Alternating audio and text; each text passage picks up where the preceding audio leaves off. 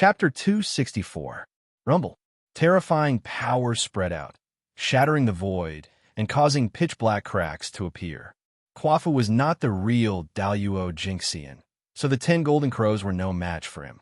The mahogany staff smashed the primordial fire of the sun and hit the 10 golden crows. With a bang, the giant golden crows shattered and turned back into 10 golden crows. This barbarian is so powerful. Brothers, set up the formation. In the sky, the 10 golden crows knew that their opponent was far more powerful than them. He was the most powerful enemy they had ever met. Without hesitation, they used their most powerful means. 10 suns burning sky formation. Start. With a roar, the 10 golden crows flapped their wings and formed an inexplicable formation in the sky. They attracted the power of the sun and enveloped Quafu. The 10 suns burning sky formation was a congenital formation created by Dijun and Fushi for the 10 golden crows. Once the formation was activated, it could attract the power of the sun to burn the sky and boil the sea, destroying the world. Even if Daluo Jinxian fell into the formation, he would be in danger of being burned if he could not escape in time. However, Quafu was different. As a grand wizard and a descendant of Pangu, Daluo Jinxian was no match for him. You are courting death. You are the son of the celestial emperor, the elves of the sun, and born gods. Instead of benefiting the untainted land, you have killed hundreds of millions of creatures here. You deserve to die. Quafu shook his body and showed his true form of a grand wizard. Standing on the ground, his power was endless. No matter how fierce the primordial fire of the sun was, it could not hurt him at all. However, the 10 suns burning sky formation was really powerful. Although it could not hurt Quafu, it trapped him firmly in the formation. He could not break free and hurt the 10 golden crows. You have committed such a big crime. Everyone in the untainted land has the right to kill you. Your father's face has been completely disgraced by you. Trapped in the formation, Quafu used all his means but could not break free. He could not help but curse the 10 golden crows in the sky. Barbarian of the wizard tribe, at this moment, the 10 golden crows understood that they had made a huge mistake. Therefore, he was speechless in the face of Quafu's accusation. Brothers, kill him.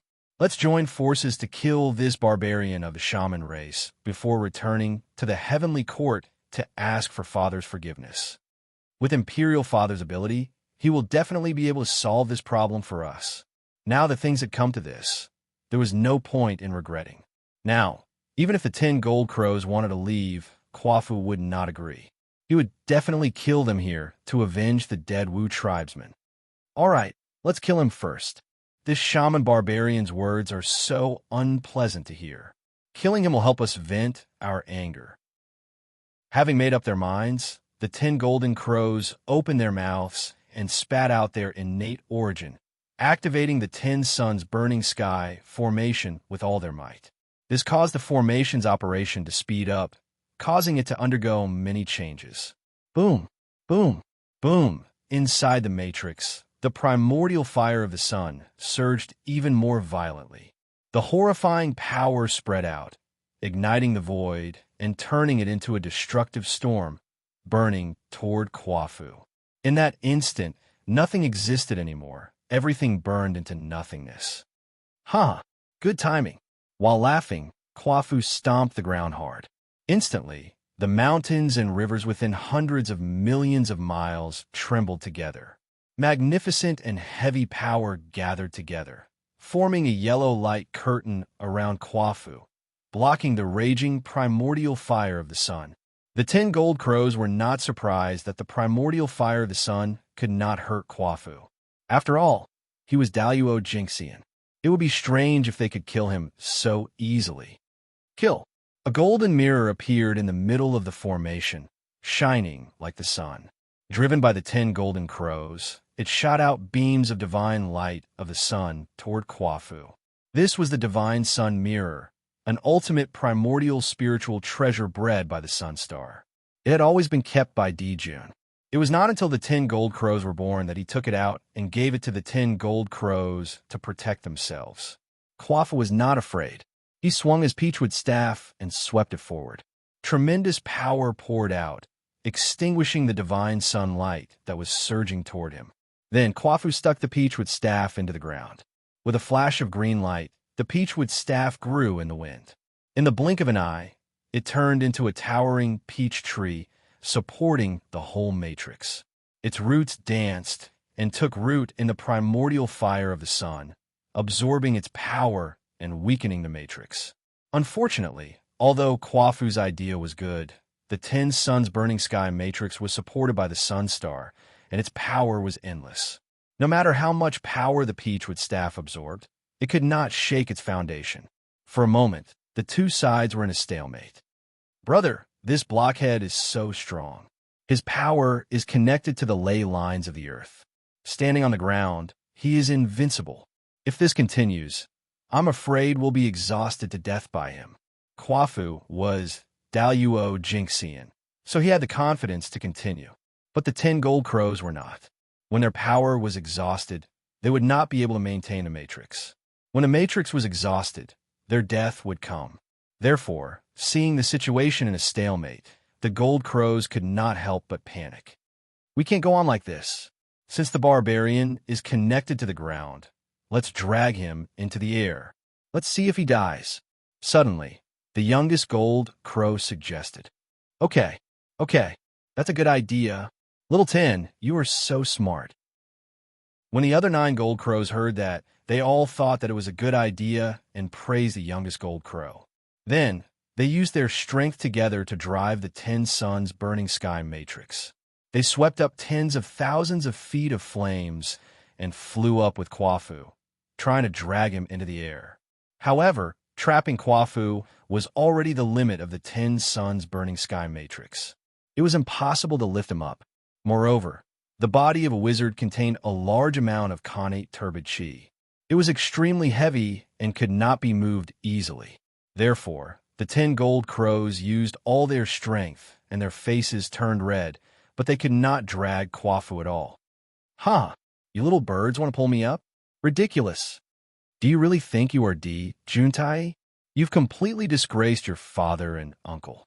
At this moment, Kwafu also felt that something was wrong. His words were extremely sharp, and he was very different from his honest appearance before. Obviously, Kwafu also fell into the trap. Compared to the demon race, it was easier to control the wizard race. At this moment, the 10 gold crows were about to go crazy. The true sun fire on their bodies whooshed out, and they wanted to swallow Kwafu alive. How dare you, wizard race! Don't you dare hurt our prince! Seeing that it was almost time, Juanti finally let Defong find this place. Prince, don't worry. I'm coming. Seeing that the situation was critical, Defong did not have time to chat. He hurriedly used his magic and blew a gust of wind toward Kwafu in the matrix. Great Gale was an innate god born from the innate wind origin. In the Tao of wind, Great Gale had extraordinary achievements. Chapter 265. The 10 golden crows could not move Kwafu. The 9 heavens' astral wind whizzed out and turned into a whirlwind. It wrapped Kwafu up and lifted him into the air. Oh no! Kwafu knew something was wrong when he saw himself leaving the ground. He quickly recalled his peachwood staff and swung it forward with all his strength. The Wu tribe had the best physical body in the primitive world. Naturally, their strength was also the best. Under Kwafu's staff, the void shattered, the 5 elements were destroyed, and yin and yang ceased to exist. Earth, fire, water, and wind intertwined. The destructive aura surged and shattered the 9 heavens' astral wind. However, how could the 10 golden crows let Kwafu return to the ground when they finally lifted him up? Seizing the opportunity, the 10 golden crows activated the divine sun mirror and hit the ground. Without Kwafu's suppression, how could the surrounding mountains and rivers resist the power of the golden crows? In an instant, tens of thousands of miles of mountains and rivers were turned into ashes. Without the support of the earth, Kwafu's strength fell sharply. He could no longer resist the surging sun primordial fire. In just a moment, his body was burned black. He was in a sorry state. After all, He was Daluo Jinxian. How could he die so easily? The sun primordial fire only damaged Kwafu's physical body. It could not hurt him at all. It was far from enough to kill him. Barbarian of the Wu tribe, how dare you be so arrogant? Seeing Kwafu's sorry state, the 10 golden crows were very proud. They turned to Defong and said, Defong, stop this barbarian so that we can use our secret treasures to kill him. As the sons of the Celestial Emperor, the 10 golden crows were not short of treasures. However, they were obsessed with Kundi and did not think about it. Now that they had calmed down, they thought about their own treasures. Okay. Defong took out a long green banner and waved it at Kwafu. The long banner was called the Innate Wind Banner. It was Defang's spiritual treasure. It was an upper-grade innate treasure that could release innate divine wind. The innate divine wind whizzed out and turned into green chains, locking Kwafu firmly. No matter how hard he struggled, he could not move. Your Highness, do it quickly. Kwafu's strength is extraordinary. I can't hold on for long. After suppressing Kwafu, Defong hurriedly shouted to the 10 golden crows. They were both Daluo Jinxian. Without the help of the 10 sun-burning sky formation, it was hard to say who would be the one suppressing the other. Hey, go die. Sneering, the golden crow took out a silver needle and stabbed it toward Kwafu. Above the silver needle, the Khanate Tyene origin chi flowed. It released a shocking chill that seemed to be able to freeze the world. This was the Tyene Eye-Soul Needle, a supreme treasure created by Shiha using the essence of the Tyene star. It contained the Tao of Tyene and could freeze all things and kill all life. Such a treasure could only be refined once every 100 million years. It was a rare treasure in the primordial world that could kill Daluo Jinxian. In front of the Tyene Eye-Soul divine needles, the physical body that the sorcerer tribe was so proud of had completely lost its function. It was like a rag that was easily pierced through. In an instant, Kwafu's expression froze. His body stiffened, and he was frozen into an ice sculpture.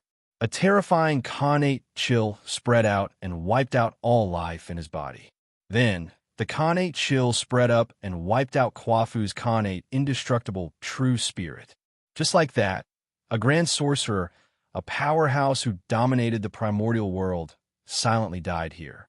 Your Highness, Kwafu has been killed. The sorcerer tribe will not let this matter rest. We should leave as soon as possible to avoid any accidents. The land was the territory of the sorcerer tribe. If they killed the grand sorcerer here, when the sorcerer tribe experts arrived, they would not be able to escape. No one could save them. The heavenly court.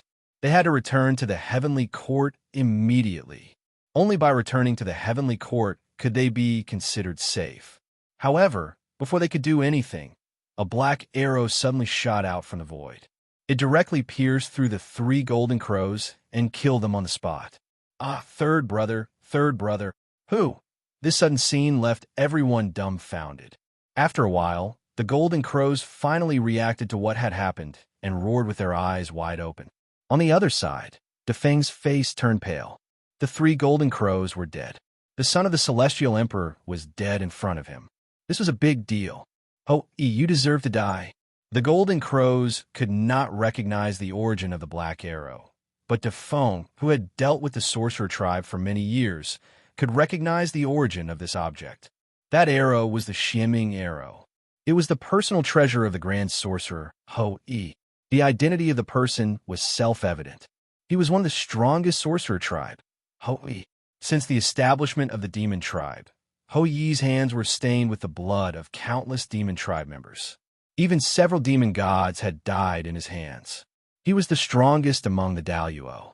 He was the top Daluo Jinxian below the sage-to-be. Ho-Yi's name was enough to make countless demon tribe tremble in fear. Puff! Another black arrow appeared and pierced through the 4 golden crows, taking away their lives. This was Ho-Yi's response to Defong. So what if you are the son of the Celestial Emperor? How dare you kill the grand sorcerer of the sorcerer tribe? Ah, bastard. Defong felt like he was going crazy. In front of him, another son of the Celestial Emperor had died. What was Ho-Yi doing? Was he forcing the demon tribe to wage a full-scale war against the sorcerer tribe? Now that things had come to this, Defong knew that even if he returned to the heavenly court, Jun would not let him go. It was better to fight to the death and fight for a chance of survival for the little golden crows. He could ask for Jun's forgiveness and resurrect him in the future. I'll fight you to the death. With a decision in his heart, Defong burned everything he had in exchange for unparalleled power and charged toward Ho-E. Ho-E was a figure on the level of one of the 10 great demon gods. He was far from what Defong could compare to. If he wanted to save someone from his hands, he could only fight with his life. Your Highness, return to the heavenly court quickly. His Majesty is there. He will definitely protect you. While charging toward Ho-E, Defong did not forget to remind him. However, before he could finish speaking, another 2 golden crows were shot to death by Ho-E. Go! With a roar of grief and indignation, Defong woke up the little golden crows who were in a daze. Go quickly! Run to the heavenly court! At this moment, the golden crows finally knew fear. The tragic deaths of their 4 brothers made them angry, but at the same time, they also felt a strong sense of fear. Since they were going to die, what about them? With a shudder, the golden crows hurriedly flapped their wings and flew quickly toward the heavenly court. Run quickly. Run to the heavenly court and let Father avenge them. At this moment, this was the only thought left in the golden crows' minds. You still want to escape? You must be dreaming. You killed the grand sorcerer of the sorcerer tribe, destroyed the untainted land, and killed hundreds of millions of living beings. All of these sins can only be repaid with your lives. Seeing that the golden crows were about to escape, Ho-E said coldly. Chapter 266. The Xianming arrow was the most precious treasure of the Xianming tribe. It was made from the bones of the Xianming ancestral witch. There were only 10 arrows in the world. The Xianming ancestral, which was the rain ancestral witch, the winter god, and the north god. He was in charge of the ice and snow of the primitive world. Therefore, the Xianming arrow made from the bones of the Xianming clan was one of the best treasures in the world. It was also the nemesis of the golden crows. Anyone who touched it would die. He was different from Quafu. He was a witch born from Panga's blood. He was the first witch. He was of noble birth and was far from ordinary Khanate god fiends. Even an ordinary sage-to-be might not be his match, let alone Defong, who was not even ranked in the demon race. Scram! After sending Defong flying with a punch, Ho-E continued to draw his bow and shoot 3 arrows in the direction of the golden crow's escape. Swoosh! Swoosh! Swoosh! Amidst whooshing sounds, 3 more golden crows were killed by Ho-E. Ho-E, the god of archery, never missed. Ho-E's arrows had surpassed the level of skill and reached the level of Tao. If he went one step further, he would be like Feng Zichen, who established the Khanate sword Tao. He could imprint the Tao of archery into the origin of heaven and earth, turning the acquired Tao into the Khanate Tao. Such an expert could easily kill the little golden crows. Not to mention, he was holding the nemesis of the golden crows, the Xianming arrow. Today, the 10 golden crows were doomed. No, 7 golden crows died tragically. Defong had already expected his end. He could not help but despair. Ho-E, let's die together. After a while, seeing Ho-E aiming his bow at the remaining golden crows, Defong gritted his teeth and rushed to Ho-Ye's side. He exploded. It's useless. Ho-E stood in the center of the explosion and did not move. He allowed the power of Defeng's explosion to hit his body. At this moment, the powerful physical body of the sorcerer tribe was fully displayed on his body. Grandma Quafu, I've avenged you. With that thought in mind, Ho-E loosened his grip on the bow. Suddenly, 3 black arrows shot out.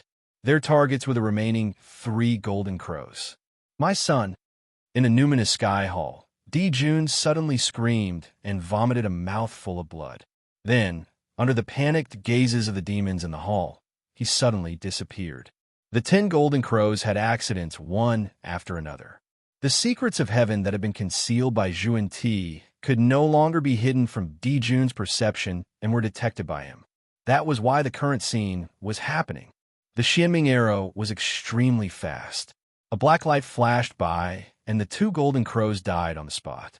Second brother, on the other side, the golden crow couldn't help but cry out sorrowfully when he saw that another of his two remaining younger brothers had been killed. At the same time, he also noticed that there was a black arrow coming from behind him and his 10th brother. Little brother, you have to survive. Imperial father, please take care of Imperial mother. After taking one last look at the sun star, the golden crow ignited its origin and drove the sun god mirror. It was like a small sun as it collided with the Xianming arrow that was shot towards the golden crows, blocking the fatal blow for him. You have to survive. With that last sentence, the golden crow completely disappeared from the world, leaving nothing behind. Big brother. This scene made the golden crow's eyes almost pop out of their sockets. He wanted to immediately turn back and fight Ho-E, but he couldn't. The golden crow used his life in exchange for a chance to escape. He couldn't let the golden crow's sacrifice be in vain. He had to survive and escape back to the heavenly court to avenge his brothers. Resisting the urge to turn back, the 10 golden crows used all their strength to activate the rainbow transformation technique and flew back to the heavenly court. He was afraid that once he turned back, he couldn't help but fight Ho-E to the death. This golden crow is quite decisive. However, he still has to die. Ho-E called back the Xianming arrow, drew the longbow, and shot an arrow. Let's see who can save you this time, Ho-E said as he put down the Ho-E bow. My life is over. Under this arrow, the 10 golden crows only felt that no matter where they were, they couldn't dodge this arrow. There was really no escape and no way to avoid it. The shadow of death uncontrollably crept into their hearts. And just as the Xianming arrow was about to hit the 10 golden crows, a golden figure suddenly appeared in front of the 10 golden crows and grabbed the Xianming arrow. At the critical moment, Dijun finally arrived. In the end, the 10 golden crows weren't fated to die. With the protection of the sun star, even though the golden crows had killed so many people, they still had a chance to live. The 10 golden crows, 9 out of 10, just happened to meet their fate and meet the will of the heavens. My poor children, looking at the 8 golden crow corpses on the ground, Dijun seemed to be crying and laughing at the same time. He was clearly extremely sad. Why? Father, big brother, and the others are all dead. In order to save me, Big Brother even burned his origin and returned to the embrace of the sun star. Nothing is left of him. Father, you have to avenge Big Brother and the others. Seeing Dijun, the 10 golden crows' fear was finally released. They couldn't help but cry out to Dijun, "Don't cry. You're the crown prince of the demon race. How can you cry?" Looking at the remaining 10 golden crows, Dijun said sternly, "It was all because he spoiled the golden crows too much that today's disaster was caused." In Dijun's heart, he really regretted it. Good, very good. Grand Magus of the wizard race, archer god of the primordial world, you are really very good. With a wave of his sleeve, Dijun sent the 10 golden crows back to the heavenly court. He turned his head and said to Ho-E. At the same time, he exerted a little strength in his hand and crushed the Xianming arrow into pieces. I don't deserve such praise from your majesty. I am just eliminating evil for the primordial world. Since Dijun appeared, Ho-Yi's body couldn't help but tense up. It was as if he had met the great Tao, and a great sense of fear arose in his heart. However, the pride of the wizard race didn't allow him to bow down to the enemy. Even if he died, he would die standing. Therefore, he sneered at Dijun, "Your majesty didn't teach your son well, so that the emperor's son created chaos in the primordial world and killed hundreds of millions of creatures. I wonder how your majesty is going to explain to the living beings in the primordial world. I killed a great evil in the primordial world and saved the people from the fire. I wonder how your majesty is going to reward me? As the Lord of heaven and earth, Dijun naturally had to be responsible for all living beings in the world. There was nothing wrong with Ho-E asking him this question.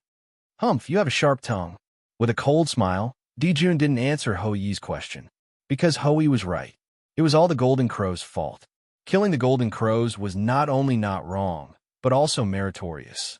If Jun hadn't come here and affected the operation of heaven and earth, merit would have fallen into Ho Yi's body at this moment as a reward.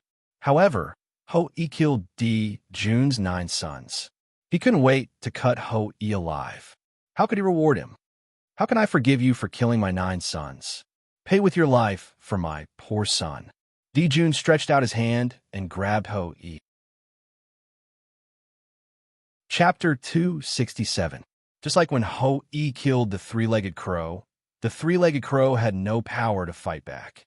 Jun wanted to kill Ho Yi, and Ho Yi also had no power to fight back. Jun's hand was not big, only the size of an ordinary person. But in Ho Yi's eyes, it was extremely huge, as if it covered the sky and completely blocked his vision. In his eyes, there was nothing but Jun's palm. Fear, incomparable fear. At this moment, under the pressure of Jun, a strong fear rose in Ho Yi's heart. His future was dark, and all hope of life had been wiped out. He had already seen the end of his death. Under this palm, he would die without a doubt. Looking at the palm getting closer and closer, Ho Yi's heart was full of unwillingness. But no matter how hard he struggled, no matter how hard he tried, his body did not seem to belong to him. He could not move at all. He could only watch the palm press down and wait for the arrival of death. Hey, Jun, you've gone too far. Suddenly, the void in front of Ho Yi began to expand infinitely. In an instant, it was already an endless distance. At the same time, Ho Yi's body was also retreating rapidly. In the blink of an eye, he was out of the range of Jun's palm. Jiang, you want to protect him? Looking at the figure that suddenly appeared in front of him, Jun suppressed his anger and said coldly, "The one who saved Ho Yi was the leader of the witch tribe, ancestor Magus Jiang, Panga's eldest son, the master of space, and the top great medium in the untainted land. Only he, who was known as the fastest in the untainted land, could save Ho Yi from Jun at the critical moment. In this way, the 2 most powerful people in the untainted land gathered here, the Lord of Heaven and the Lord of Earth. Jun, your son created chaos in the untainted land and was killed by Ho Yi. It was completely his own fault. You can't blame others. You are unreasonable. You have to use this reason to kill the great Magus of our tribe, Pangu's descendant. Are you bullying the witch tribe?" After saving Ho Yi, Jiang breathed a sigh of relief and blamed Jun. "He killed 9 of my sons." Looking at Jiang, Jun said with hatred, "So what? They're just 9 feathered beasts. How can they compare to the nobility of Pangu's descendants? When your son killed the grand magi of the sorcerer tribe, their deaths were already set in stone. No one can save them no matter where they go. It had been many years since the last grand sorcerer of the Wu tribe had died. Today, Quafu was dead. It was imaginable how angry Jiang was. You're courting death." As soon as he finished speaking, Jun took out the He Tu and Luo Shu, performed the Tao of the Khanate 9 palaces, and attacked Jiang. "Do you think I'm afraid of you?" Jiang grabbed at the void. Suddenly, the void completely disappeared. Even the Great Path no longer existed. Everything had lost its meaning. When space moved forward, time was born. Therefore, without time, space would at most stagnate. But without space, time lost its meaning. Space was the foundation of all existence. Without space, the untainted land would have no basis to exist. How would it be different from the chaos? As the master of space, Jiang's power could be imagined. It was just that the 12 ancestors of sorcerers were too famous, so his fame was overshadowed. As a result, he was not famous in the untainted land. He was far less famous than Jun and Tai. But this did not affect Jiang's power at all. Not to mention other things, Jiang's identity as the eldest son of Pangu was destined to be powerful. In an instant, everything lost its meaning. The He Tu and Luo Shu also lost their basis. They trembled in the air for a moment and returned to Jun's hands. Clang! Above the sky, a long bell rang, suppressing the universe and endless time and space. The Khanate 8 trigrams manifested and the 8 trigrams turned, deducing the principles of the universe. Tai and Fushi had arrived. Then, The demon saints and demon gods of the demon tribe descended one by one under the lead of Kuanpun. On the other side, various laws manifested. The river of time flowed slowly, and the great path of the 5 elements descended. The 12 ancestors of sorcerers had arrived. Behind them were the grand sorcerers of the sorcerer tribe. At this moment, all the higher-ups of the sorcerer and demon tribes appeared here. The atmosphere was on the verge of exploding. It's going to pierce through the sky. Such a huge change had happened in the primordial world. Naturally, many great mystical abilities experts would notice it. At that moment, they hurriedly closed the mountain gate and ordered their disciples not to go out for fear of being involved in the calamity and turning into ashes. The sorcerer and demon tribes were too strong. Once they fought, even the sage-to-be could not protect themselves. How could the powerful figures not be afraid? Big brother, let's fight. Tai silently came to Di Jun's side and said. There were no unnecessary words. One sentence had already represented his determination. Apart from Di Jun and Shi He, the Dongwang Tai was the most sad about the death of the Golden Crow. He had regarded the little Golden Crows as his successors, but they had died in the hands of the sorcerer tribe. How could Tai bear it? New and old hatred surged in his heart. Tai's heart was filled with killing intent. He wanted to destroy the sorcerer tribe. Go back. At this moment, Di Jun calmed down and ordered everyone. What? Go back. Big brother, Tai, who was about to attack, was stunned when he heard Di Jun's words. I said go back. After that, ignoring the puzzled expressions of Tai and the others, Di Jun waved his sleeves and turned to leave, returning to the heavenly court. Di Jun left without looking back. No matter how unwilling Tai was, he could not continue to stay here. He could only glare at Ho-E and leave with Di Jun seeing this. The other demons looked at each other and left as well.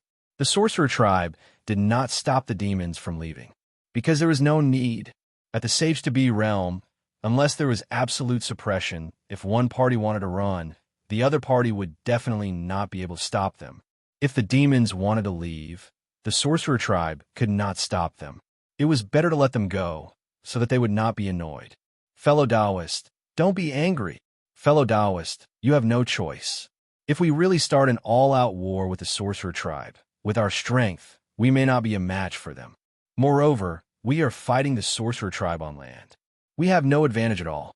We are completely at a disadvantage, and our chances of winning are even lower. On the way, seeing that Tai was still angry, Fushi stepped forward to persuade him. Fellow Taoist, I understand Big Brother's painstaking efforts. He is just angry. The heavenly court, shaking his head, Tai was in an inexplicable mood. Since the establishment of the heavenly court, he had experienced too many things against his will. They were no longer the same as before. Fellow Taoist, don't worry. The sorcerer tribe will not be rampant for long.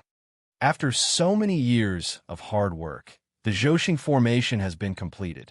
365 heavenly Zhoxing formation have also been gathered.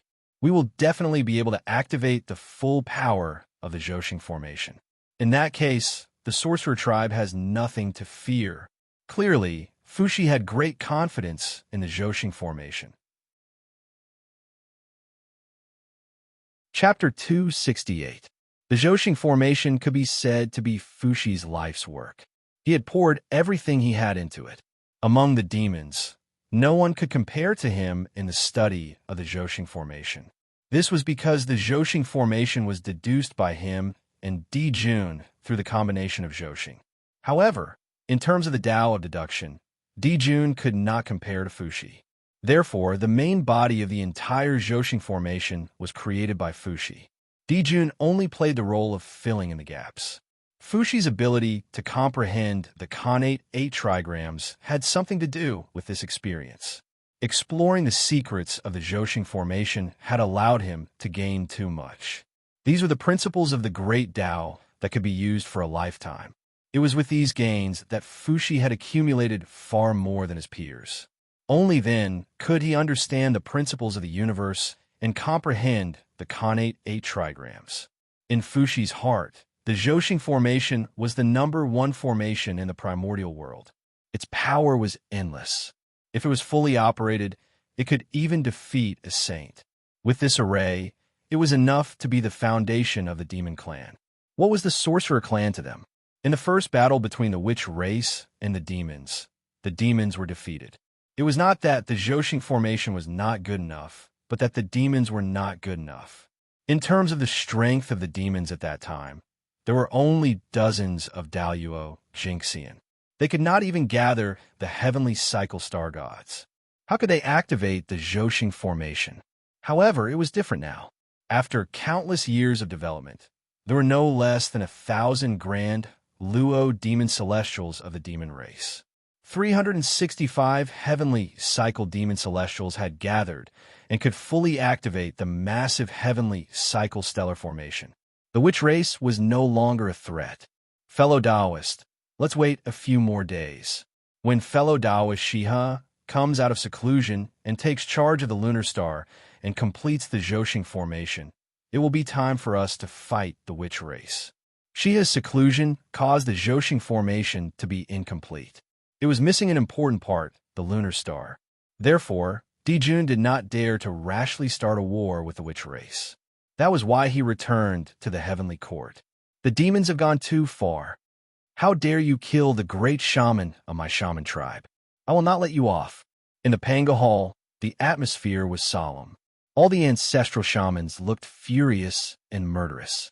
In particular, the ancestor of Sorcerer Hutu, the Mother of Earth who was known for her mercy in the untainted land, no longer had a trace of warmth on her face. Her face was murderous, and her eyes were full of murderous intent.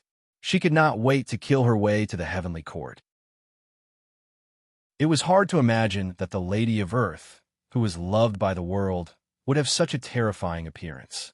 It was no wonder that Kwafu was the great shaman of the Huta tribe and a junior that Huta valued very much. Now he was killed by the demon tribe. How could Huta not be angry? That's right. We didn't go and find trouble with the demon clan. We were already merciful. That demon clan actually dared to provoke our shaman clan. They really don't know what's good for them. Inform the clansmen to prepare for war from today onwards. 1,000 years later, we will set off for the heavenly court.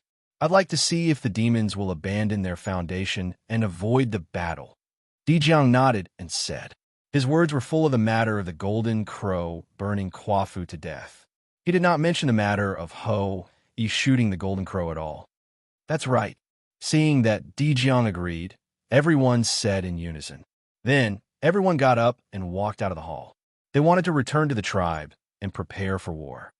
By the way, how's the geomancy map of the untainted land going? The geomancy map of the untainted land was a major event related to the inheritance of the shaman clan. If it could be completed before the war of shamans and demons, it would definitely increase the strength of the shaman clan.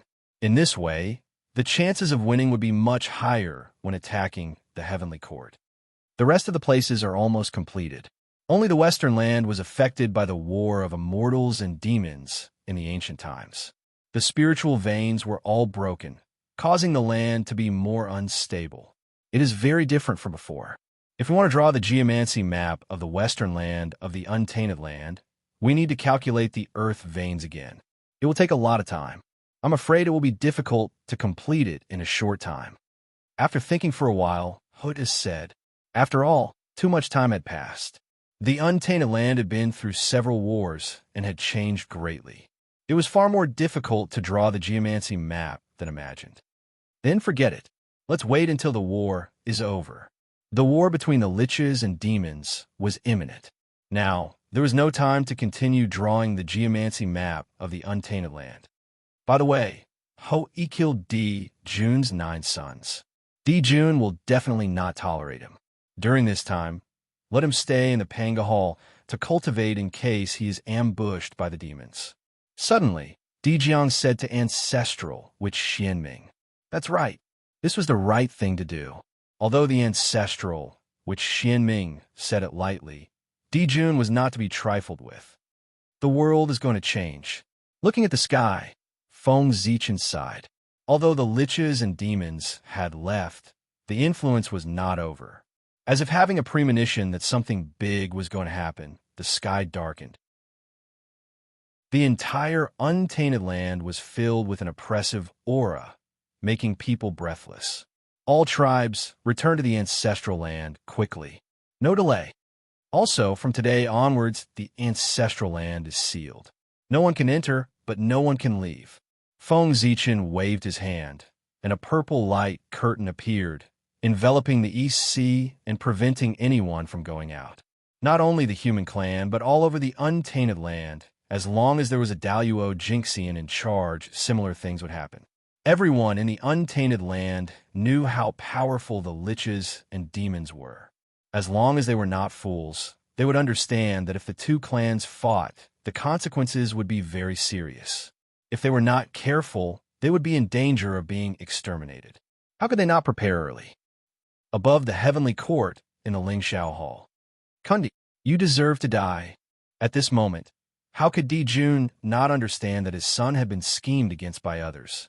Otherwise, before the 10 golden crows were in trouble, he should have sensed it immediately, instead of after the accident. In the untainted land, only the 6 saints had the ability to hide from him. The 3 pure ones were arrogant and would not do such a dirty thing. Fuxi was one of the 3 emperors of the heavenly court, and Yuhua had no reason to attack. In that case, the only ones who met the conditions were Zhu and Ti. Coincidentally, the 2 of them had a grudge against Tai. They had every reason to do so. After destroying the Magi, I will definitely destroy the Western sect.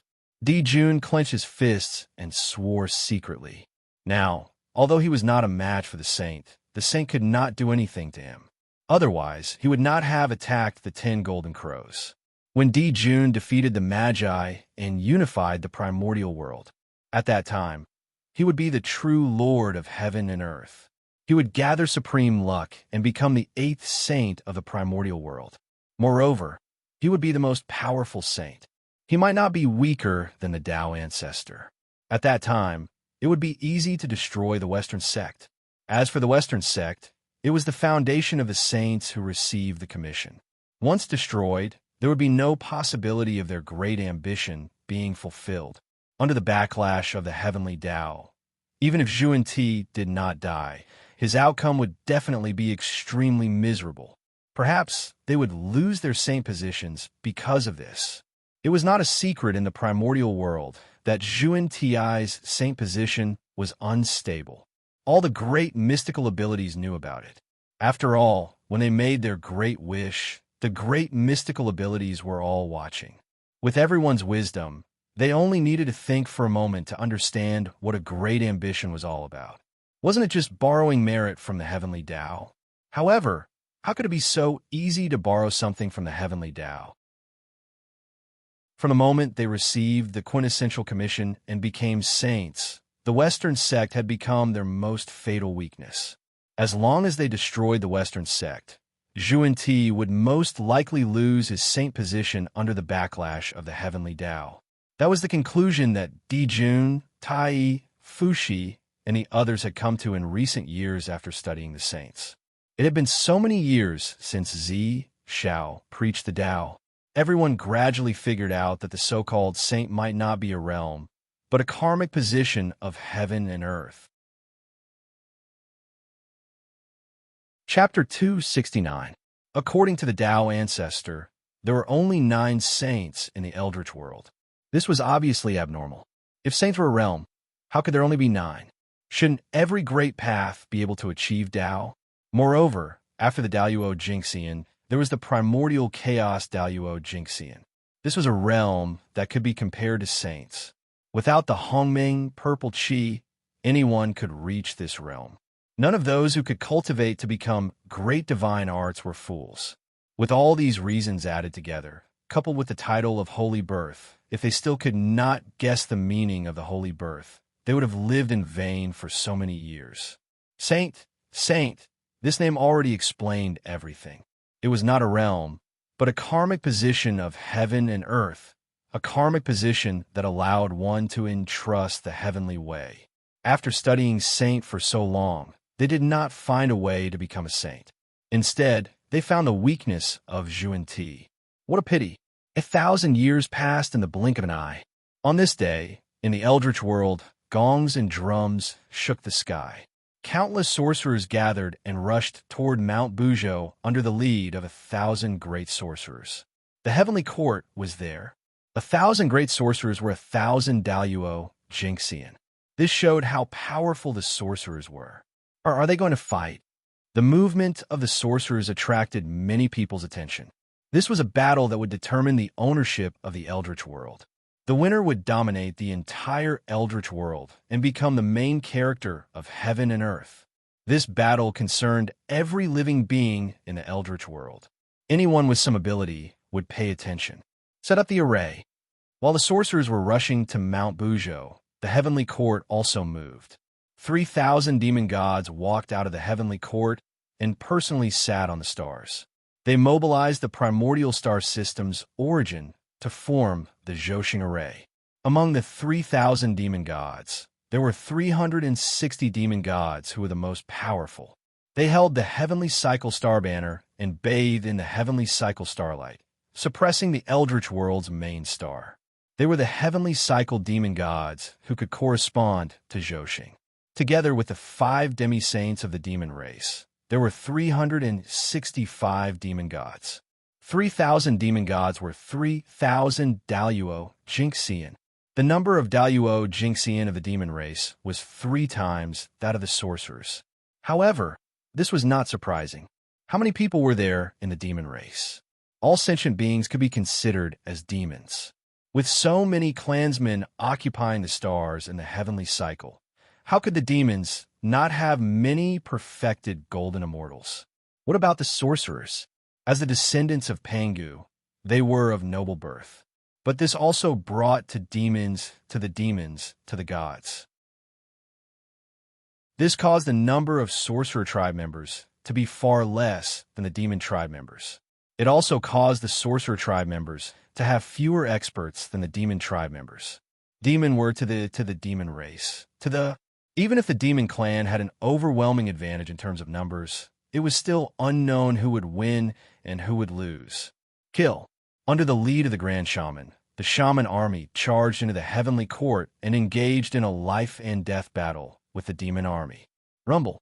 The heavens and earth were shaking. Zhoxing shone brightly. It was so bright that the entire Eldritch world was covered in white. Countless starlight fell and divided the space into countless parts, creating battlefields one after another. Daluo Jingxian and Daluo Jingxian were fighting. Tai Jingxian and Tai Jingxian were fighting. They did not interfere with each other and fought fiercely. Dijun Dai. With a loud roar, the 12 grand sorcerers arrived. Without saying much, they charged towards Emperor June and the others. Sorcerers, today is the day you die. Zhoxing formation rise. Looking at the 12 ancestors of sorcerers, Dijun snorted and activated the Zhoxing formation. In an instant, Zhoxing was connected. Vast and endless power descended. It stirred up endless killing intent and surged toward the 12 ancestors of sorcerers. What? How can this be? Under this power, the 12 ancestors of sorcerers seemed to have fallen into a quagmire and could not break free. At the same time, their physical bodies were melting and being destroyed by the starlight. Although this process was very slow, it did exist. After tens of millions of years, the physical bodies of the ancestors of sorcerers would be completely destroyed. This was under the condition that no external force interfered. However, how could Dijun and the rest not take action? Formation. Without hesitation, the 12 ancestors of sorcerers immediately performed a secret technique and formed the 12 divine beings formation. For a moment, the divine beings formation surged out and destroyed everything. Dijiang, do you still think it's the same as before? Now, there are countless demon immortals in the demon clan. Their strength far exceeds that of the sorcerer tribe. The power of the Zhoxing formation is fully activated. The sorcerer tribe is doomed. Looking at the 12 ancestral sorcerers, Emperor June revealed a complacent expression. He too and Luo Shu flew out from his body and suppressed the Taiyang and Taiyin stars respectively. Endless Tao patterns were derived to strengthen the cosmic constellation array. Hey, is that so? Jun, do you really think that the 12 divine beings formation in front of you is its full power? Zhang chuckled and said mysteriously. What? Hearing this, Jun's expression suddenly changed and he had a bad premonition. The 12 divine beings formation that almost destroyed the demon clan in the past was not at its strongest state. How could this be? Huh? Jun, come and see how deep is the foundation of the sorcerer tribe. Ignoring Jun's changing expression, the 12 ancestors of sorcerers shouted in unison. Real body of Pangu, gather! At this moment, it was as if the sound of Tao was roaring. It was vast and incomparable. The sound broke the seal of the Zhoxing formation and reverberated throughout the untainted land. Rumble. The entire untainted land was shaking. The great mediums and the saints were not surprised. How could this be? On Mount Kunlun, Mount Meru, and Mount Wanshou, the great mediums of untainted land stared at the trembling dojo, their eyelids twitching. This was something that had never happened before. In the past, no matter how fierce the untainted land was, the untainted divine mountains under their feet were always the same, firmly suppressing the surrounding earth veins. But now, they were shaking and stirring up endless wind and clouds. This was so unbelievable that it was like a myth. Wisps of inexplicable light emerged from all over the untainted land and flew towards the 12 ancestors of sorcerers. At the same time, in Pangu's hall, an indescribable heart suddenly disappeared. It broke through the Zhoxing formation and descended to the center of the 12 ancestors of sorcerers. This was Panga's heart. It can't be. It can't be. How could the sorcerer tribe? Seeing this, the 3 pure ones' eyelids twitched wildly. They vaguely understood something, and a bold idea came to their minds, causing them to exclaim in disbelief. They had completely lost the calmness that a saint should have. Hiss! It's incredible that the sorcerer tribe has such means. Chapter 270. The demon race is in danger. In the Purple Cloud Palace, Tao ancestor Hongjun was also shocked. He did not expect the wizard race to have such a trump card. With his strength, he did not need to see the result. He only needed to see the process to understand everything and see the trump card of the wizard race. In the eyes of all the living beings in the primordial world, an incomparably sacred and majestic Tao shadow suddenly appeared in the primordial world. The primordial world shook even more violently. At this moment, the entire world was cheering and filled with joy. All the living beings in the primordial world could clearly feel it. The Khanate Tao descended, and the laws of heaven and earth continued to appear. The origin of heaven and earth also descended. Everything appeared. In the primordial world, all kinds of phenomena appeared, welcoming a certain supreme existence. The origin of that Tao shadow was self-evident. It was the creator of the primordial world, the existence closest to the eternal great Tao in the world. The son of great Tao, Pangu. The moment Pangu's true body appeared, the 3 pure ones' expressions suddenly changed on Kunlun Mountain. That was because their primordial spirits were trembling continuously, as if they were about to leave their bodies and return to Pangu's embrace to play the role of Pangu's primordial spirit again. Pangu's primordial spirit was the 3 pure ones, but the 3 pure ones were not Pangu's primordial spirit. The moment they developed intelligence, they were new individuals, which also meant that Pangu's primordial spirit had died. After hundreds of millions of years of bitter cultivation, they had obtained the realm of indestructibility. How could the 3 pure ones be willing to sacrifice themselves and recondense Pangu's primordial spirit in exchange for Pangu's return? At that moment, the 3 pure ones guarded their primordial spirits and mobilized all their strength to cut off their connection with Pangu's true body. I am me, the one and only. I am not anyone's incarnation. Moral sacred words suppress. Steadying his beliefs, the grand pure one's body surged with the principles of morality and refined all the remaining Pangu's primordial spirit chi in his primordial spirit. At the same time, the primeval golden scripture appeared on the body of the heavenly lord of the primeval beginning. It narrated the truth of the great Tao and washed away the chi of Pangu's primeval spirit in his primordial spirit. And on the Grand Master of Heaven's body, the numinous treasure Tao scripture appeared, deducing all kinds of things in the world and refining the power of Pangu's primordial spirit in his primordial spirit. The Tao of virtue, the golden scripture of the primordial spirit, and a numinous treasure Tao Sutra were not the innate clear spirit Tao bestowed upon the three pure ones by the heavenly Tao, nor were they the three Taos of Shi, Yuan, and Xian that Pangu inherited. Instead, it was the Tao that the three pure ones had comprehended themselves.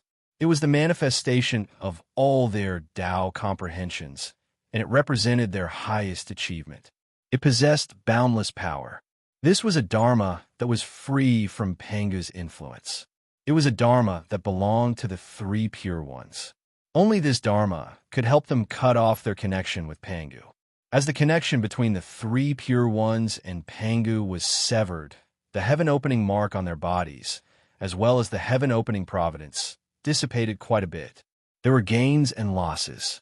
They had lost a part of Pangu's legacy in exchange for complete freedom.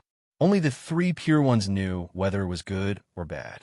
This was the difference between the three pure ones and the 12 ancestors of sorcery. Although they also respected and admired Pangu, it was impossible for them to exchange their lives for Pangu's life. The three pure ones lived for themselves. However, the 12 ancestors of sorcery were different. Pangu was their belief. The sorcerer tribe's worship of Pangu was unparalleled in the untainted land. For Pangu, they could give up everything. If they could revive Pangu by giving up their lives, they would not hesitate at all. The sorcerer tribe lived for themselves and also for Pangu. It was for this reason that the 12 ancestors of sorcery could obtain Pangu's hall and comprehend the 12 divine beings' killing formation from it. They could summon Pangu's real body. The three pure ones did not have the sorcerer tribe's heart. Therefore, even if the three of them combined their primordial spirits, they could not summon Pangu's primordial spirit. That was because Pangu did not give them the right to do so. Looking at the majestic real body of Pangu in front of them, the demon clan could not help but swallow their saliva. They were so shocked that they could not speak. This was the creation god of the untainted land, the most powerful existence in the world. How could they fight this battle? A chill rose from their backs, making the demon clan feel cold from head to toe. A strong sense of despair emerged in their hearts, and they felt that they had lost all hope in the future. I'm a celestial emperor, the master of all living beings in the world. So what if it's Pangu? I created the demon clan, established the heavenly court, maintained the order of the world, and found a chance for the innate living beings to transcend. I am limitless. Even if Pangu comes in person, I want to fight him. Right now, he is just a fake body formed by the ancestral sorcerer. What do I have to fear? Kill. After all, he was the overlord of the world.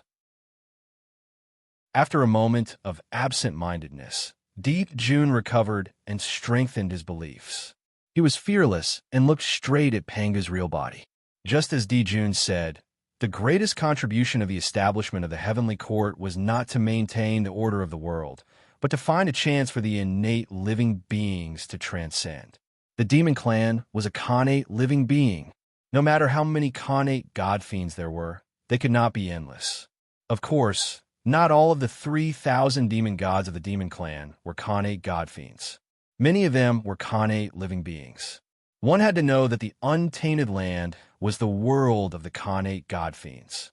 Under their control, how difficult was it for the connate living beings to attain the Tao? Before June established the heavenly court, no connate living being had attained the Tao. Daluo Jinxian had transcended. It was June.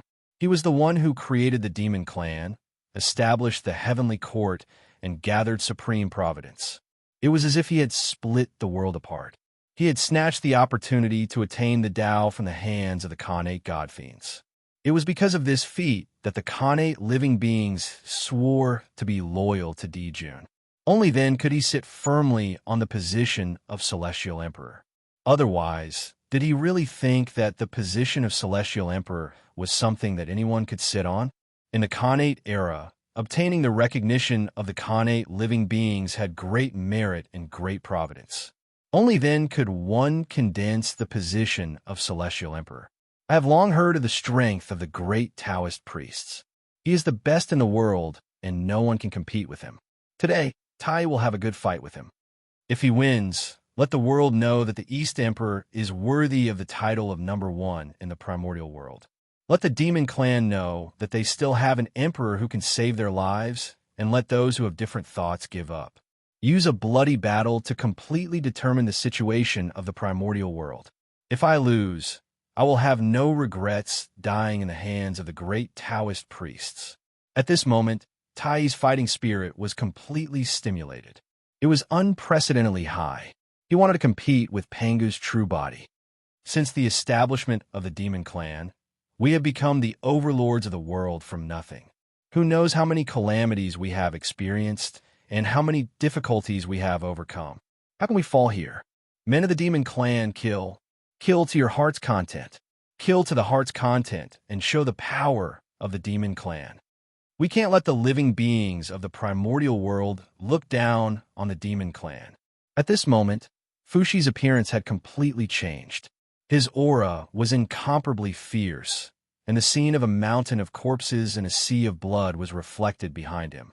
There was no longer a trace of his previous gentle and amiable appearance. Chapter 271. Fushi, Emperor Shi of the demon race. The most intelligent person in the primordial world was also a top-notch great mystical ability below the saint. There was no doubt about his strength. Kill, victory to the demons. The three demon emperors shouted from the bottom of their hearts and reawakened the fighting spirit of the demons. They overcame the fear in their hearts and clenched their weapons tightly as they charged towards the Magi. Ridiculous. The demons have gone against the flow and lost their Tao in the world. Today, the Magi are under the orders of Father God to destroy them. The demons should be destroyed. Pangu's true body looked at the three of them and smiled disdainfully. He reached out and shouted, "Axe, come." As soon as he finished speaking, the Taiji painting Pangu's banner and the chaos bell in the hands of the Grand Pure One, the heavenly lord of primordial beginning, and the East Emperor Tai almost at the same time. Suddenly, they trembled and almost flew out of their hands towards Pangu's true body to form the Pangu's axe again. Oh no! The three treasures were the foundation of the three of them. They could not lose them. Immediately, the three of them used their methods to suppress the three treasures. After all, they were treasures that were connected to their lives. In addition, Pangu's axe was already in the past. The three of them did not spend much effort to suppress the three treasures. On the other hand, the East Emperor Tai could not use the East Emperor Bell when facing Pangu's true body to prevent accidents. Seeing that he could not summon Pangu's axe, Pangu's true body snorted coldly. He formed a seal with one hand and sent out a bolt of divine lightning towards the three of them. That lightning was the Du Tian divine lightning. It could split the world apart and was all-encompassing. It was the opportunity of creation, the source of destruction, and the source of all lightning techniques. It was the strongest lightning technique in the primordial world. Rumble. Wherever the Du Tian divine lightning passed, everything changed. The laws were changing, and the world was being re-established.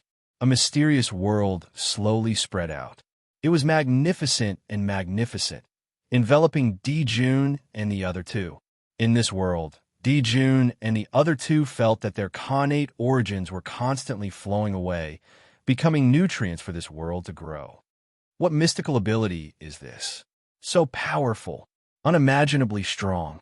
This supernatural power ignored any defense and directly attacked the innate source. In the untainted land, it was simply unheard of and unimaginable to the extreme. The innate source was the foundation of everything. If the innate source was gone, it meant death. Furthermore, without the innate source energy, even if he did not lose his cultivation after his resurrection, his strength would plummet, and it would be difficult for him to recover to his peak state. Just like Tung Wang Kung, although he was still the Daluo Jingxian after his resurrection, he was getting worse and worse. Kill. Knowing the consequences of losing their innate origin source, Di Jun and the other two did not dare to hesitate. They immediately unleashed all of their strength and executed their strongest divine abilities to shatter the world in front of them. Boom! Under the full power of the three of them, the Duqian world suddenly shattered and turned into a huge tide of destruction that continued to sweep towards them. Zhoxing Formation, kill. Boundless starlight descended and transformed into a boundless river of stars. It was vast and mighty, and it annihilated the tide of destruction as it charged towards Pangu's true body. Insignificant, Pangu's true body grabbed at the void, and a vast light appeared and gathered into the shadow of a giant axe in his hand. He swung it down fiercely at the Zhoxing Formation. In an instant, the world lost its meaning, and only a ray of light was left. It was incomparably dazzling and white, and nothing could be seen. Crack! After an unknown period of time, a loud shattering sound suddenly came from the world, breaking the long silence. Looking in the direction of the sound, a huge crack appeared in the starry sky. The Zhoxing Formation that the demon race had placed high hopes on was split open by Pangu's true body with a single swing of his axe. Break! Without giving the demon race time to react, Pangu's true body swung his giant axe and swung it down again, destroying all the formation patterns in the sky. Without the connection of the formation patterns, the Zhoxing Formation could no longer be maintained and broke apart. Instantly, the heavenly cycle star streamers shattered one after another, and the demon gods spat out blood. Even the Zhoxing Formation dimmed significantly. The Zhoxing Formation was extremely powerful, and its backlash was equally shocking. Fortunately, the demon gods were all at Daluo Jinxian's level of cultivation, so they did not die on the spot and were only injured. Otherwise, they would have been reduced to dust on the spot. Pangu's true body is actually so powerful. Although they knew that Pangu's true body was definitely powerful, they did not expect him to break the Zhoxing Formation that the demon race was so proud of with just 2 swings of his axe. Even a sage did not have such power, right? The witch race was so powerful that the demon race could not even retaliate. If nothing unexpected happened, the outcome of this battle was already set. The demon race was about to become history. However, the great masters had thought too much about this. The power of Pangu's true body was so powerful because it was his first time appearing in the world. He had gathered the remnant power of Pangu in the primordial world, which led to his power surpassing that of a sage. However, this power was, after all, an external force. It wouldn't be long before it dissipated. If these great masters carefully observed Pangu's true body, they would realize that his power was constantly weakening. No matter how strong Pangu's true body was, it was not the real Pangu's physical body. It was only forcibly condensed by the 12 ancestral sorcerers with the help of the formation. Due to the influence of the 12 ancestral sorcerers, Pangu's true body could only unleash the power of a great perfection primordial chaos Tao realm cultivator. If he wanted to be stronger, the 12 ancestral sorcerers would have to continue increasing their power. The Zhoxing Formation was broken, and the impact was far greater than imagined. The entire starry sky was trembling, and pieces of debris fell from the stars, turning into meteorites that smashed onto the primordial world. It was unknown how many innocent creatures were harmed and how many people were killed. For a time, the primordial world was full of wails and devastation. What's that? On the Ziwei star, Feng Zichen had been staring at the Zhoxing Formation ever since the demon race activated it. He tried to remember all the changes of the Zhoushan formation so that he could improve his galaxy cosmic light formation. Therefore, when the Zhoushan formation was broken and the starry sky was unbalanced, Feng Zichen discovered a different aura from the deepest part of the starry sky. Curious, Feng Zichen took the opportunity when Di Jun's attention was completely attracted by the sorcerer tribe to release his divine thought. He followed the different aura and explored the depths of the starry sky. This is the embryo of a primordial treasure. There is a primordial treasure in the depths of the starry sky. Why have I never heard of it? In the depths of the starry sky, Feng Zichen discovered a Taoist embryo surrounded by endless starlight. In the Taoist embryo, he could clearly see a Taoist diagram depicting Zhoushan. It was the primordial treasure, Zhoushan diagram. It was the carrier of the Tao of stars, branded with the mark of Zhoushan, recording the trajectory of Zhoushan. It had all kinds of incredible power and infinite power. Chapter 272. The reason why the Zhoushan formation was not a match for the 12 divine beings killing formation was that it lacked the Zhoushan map as the main array. Although the He-Tu and the Luo Shu were extraordinary and hid the secrets of the Khanate 9 palaces, they were supreme treasures of the primordial world and recorded the flow of the primordial world's water veins. They were not compatible with Zhoushan. Di Jun used the He-Tu and the Luo Shu to preside over Zhoushan. How could he activate its full power? It was not surprising that the incomplete Zhoushan formation was destroyed when it fought against the complete Du Tian divine beings killing formation. That's right. Zhoushan is so important. It's normal for it to nurture a Khanate cardinal treasure. It's a big problem if it can't be nurtured. Zhoushan was the most important part of the primordial world. Only when the three lights were separated could there be the boundless space of the primordial world. Moreover, they corresponded to the Earth Spirit Cave one by one, releasing endless star essence and nurturing the countless living beings of the primordial world.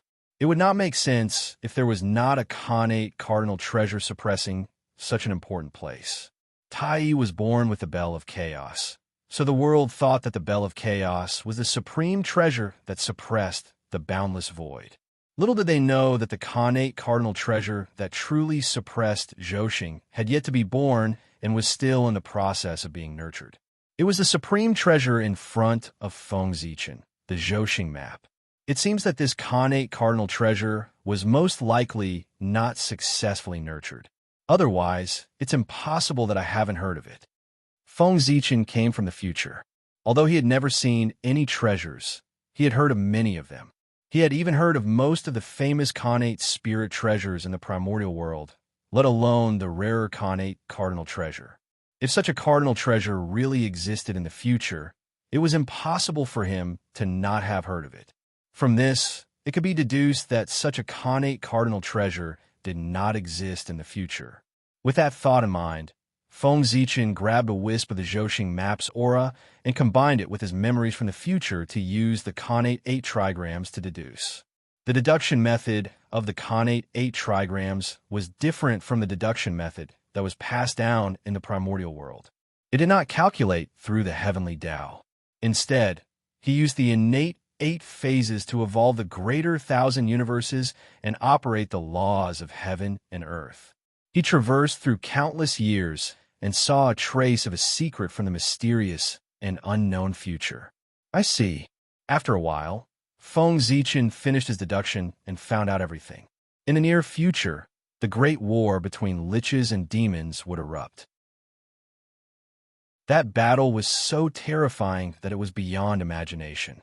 The entire wilderness was shattered. Zhoushan, who was at the center of the battlefield, was not spared. The starry sky was shattered, and the heavenly cycle was in tatters. His source fell greatly. Countless small planets were completely shattered into pieces. As a result, Zhoushan was too busy to take care of himself. How could he spare the energy to create the Zhoushan map? Under the interference of the heavenly Tao, the innate origin of the Zhoushan diagram flowed backward and returned to the Zhoushan to repair the Zhoushan so that they would not collapse. At this point, the Zhoushan map, a Khanate cardinal treasure, had died before it was even born. It had completely dissipated in the primordial world. However, since I'm here, how can I allow this to happen? The Zhoshing map, a Khanate cardinal treasure, is mine. A Khanate cardinal treasure that truly belonged to the Tao of Stars and could unify the Zhoshing map was extremely precious. Of course, Feng Zichen was not willing to give it up. It seemed that I have to make a good plan. After taking one last look at the Zhoshing map, Feng Zichen slowly retracted his gaze. Dijun, today is the day you die. Kill. Pangu's real body raised the giant axe and swung it at Dijun and the other two. The axe was ordinary. There were no innate runes or aura of the great Tao. There was only unparalleled power, power that was beyond imagination. Under the axe, it seemed to be able to sever the great Tao, destroy all spells, and reopen the world. No matter how hard Dijun and the other two tried, they were only able to resist for a breath before they were sent flying and vomiting blood. Victory to the witch tribe. With a loud laugh, Pangu's real body chased after them.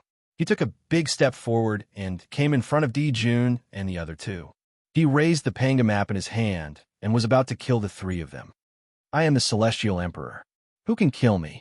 The heavenly realm is of the same origin. Add to me. Looking at the Panga map that was chopping at him, Dijun's face was filled with madness.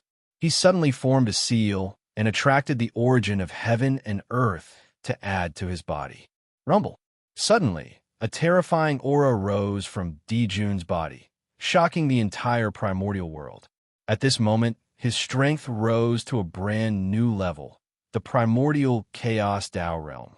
It was the realm that many powerful people in the primordial world dreamed of, the primordial chaos Daluo Jinxian. The heavenly realm was a world that was countless times more powerful than the great Kiliacosm. Its origin was so powerful that other than the origin of Earth, nothing in the primordial world could compare to it. Therefore, no one in the primordial world found it strange that Dijun had entered the primordial chaos Tao realm. If it didn't know that Dijun had this trump card, how could the sages tolerate Dijun suppressing them? Kill. Holding the sun god sword, Dijun suddenly swung it and slashed out a dazzling sword light. It was vast and boundless, illuminating the primordial world. Heaven and earth were completely white and lost their color. There was no doubt that this was the power of the Sword Tao. Not long after the Khanate Sword Tao was established, the Grand Master of Heaven, Dijun, Mingyi, and the others had successively attained the Khanate Sword Tao, causing the power of the Khanate Sword Tao to multiply. You overestimate yourself. Pangu, the pinnacle of strength. Even though the true body of Pangu that the ancestral which had transformed into was far inferior to the real Pangu, its strength was also the limit of its realm. It was almost invincible in the same realm. Clang! With a gentle swing of the giant axe, a vast axe light poured out, shattering everything. It easily wiped out the sword light that was enough to kill a quasi-saint. Then, the axe light did not weaken and slashed toward Dijun. Seeing this, Dijun hurriedly raised his sword to block. Crack! After a crisp sound, the Khanate divine sword that had followed him for countless years shattered into countless pieces and scattered into the primordial world, never to be seen again. At the same time, the axe light also dissipated. Sunstar come. At this time, Tai also made a series of hand seals and absorbed the origin of the sun star into his body. Needless to say, the sun star's importance was self-evident. It was not difficult to create a primordial chaos Daluo Jinxian with all its origin on a person. Kill. Behind Tai, a huge wheel slowly appeared and crashed toward Pangu's true body. This was the Tai wheel, the great wheel of the heavenly Tao. It was Tai's strongest technique and also his supreme achievement. Tai was the Tao.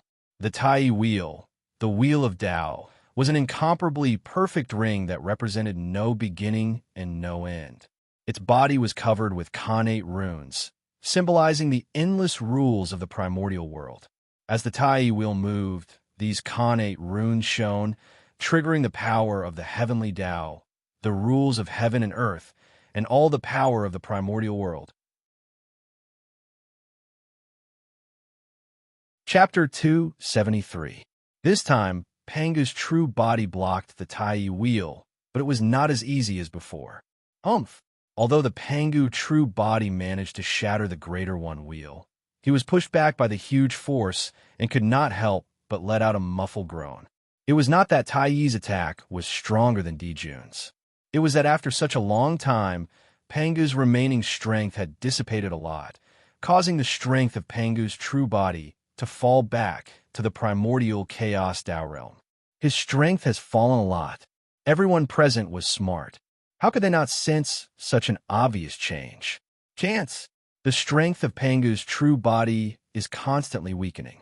As long as we continue to delay, we will have a chance to turn the tables. After thinking for a while, the three of them understood the reason. They immediately changed their strategy and stopped fighting Pangu's true body head-on. Instead, they used delaying tactics. They intended to delay until the strength of Pangu's true body declined to the extreme and achieve a desperate comeback. Unfortunately, Dijun's plan was wrong. Although the strength of Pangu's true body was falling, what fell was the remaining strength of Pangu. His essence was still at the perfected primordial chaos Tao realm. In other words, when he reached the perfected primordial chaos Dao Jinxian realm, the strength of Pangu's true body would fall to the bottom and would not change at all. Just like that, Dijun and the other two gave up fighting Pangu's true body. Instead, they fought with him and gradually stalled for time. Thump, thump, thump. Suddenly, a violent heartbeat sounded in Pangu's true body. It beat according to some inexplicable Tao rhythm. It was incomparably grand, shaking the entire primordial world and resonating with all Taos. This was Pangu's heart beating. It was not relying on the 12 divine wraith formation to condense Pangu's true body and heart, but the true heart of Pangu. It belonged to the son of the great Tao, the father of the primordial world, Pangu's heart. This was the true number one treasure of the primordial world. Die. Every time Pangu's heart beat, it provided great power to Pangu's true body. Clenching Pangu's axe tightly, Pangu's true body slashed at Dijun and the other two with all his might. Boom, boom, boom. After 3 consecutive explosions, Dijun, Tai, and Fushi were blown apart by Pangu's real body. However, the 3 of them were the top great mediums in the untainted land. How could they die so easily? In the blink of an eye, the 3 of them reunited in the distance and reappeared in the world. Cough, cough. Although the 3 of them were still alive after suffering such heavy injuries, the power that had been added to their bodies had left their bodies, and they had fallen back to the quasi-saint realm. Kill! Pangu's true body didn't say much as he was afraid of another mishap. He raised the giant axe in his hand and was about to deal the final blow to the 3 of them. It's about time. In the Purple Cloud Palace, Tao ancestor Hong Jun calculated and felt that Pangu's remaining power had been exhausted by the ancestral magi and could no longer pose a threat to him. With a flash, he rushed toward the heavenly court. Stop! At the critical moment, Tao ancestor Hong Jun suddenly appeared and blocked the giant axe that was slashing at Dijun and the other 2, saving them. Hey, Tao ancestor Hong Jun, what do you mean by this? Pangu's true body couldn't help but be angry when he was suddenly stopped and asked Tao ancestor Hong Jun. The demon clan maintains the order of the world. They have contributed to the untainted land and should not be destroyed. After sizing up Pangu's true body for a while, Tao ancestor Hong Jun said coldly. Hong Jun. Pointing at Tao ancestor Hong Jun, Pangu's true body was so angry that he couldn't speak. I've long heard that Tao ancestor Hong Jun has merged with the Tao with his body. He is fair and righteous and will not easily interfere in the matters of the untainted land. Today, I see that rumors are just rumors. They can't be trusted. After a while, Pangu's true body said with a mocking expression. But then his face suddenly darkened and he shouted coldly at Hong Jun. Today, the Witch Clan is under the orders of Father God to send troops to suppress the Demon Clan and stabilize the untainted land. Whoever dares to stop us will be the enemy of the witch clan. Hongjun, let me ask you, are you going to make way or not? At the end of his sentence, Panga's true body was filled with killing intent. The heavenly divine baleful chi surged out and swept through the surroundings. The poor Wei said that the demon clan has contributed greatly to the untainted land and should not be destroyed. Shaking his head, Dao ancestor Hongjun's tone did not change at all, as if he did not care about the threat of the witch clan at all. What a biased old man. Take my axe. Seeing that Dao ancestor Hongjun's attitude was so firm, Panga's true body was furious. He raised his axe and slashed it. Go back. Dao ancestor Hongjun waved his sleeve, and a terrifying power erupted, knocking Panga's true body down from the heaven realm and onto the untainted land. After stabilizing himself, Panga's true body was about to point at Dao ancestor Hongjun and curse when he saw a purple light flash. Panga's true body suddenly disappeared, and the 12 ancestral witches appeared one after another. How could it be? This time, the ancestral witches were well behaved. Looking at Dao ancestor Hongjun in the sky, they did not dare to say anything even though they were furious. This, masters, teachers, strength is actually this strong? In the distance, the saints and many powerful people who saw this scene could not help but exclaim. Such a powerful true body of Pangu was actually defeated by Dao ancestor Hongjun in one move. His strength was becoming more and more unfathomable. Greetings, master. At this moment, Dijun and the other two walked forward and bowed to Dao ancestor Hongjun. Get up. Nodding, Dao ancestor Hongjun gestured to the three of them. From now on, the demon clan will rule the heavens, and the witch clan will rule the earth. Within 100,000 years, there will be no more disputes. Looking at the demon clan and then the witch clan, Dao ancestor Hongjun said, Yes, I will follow master's orders. Dijun and the other two hurriedly said in unison. This was obviously a good thing for the demon clan. They had no reason to refuse. Got it. Boys, let's go. We'll spare the demon clan this time. With Dao ancestor Hongjun around, the 12 ancestral witches knew that they could not take advantage of him. With a wave of their hands, they recalled the witch clan army and left. All of you, take care of yourselves. After taking one last look at Dijun and the other two, Dao ancestor Hongjun also left. This Panga's true body is so hard. As soon as he returned to the purple cloud palace, Dao ancestor Hongjun's expression changed. He could not help but frown and to shake his arms repeatedly. He was no longer as indifferent as before. When Dao ancestor Hongjun dealt with Pangu's true body, it was easy for him to disperse Pangu's true body and break the 12 capital heaven divine wraith formation with a casual strike. However, that strike contained not only his power, but also the power of the heavenly Dao. That was why he was able to defeat Pangu's true body in a single strike. Even so, Dao ancestor Hongjun's arm, which was casting the spell, was still trembling from the huge recoil. If not for the fact that he had to take into account his image, he would have cried out on the spot.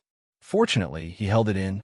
Now that he had returned to the Purple Cloud Palace and there was no one else around, Dao ancestor Hongjun could cry out without caring about his image and not worry about being discovered by outsiders. Chapter 274. But fortunately, his painstaking efforts were not in vain. That move had completely shocked everyone in the untainted land.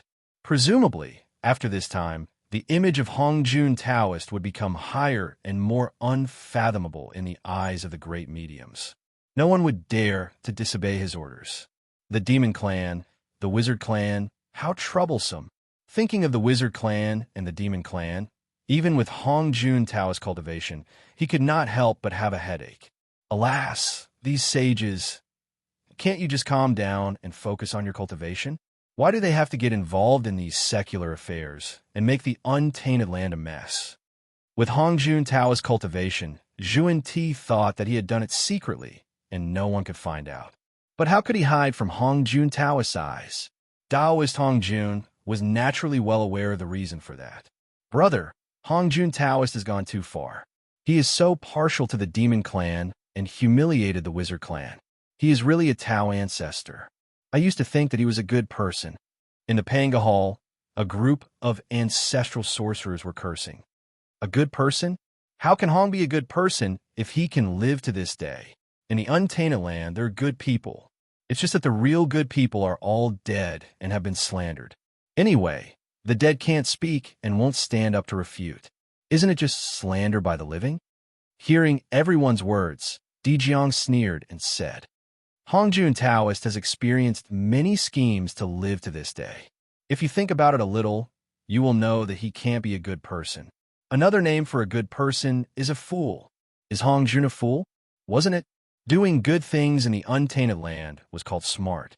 Being a good person in the untainted land was not a fool. There were so many bad people in the untainted land. Originally, everyone was the same and could not see any problems. But suddenly, a good person appeared. With this comparison, everything was out. If those bad people did not plot against this good person, how could they live up to their identity as bad people?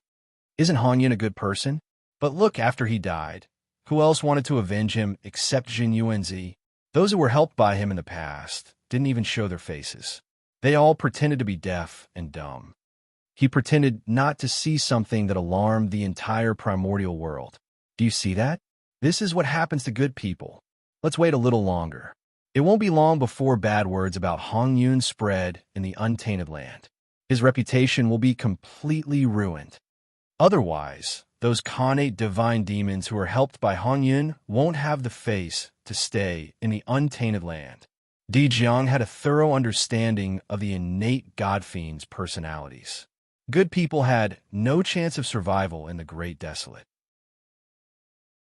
All right, I've said so much, but I just want to tell you, in the untainted land, you can do good deeds, but you can't be a good person. Speaking of this, Di Jiang suddenly looked at Hutu and said to her sternly, especially you.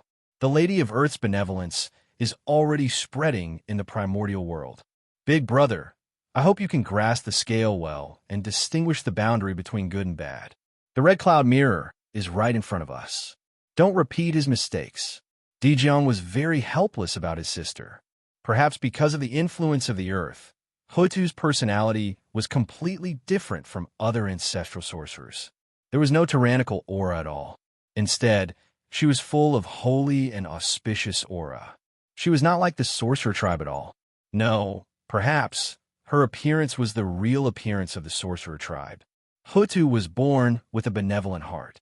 She was full of pity for all living beings in the untainted land. She had been doing things of merit in the untainted land and was loved and respected by all living beings in the untainted land. This was nothing. However, after Hongyun died, Di Jiang could not help but worry. If Hutu continued like this, it was hard to guarantee that she would not be used by outsiders and follow in Hongyun's footsteps. That was why the scene before his eyes had occurred. Big brother, don't worry. Hutu knows what to do. Hutu nodded and replied, it's good that you know what to do. Then I won't say anything more. However, the matter of the untainted land needs to be completed as soon as possible. Hongjuan's strength is unfathomable. It's far from what we can compete with. With him protecting the demon clan, it seems that our plan to destroy the demon clan won't work. Now, the only way is to find a way to increase the foundation of the sorcerer tribe and improve the strength of our tribe. After 100,000 years, we will destroy the demon clan in one fell swoop. At that time, even Hongjun won't be able to say anything. During this period of time, I'll have to trouble you to work harder and strive to draw the untainted land map as soon as possible. Di Jiang stood up and said, for the sorcerer tribe, we will do our best. The ancestral sorcerers stood up and replied. Then, they turned and left the Panga Hall.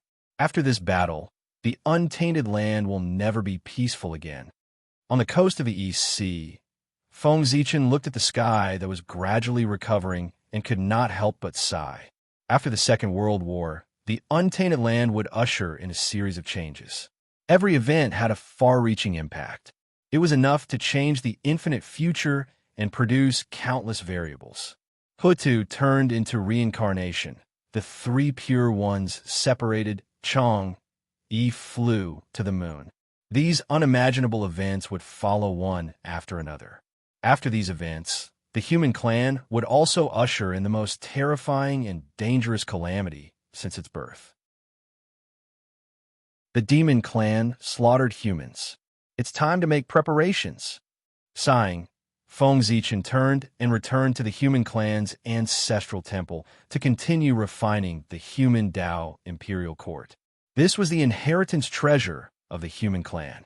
It was enough to establish a foundation for the human clan. He could not be careless. However, there was no hurry. Although Dao ancestor Hongjun had only stipulated that the sorcerer and demon clan could not fight for 100,000 years, the sorcerer and demon clan's anger had dissipated. They would not fight without preparing for millions of years.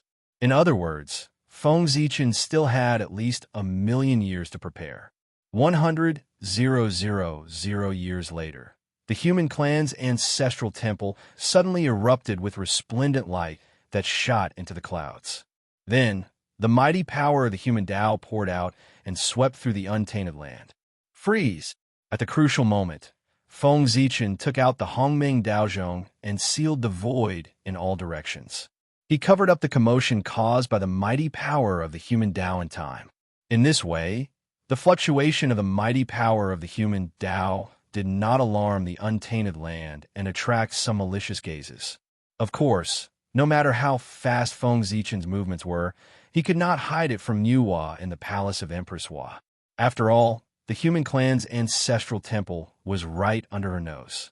Within the ancestral temple, in the deepest part of the boundless void, there was a huge divine city floating there quietly. The aura of the human Dao flowed all over it, releasing endless light that illuminated the entire void. That was the human Dao imperial court. After hundreds of thousands of years of hard work, Feng Zichen had finally succeeded in refining it. The human Dao imperial court, one city, two halls, three palaces for gates. It symbolized the meaning that Dao gave birth to one gave birth to two gave birth to three, and three gave birth to all things. Chapter 275. The city referred to the human Dao imperial court itself, symbolizing the meaning of one origin. The two halls referred to the ancestral hall and sacred hall. The sacred hall enshrined Yuhua, the five-element sacred beasts, and the Daoyuo Jinxian of the human race. In the future, if a powerful figure appeared to protect the human race, they could also be enshrined there. The ancestral hall enshrined the martyrs of the human race, those who had sacrificed themselves heroically for the development of the human race. Although they were dead, their spirits were not extinguished. They would sleep in the ancestral hall, forever enjoying the incense offerings of the human race, waiting for the day they returned. The two halls, one for life and one for death, used life and death to evolve the Tao of Yin and Yang, explaining the principles of Yin and Yang. The three palaces were the human emperor, empress, and crown prince. They used the three to balance Yin and Yang, operating the three talents, symbolizing the Tao of the three talents. The four gates refer to the four gates of the east, west, north, and south. They corresponded with the four cardinal directions and represented the Tao of the four cardinal directions. The five elements, 6 directions, 7 planets, 8 trigrams, 9 palaces, and 10 directions. These Tao of heaven and earth were all represented by buildings in the human Tao imperial court. The human Tao imperial court was a divine city built with the chaos formation as the foundation. The buildings themselves naturally had extraordinary meaning, corresponding to the 10 connate Tao diagrams that formed the chaos formation. This was the human Tao imperial court, a divine city of the great Tao. It contained the truth of chaos and explained the mysteries of the great Tao. It was all-encompassing and gave birth to 10,000 Tao. Good. Only such a supreme treasure can be passed down from generation to generation and be the indestructible foundation of the human race. With this imperial court, No matter how harsh and difficult the environment the human race faces in the future, it can guarantee that the inheritance will not be lost. In Feng Zichen's eyes, the human Tao imperial court was not only a supreme treasure, but also the future of the human race, shouldering the heavy responsibility of strengthening the human race. Chaos bead come. Feng Zichen reached out, and the chaos bead automatically appeared in his hand, blooming with hazy light. Go! With a wave of his hand, Feng Zichen sent the chaos bead into the center of the human Tao imperial court. Immediately, chaos chi surged out, and the connate Tao diagrams spread out one by one, forming a divine diagram of the great Tao and merging with the human Tao imperial court. Boom! The imperial court of human Tao's power was completely activated. Its light grew even more resplendent. Innate formation runes appeared. It was the chaos formation that had activated the imperial court of human Tao's power. Roar, roar, roar. At this moment, tens of thousands of spirits appeared and roared endlessly towards the sky. Vast divine might rumbled out and fully displayed the might of the imperial court of human Tao. Imperial court, the center of power of the world. Looking at the human Tao imperial court before him, Feng Zichen suddenly thought of something.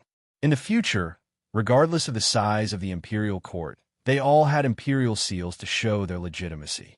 He, the number one imperial court of the human Tao, lacked this item. In addition, the imperial jade seal's function was not as simple as symbolizing orthodoxy. It was also a symbol of power and had the ability to unify all forces.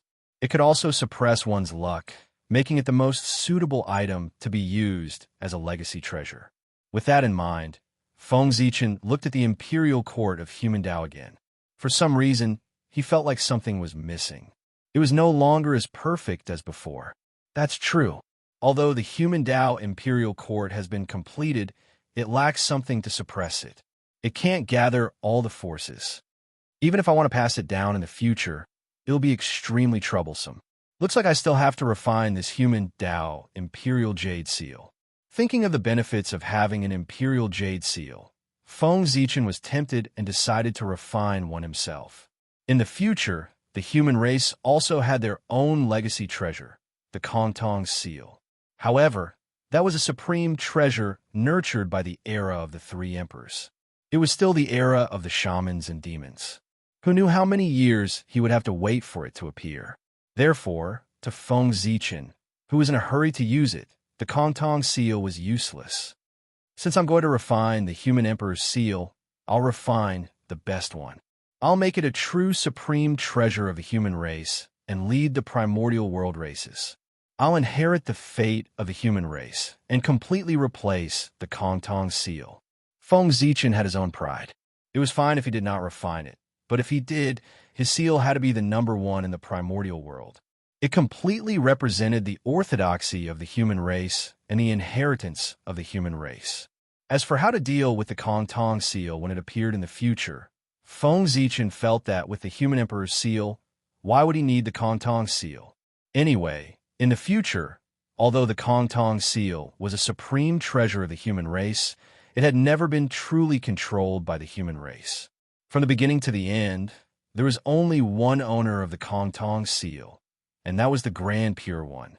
Even if the three emperors were at their peak and gathered the destiny of the human race and controlled the rise and fall of the 10,000 races, they were only holding the Kongtong seal on behalf of the Grand Pure One.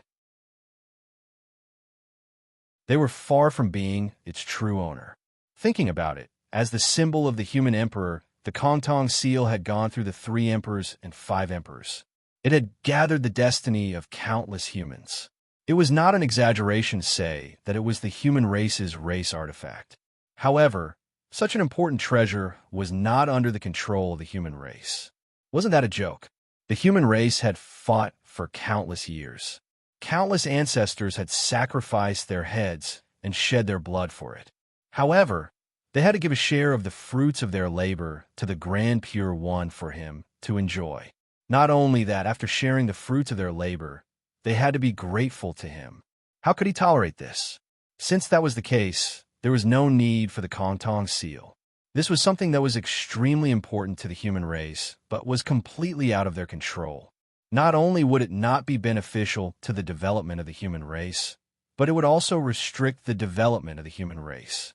It would also help outsiders snatch the fruits of the human race's labor. Therefore, no matter how good the Kongtong seal was, if it could not be controlled by the human race, it could not be kept. Now, Feng Zichen was going to refine a human emperor seal that truly belonged to the human race. He was going to use it as the inheritance treasure of the human race and completely destroy the Kongtong seal.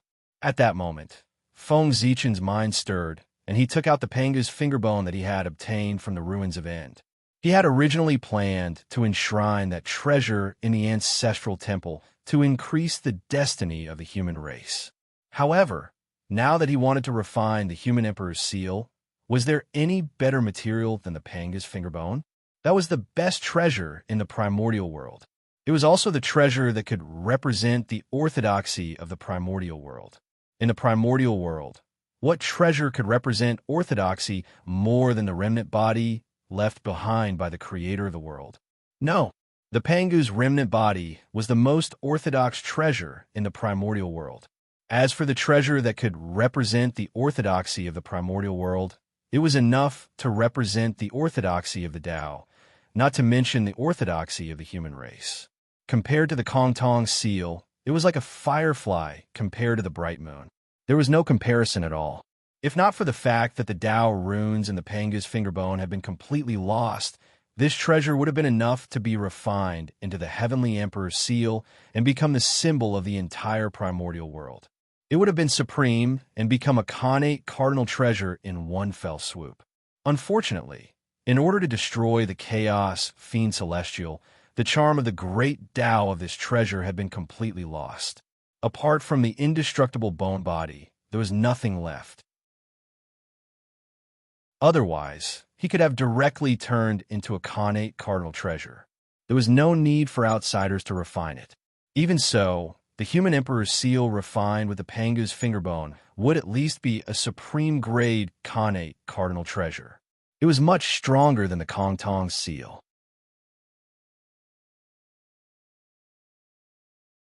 Chapter 276. Khanate was naturally stronger than postnatal.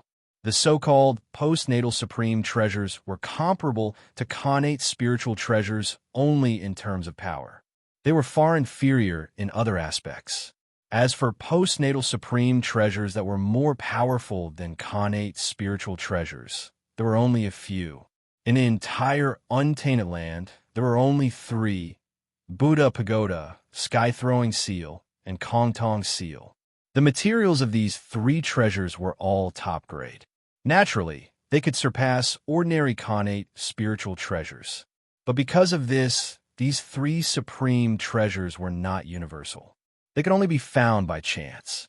Otherwise, the limit of postnatal supreme treasures would not be to go against the Khanate and become Khanate spiritual treasures.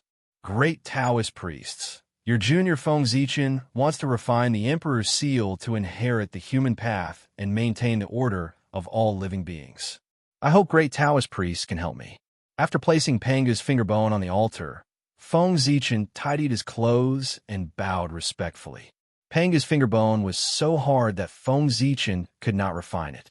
Even if he used a Khanate supreme treasure for hundreds of years, he would not be able to break it. Unless the top 10 Chaos Demon Gods came. Even if Tao Ancestor Hong Jun came, he might not be able to shatter it. The only way to refine Panga's fingerbone was to pray to Pangu and ask him to refine it. That was why the current scene was happening.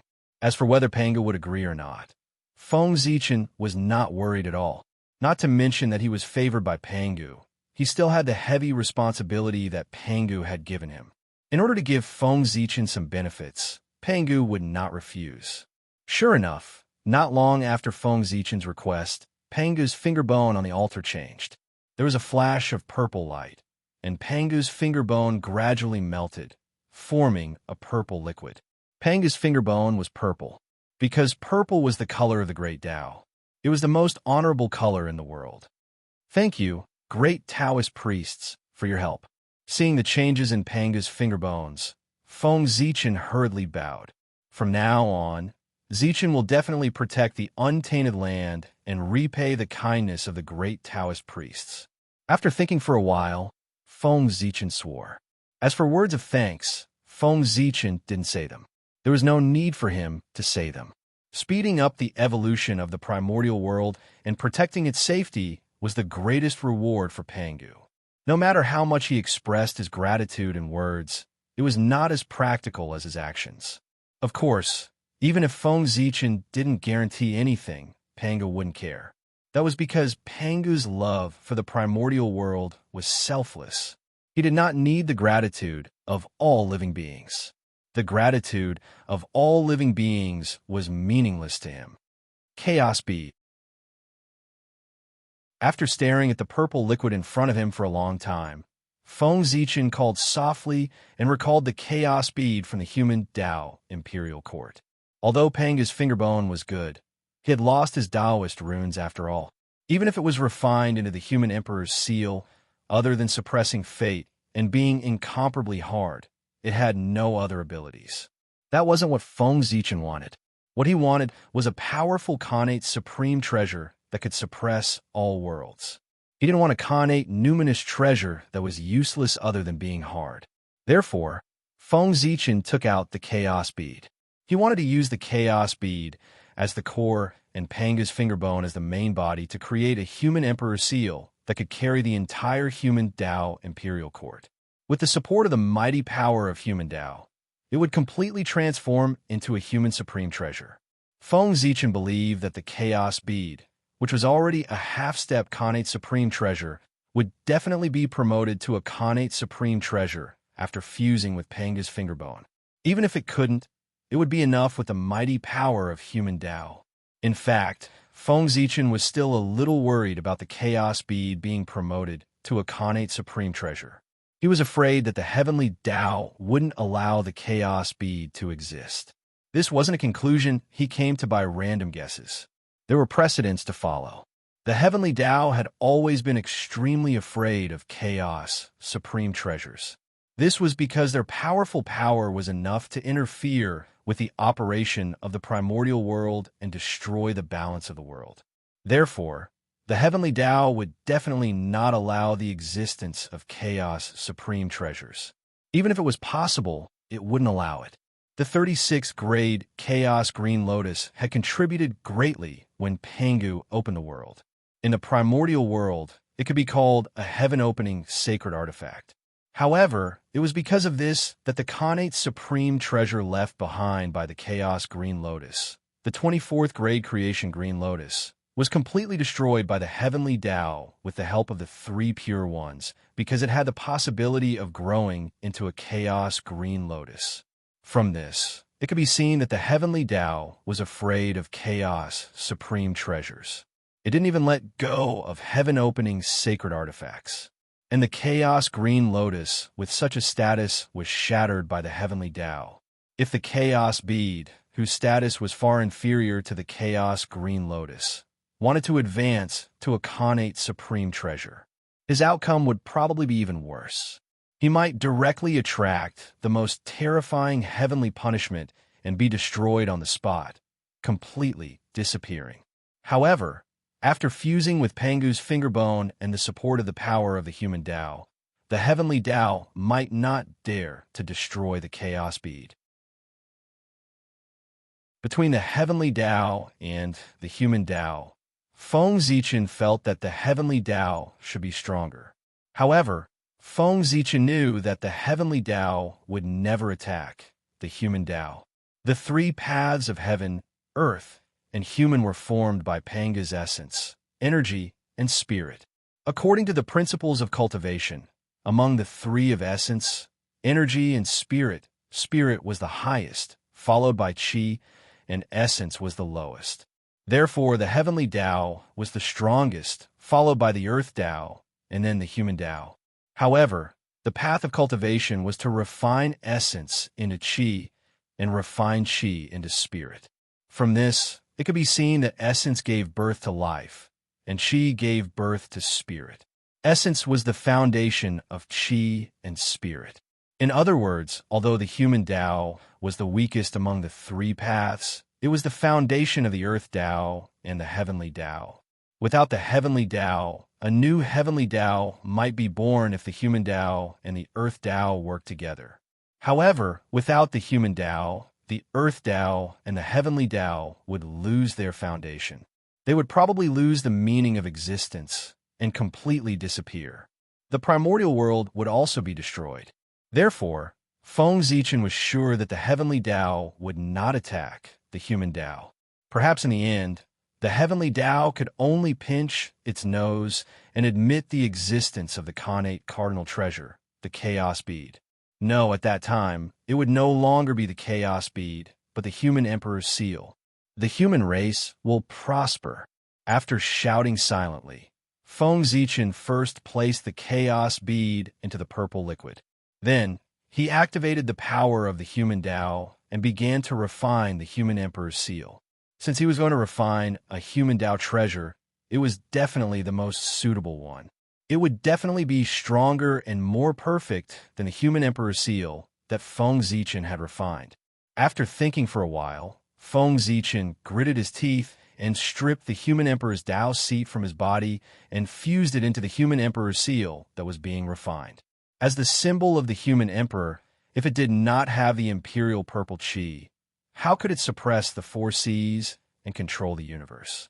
Not only that, after fusing the human emperor's Tao seat, the next person who held the human emperor's seal in the future will be able to reach the late stage of the sage-to-be and become the human emperor.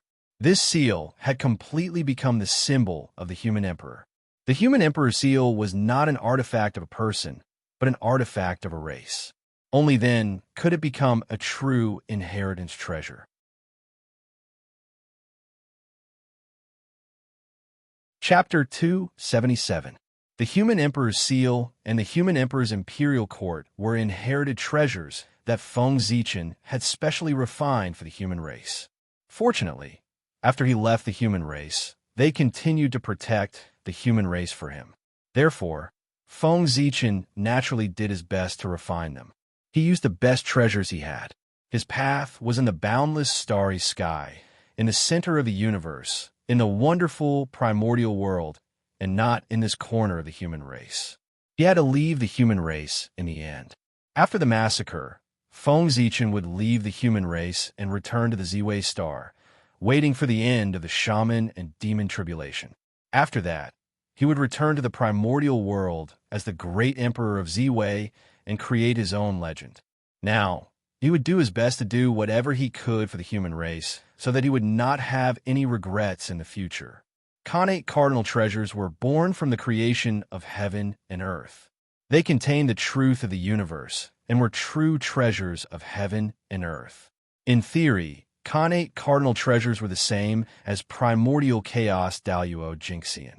The amount of effort required to refine a Khanate supreme treasure was absolutely astonishing. Fortunately, Feng Zichen was only responsible for providing the materials for the human emperor's seal.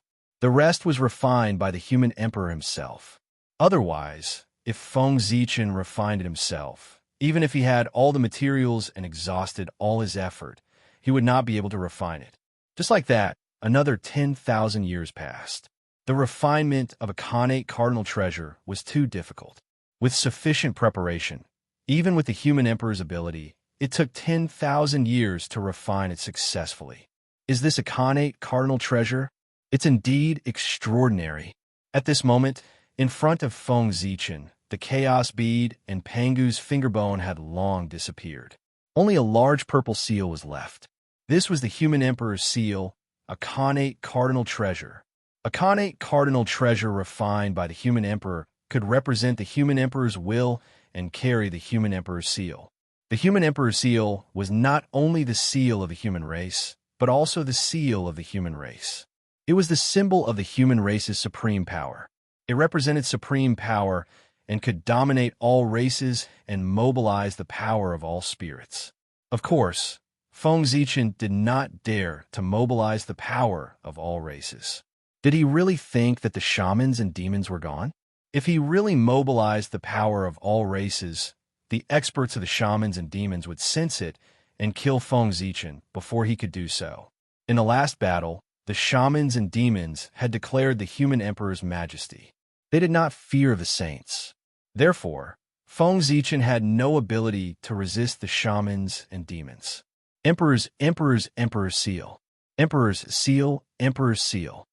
Times had changed. Perhaps in the future, when the era of the liches had passed, the human emperor's seal would be able to unleash its full power. But now they couldn't. The light of the shamans and demons was too dazzling, overshadowing everything. Even saints couldn't compete with them, let alone connate cardinal treasures.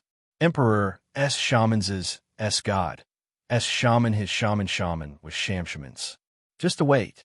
The S. races. Withdrawing his unnecessary thoughts, Feng Zichen looked at the emperor's seal. That was a connate cardinal treasure, the top Dharma treasure in the untainted land. It was his first time seeing it. The emperor's seal floated quietly in the air. There was no great Tao, no Dharma, and no strange phenomenon. Apart from the soft purple light that lingered around his body, which was showing his mysticism, he looked ordinary and could not even be compared to an ordinary acquired spirit treasure. However, this inconspicuous seal was a connate cardinal treasure that all living beings in the untainted land dreamed of. There were less than 10 of them in the entire untainted land. Return to nature. Only this sentence could explain the current state of the emperor's seal. Feng Zichen reached out and touched the emperor's seal. Boom! At this moment, the human emperor's seal erupted. It was like a resplendent galaxy. Incomparably dazzling light bloomed from his body. Galaxy after galaxy fell from his body, carrying countless stars. It was magnificent and exuded a terrifying aura. It swept through the vast void and even intimidated the heavens and shook the great thousand universe. For a time, countless people in the untainted land trembled and fell to the ground. They could not help but submit to it from their souls. They wanted to kowtow to it, as if they were facing an emperor. The human path was all spirits. The human emperor was the emperor of all spirits. The emperor's seal was the symbol of the human emperor. It was what he relied on to control all spirits. Therefore, when the emperor's seal appeared, it was like the arrival of the human emperor. All spirits instantly sensed it and wanted to worship it to show their respect. Then, the galaxy became brighter and brighter, emitting a monstrous pressure. The countless stars it carried also became bigger and bigger, revealing their true appearance. Those stars were not stars at all. They were clearly enormous figures. Because they were emitting a dazzling light, they looked like bright stars from afar. These figures were all spirits. They were the external manifestation of the human path. They contained endless power and wanted to destroy everything and return the world to its original point. They were like gods and demons that had descended. They were high and mighty, as if they wanted to tear the earth apart. It was also like a vast world that had lost control and wanted to tear the entire universe apart. The aura of destruction soared. Even the great divines were shocked. This power was too terrifying. It was enough to shake one's heart and make one unable to resist. Even the world was trembling. A connate cardinal treasure was born. Moreover, it was a cardinal treasure that belonged to the human path. At this moment, a realization appeared in the hearts of many great divines, allowing them to know the reason for the matter. Connate cardinal treasure. Where is it? Without any hesitation, the great divines moved. Powerful divine thoughts rose from their bodies and swept through the entire untainted land, trying to find the location of the human path cardinal treasure. Boom! Under their divine thoughts, the entire untainted land was shaking. The void creaked as if it could not bear the weight. Even the operation of the rules of heaven and earth was temporarily stagnant. The living beings of the untainted land were pressed to the ground, trembling uncontrollably. Their hearts were filled with extreme fear, thinking that the world was about to end. Unfortunately, these great divines were disappointed. They searched every corner that they could search, but they did not find any trace of the Khanate cardinal treasure. If it were not for the remnant aura of the Khanate cardinal treasure that was leaked when it was born, they would have thought that what they sensed just now was an illusion. Forget it. In the end, it's not fated with us. After a few sighs, the divine thoughts that were wandering in the void retreated one after another. The untainted land returned to peace. The shadow of death that covered the hearts of all living beings slowly dissipated. The Khanate cardinal treasure was flawless and contained a complete great Tao. It was the most perfect existence in the untainted land. Its essence was equivalent to the primordial chaos Daluo Jinxian. In other words, a Khanate cardinal treasure was equivalent to a primordial chaos Daluo Jinxian.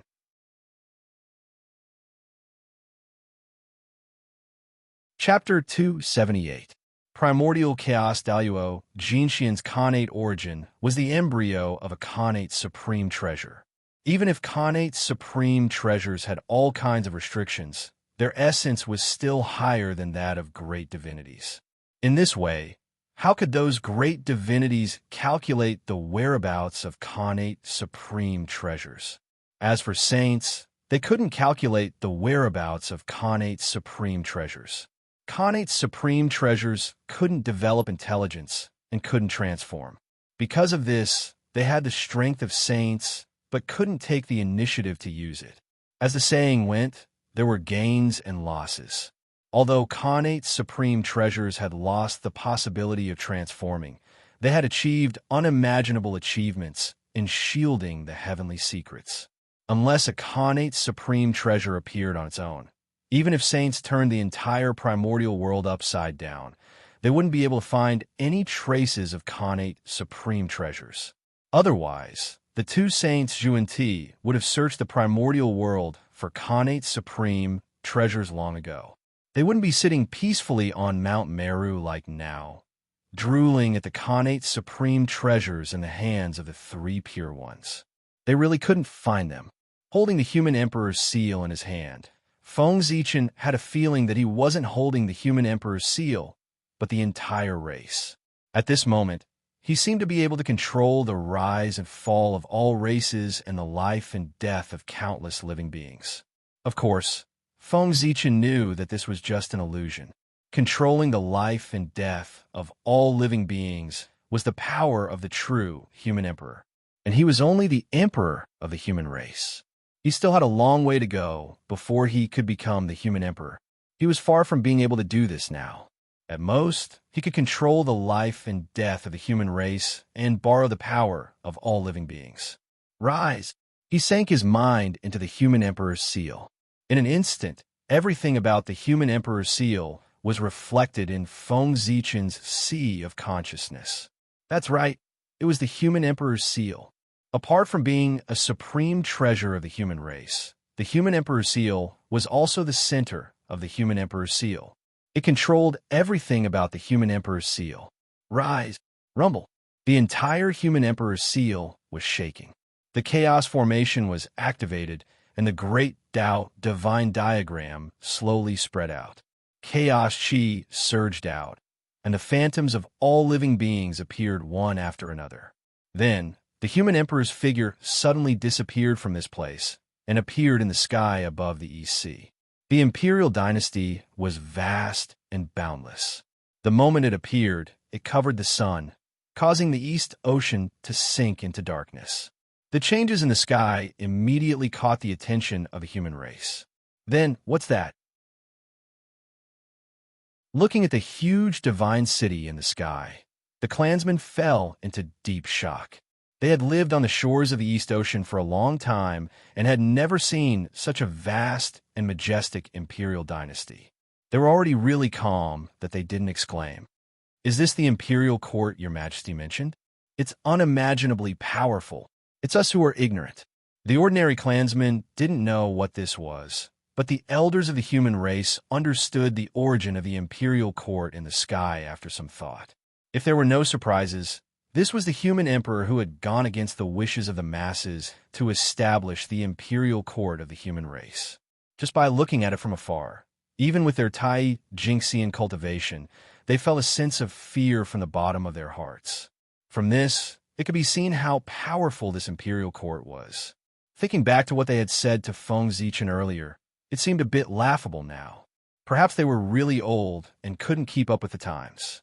Ignoring the clansman's shock, Feng Zichen didn't show himself. Instead, he took out a fishing net. Now, the human emperor's imperial court wasn't complete yet. He still needed to make some preparations. Behind Feng Zichen, the world tree appeared silently. It lowered the world origin and burned the fishing net in Feng Zichen's hand.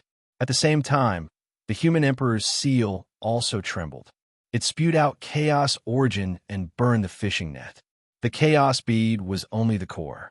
Feng Zichen had refined it into the human emperor's seal. Its essence hadn't been destroyed and still existed. It was just that its appearance had changed. Moreover, after transforming into the human emperor's seal, the chaos bead had completely advanced to a connate treasure. It nurtured even more chaos origin. Not only that, the chaos bead's characteristics didn't disappear with its change. It could still absorb the fragments of the past and continue to advance. The fishing net in Feng Zichen's hand was none other than the net that had captured Ao Shui back then. It was the first net in the primordial world, an acquired merit numinous treasure. He took out this net. Just like how he refined the Swerin lamp back then, he wanted to refine another inheritance treasure for the human race. An inescapable net. Before this net, there was no net-shaped numinous treasure in the primordial world. In other words, this net had great luck and great merit. A treasure refined with it could definitely seal all directions and trap all living beings. It couldn't be more appropriate to call it an inescapable net. Now, Feng Zichen's cultivation had far surpassed before. Refining such a numinous treasure didn't require as much effort as before. Not long after, the fishing net completely merged with the luck of the human race and became a new inheritance treasure. Go! Throwing out the inescapable net, Feng Zichen nodded in satisfaction as he watched it expand and envelop the human emperor's palace. After being enveloped by the inescapable net, the radiance on the human emperor's palace gradually dimmed. It became less eye-catching and ordinary. Compared to the ordinary cities in the primordial world, there was no difference other than floating in the air. Now that the human race was weak, it was better not to be too ostentatious. It was better to accumulate food and slowly become king. Elders, the human emperor's palace has been completed. Do you want to follow me to take a look? Looking at the human elders who were filled with emotion, Feng Zichen asked, "Of course. Such a supreme treasure is the first time we've seen it in our lives. If we don't take a look, wouldn't we regret it for the rest of our lives?" The elders nodded and said excitedly. To them, even connate numinous treasures were rare, let alone a supreme treasure like the human emperor's palace. "Elders, you must be joking." Smiling, Feng Zichen led the elders into the palace. While Feng Zichen was in seclusion to refine the human emperor's palace, the primordial world also quietly changed. On Kunlun Mountain, the conflict between the disciples of the Chan sect and the Jie sect became more and more irreconcilable. The disciples of the two sects quarreled all day, turning the peaceful holy land of Kunlun Mountain into a wet market. Insults were endless. If not for Xianqing suppression, the disciples of the two sects would have already fought each other. However, even so, as the conflict between the two sides deepened, it had already affected the saints. Because of this, the Grand Master of Heaven and the Primordial Lord of Heaven had already quarreled several times. The three pure ones were not far away from splitting up. On the sun, Tai's aura was even stronger. Behind him, the Tai wheel rose slowly, operating the supreme truths of the heavenly Tao, reflecting the rules of the world and encompassing everything in the universe. As it spun, it seemed as if countless worlds were born and destroyed in it, deducing all kinds of truths. It was extremely terrifying.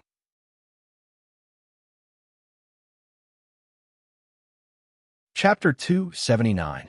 A flawless, primordial, and supreme Tao rune emanated from Dongwang Tai's body. It distorted endless time and space and change the laws of heaven and earth. Clearly, after the last battle, Dongwang Tai's strength had improved again.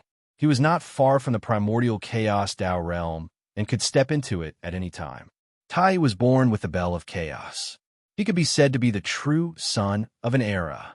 In the primordial world, whether it was the past or the future, there was no one else who was born with a connate cardinal treasure other than him. Even the first connate life form born in the primordial world, Taoist Hongjun, was far inferior to Tai when he was born. The 3 pure ones and the 12 ancestral shamans of Pangu did not have connate cardinal treasures when they were born. It could be said that Tai's treatment when he was born was the best in the primordial world. No one could compare to him. Logically speaking, Tai, who was born with such a halo, should be the most dazzling light in the primordial world, suppressing everything. In fact, it was the same. Ever since Tai descended, no one of his peers could compete with him. He defeated all his enemies, suppressing his peers until they could not breathe. Under his brilliance, they were overshadowed. If the 3 pure ones and the others had not received the help of Hongming's purple chi and reached the heavens in one step, becoming saints, Tai's strength was still the best in the primordial world. With Tai's talent, even if he could not become a saint, he could become a primordial chaos Daluo Jinxian. But now he was still in the quasi-saint realm and had not taken that crucial step. This was completely because the heavenly court was dragging him down. That's right, it was the heavenly court's burden. To Di Jun and the others, the establishment of the heavenly court had great benefits. It could allow them to use the providence of heaven and earth to cultivate, improve their comprehension, and quickly break through to a higher realm. But it was different for Tai. He did not need the help of the providence of heaven and earth at all, because his comprehension was the best in the primordial world. There was no way for him to improve. Instead, after the establishment of the heavenly court, countless karma gathered and dragged down Tai's cultivation. It made him unable to transcend heaven and earth and achieve primordial chaos. He could not break through to the primordial chaos Dao realm. In the eyes of outsiders, it was the heavenly court that made Tai Dongwang famous. But the truth was that the celestial court was a burden to Tai, preventing him from becoming the primordial chaos Daluo Jinxian. However, Tai was still Tai in the end. In the battle with Pangu's true body, he had profited from the disaster and comprehended the chaos Dao insight. He believed that it would not be long before he could take another step forward and become the primordial chaos Daluo Jinxian. At that time, it would be a grand occasion in the primordial world. Something had happened to the demon clan, and the witch clan was no exception. Strolling in the western land of the primordial world, Hutu could not help but look sad.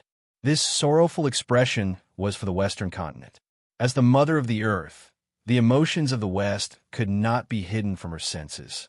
The resentment hidden in the depths of the earth was clearly transmitted into his heart, causing a wave of sadness to surge out from his heart.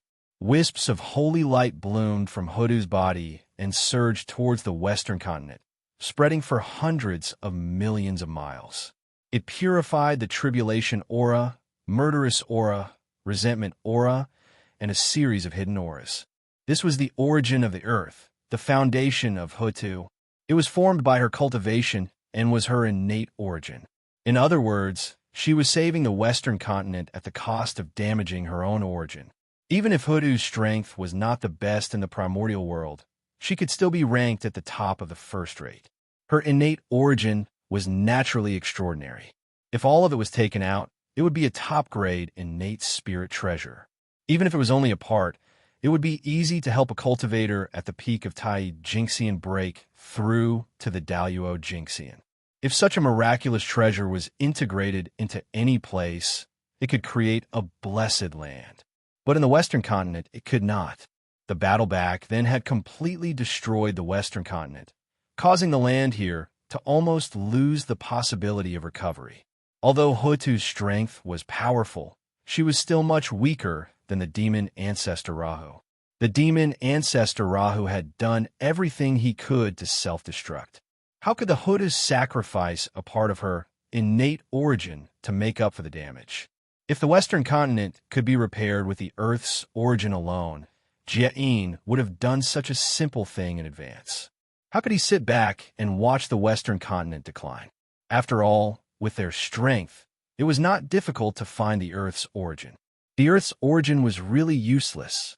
In order to revive the Western continent, they had used all the methods they could think of. As a treasure of the Earth's origin was naturally used at the first moment. But unfortunately, it was useless. No method was useful. At this point, unless there was a huge change in the Western continent, there was no way for it to recover. Otherwise, Tao ancestor Han Jun would not have taken out 2 saint positions to resolve this karma.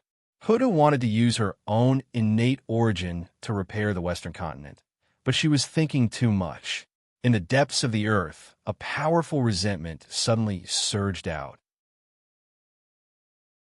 With the power to erode everything, it destroyed the earth that had been repaired by the front and back earth, restoring it to the previous ruined place. Sigh, the destruction caused by the great war of immortals and demons is so terrifying. Countless years have passed, but there is still no chance of the Western continent recovering. The change in front of her was not beyond her expectations. With her cultivation, how could she not know that her innate origin was useless? But that was not the reason why she did not act. If she tried, she might fail. But if she did not try, she would never succeed. Perhaps Father God will have a way.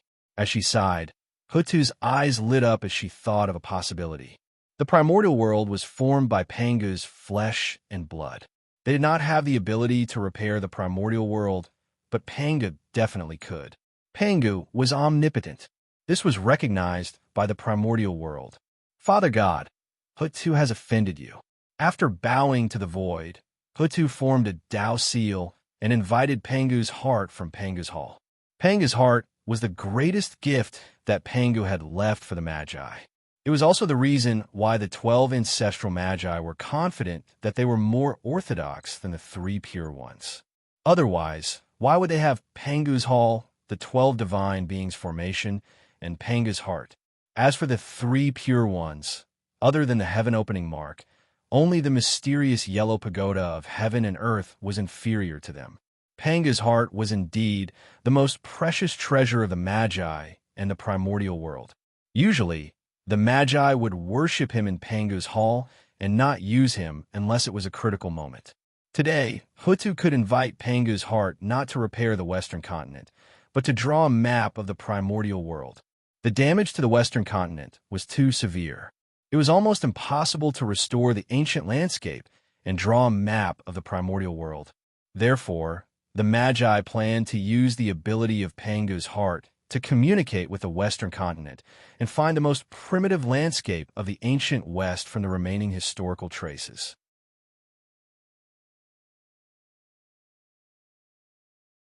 Chapter 280.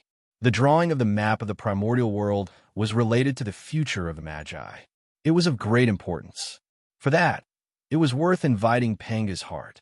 However, the Magi planned to draw the map of the primordial world. However, when a lady of Earth saw that the Western land was barren, she suddenly felt benevolent. She wanted to repair the Western land while drawing the map of the primordial world. If the other ancestral Magi knew about it, it would be terrible. One had to know that Pangu had already transformed into the world. The heart he had left behind had long lost its endless power. The power that Pangu's heart had now been accumulated over countless years. Every bit that was consumed required a lot of time to recover. If not for that, the Magi would have long unified the primordial world with Pangu's heart. Not to mention the demons.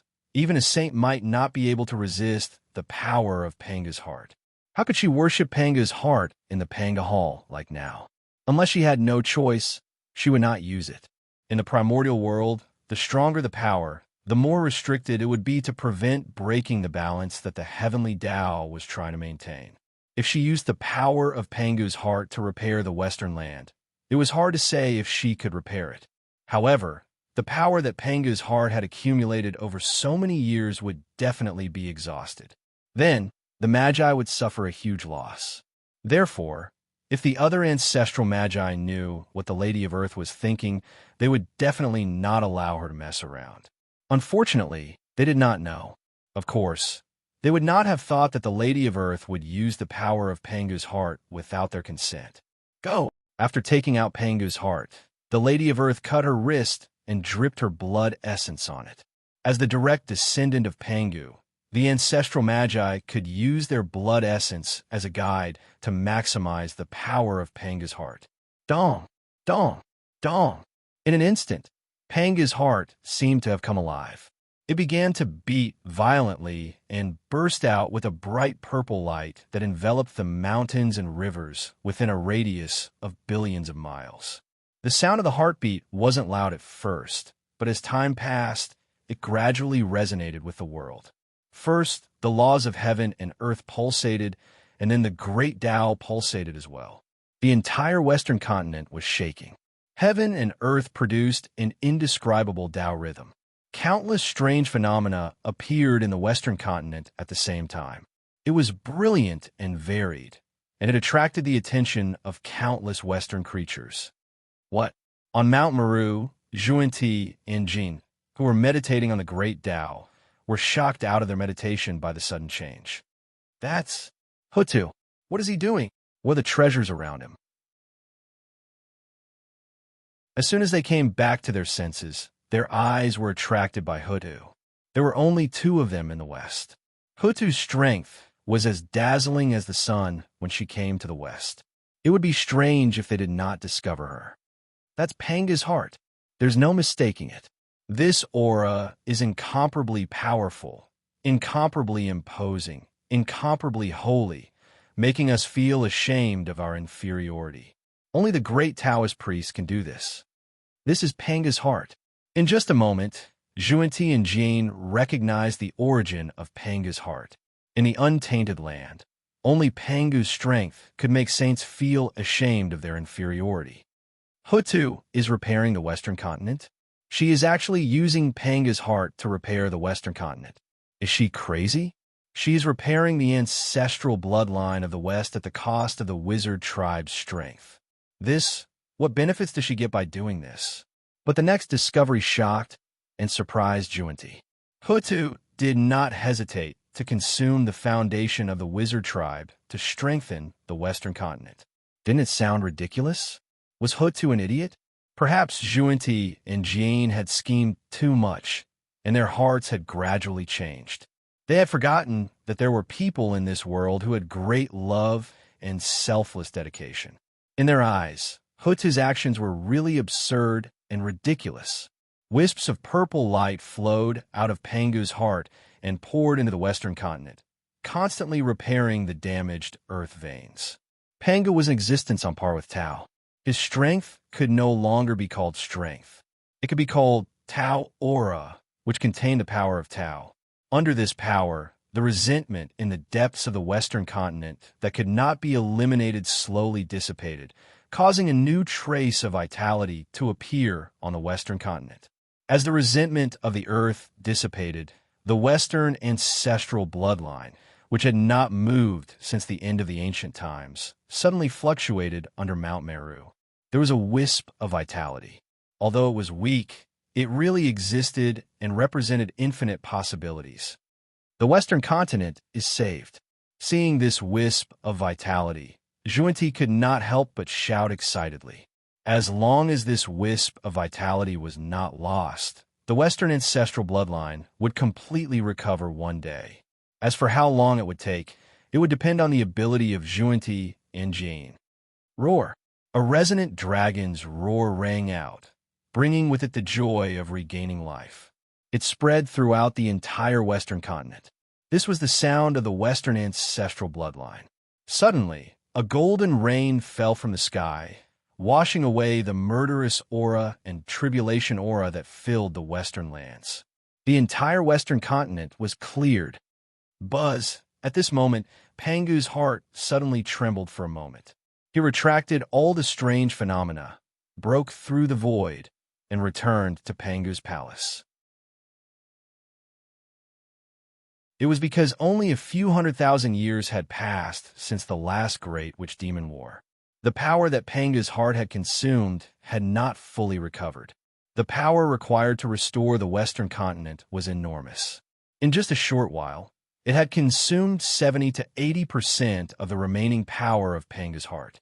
Panga's heart was the backup plan that Pangu had left for the sorcerer tribe. Realizing that his power had been severely depleted, he would not allow Hoodoo to cause trouble. He immediately retracted his power and returned to Panga's palace. No matter what the situation was, Panga's heart would retain 10% of its power in case anything happened to the sorcerer tribe and he was unable to help. This was the last guarantee that Pangu could make for the sorcerer tribe. But to alas, in Pangu's palace, as soon as Panga's heart returned, Dejiang sensed the change in his body. At that moment, Dejiang's face changed directly. He became extremely angry, and his face was full of anger. The void was turbulent because of it, and layers of ripples were formed. But after that, he sighed helplessly and sat back down. After all, it was a responsibility of the sorcerer tribe to protect the untainted land. They had failed to do anything since the Western continent had been destroyed. What Hutsa did today was not wrong. Dejiang had no reason to blame her. That's not right. The Lady of Earth was wrong. She didn't discuss it with the Dejiang and the others beforehand.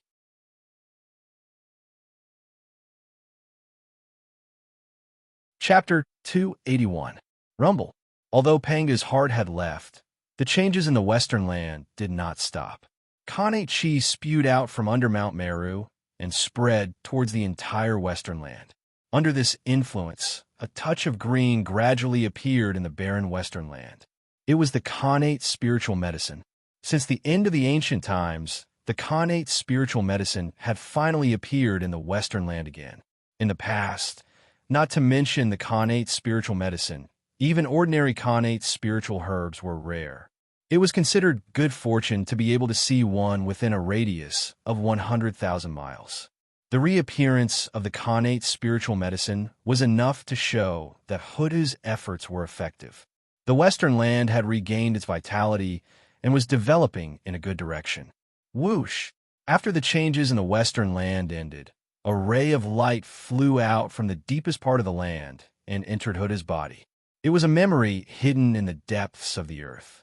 It recorded the changes of time, the evolution of the earth, and endless creation. Moreover, it also recorded the purpose of Hutu's visit, the map of the Western land of the primordial world. This also made Hutu heave a sigh of relief. In order to repair the Western land, she had almost exhausted the power of Panga's heart. If she had not obtained the map of the Western land, even if she was an ancestral wizard, she would not be able to explain herself when she returned to the wizard tribe. One must know that Panga's heart did not belong to her alone, but to the entire wizard tribe. She did not discuss with the other ancestral wizards and used the power of Pangu's heart to repair the Western land without authorization. This was obviously a little overboard. Even if the other ancestral wizards did not say anything, they would still be dissatisfied in their hearts, and it would affect the unity of the wizard tribe. The unity of the 12 ancestral wizards was the foundation of the wizard tribe's domination of the primordial world. If their hearts were scattered, the wizard tribe was not far from extinction. Since her purpose of coming here had been achieved, the resentment in the hearts of her brothers and sisters should be reduced a lot. Just as Hutu was thinking about this, a change occurred in the sky again. A bright golden light appeared. It was boundless and covered the sky, illuminating the western land with a golden color. Even in the void, countless lotus flowers appeared, swaying and emitting a fragrance. The heaven and earth Marichi had arrived. The western land was revitalized, making the primordial world more perfect. This was a great merit. The endless creatures of the West benefited from this, opening up their Tao paths. This was a great virtue. Just like that, the heavens and earth immediately reacted and sent down boundless merit as a reward. This merit was even more than the merit that Feng Zichen obtained when he established the Khanate Sordao and the three pure ones established the three sects. It was second only to the creation of humans by Nuwa. It was really rare in the primordial world. The merit split into two in the air. 80% flew to Hoodoo, while 20% flew to the shamans and fused with their providence. Logically speaking, this 20% merit should have landed in Panga's heart. Unfortunately, Panga's heart was too extraordinary. If he did not take the initiative to appear, the heavenly Tao could not find any traces of him. He could only give a merit that belonged to him to the destiny of the Magi. However, it was almost the same anyway. Panga's heart did not need merit, because it was useless to him. In this world, there were not many treasures that could be of use to Pangu. If even the great Tao merit points couldn't do it, then the heaven and earth merit points wouldn't do either. If the merit of the great Tao was useful, the 3 pure ones, the 12 ancestral Magi, and the primordial world would not exist. Go! Looking at the merit flying towards her, Hutu waved her jade-like arm and split it into two. One part of it fused into the destiny of the Magi, and the other part fused into the Western Land. Immediately, the Western Land changed again. It rumbled and trembled. Earth veins recovered, and earth chi spewed out like dragons and tigers. The density of Khanate chi increased greatly. In fact, there was already vitality surging in the place where the earth veins gathered. Clearly, Khanate life forms were being nurtured. Nurturing life was the foundation of the earth. The Western Land was nurturing Khanate life forms again. This meant that it was becoming more stable.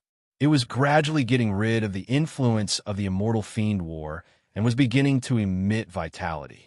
In the unknown land of the primordial world, where the destiny of the Magi was, it was pitch black as far as the eye could see. That was negative karma. It was boundless and could not be seen. It covered up the destiny of the Magi and could not be seen at all. This meant that the luck of the Magi was over. If nothing went wrong, the Magi would not be far from complete decline. However, at this moment, something unexpected happened. 2 merit points descended from the sky and forcefully opened a gap in the boundless negative karma, revealing the destiny of the Magi. This meant that the Magi had a chance of survival. A change had happened. This was something that had never happened in history. According to the original trajectory of history, Hutu, like most Khanate god-fiends, would not come to the barren West, let alone repair the Western Land. Now, for the sake of the primordial world, not only did Hutu come, but she also revived the Western Land, causing everything to change. Feng Zichen changed history once again. The situation in the primordial world became more and more incomprehensible. Goddess Hutu is merciful and boundless. At that moment, all the living beings in the West prostrated on the ground and chanted the name of Goddess Hutu, praising her benevolence and greatness. These praises came from the bottom of their hearts. It could be said that in the hearts of all the living beings in the West, Hutu's status had already surpassed that of Zhuanti. After all, no matter how good Zhuanti was, he could not benefit every living being in the West. However, Hutu had done it. Even the 2 saints, Zhuanti and Zhuanti, bowed slightly to show their respect. Previously, the 2 of them had suspected that Hutu had some ulterior motive. However, after seeing Hutu put merit into the Western Land, they completely dispelled their doubts. They understood that Hutu was truly selfless. How enormous would that amount of merit be? Zhuanti and Zhuanti believed that it could immediately make someone become a primordial chaos Daluo Jinxian. However, Hutu did not even hesitate to send such merit out. Zhuanti's eyebrows twitched when he saw that. It was also this scene that made them understand that Hutu was a truly merciful person. Just like Pangu, she had great love for the primordial world. At that moment, their hearts were filled with respect for Hutu. That was the character that a saint should have. They were far inferior. It was really shameful for a saint. One had to know that the current Hutu was very different from the Hutu in the legends of history. In the past, merit was useless to the Magi, so they could give it up. However, ever since Feng Zichen passed down the Tao of God-fiends, the Magi had been cultivating their true spirits day and night. They could already use their true spirits to absorb merit. Merit was no longer something dispensable to the Magi. It was extremely important. It was a treasure that could increase one's cultivation level. However, even so, Huda still did not hesitate to give up her merit. How? How could this not be admirable? This kind of person who had great love in his heart. The word great compassion was created for him.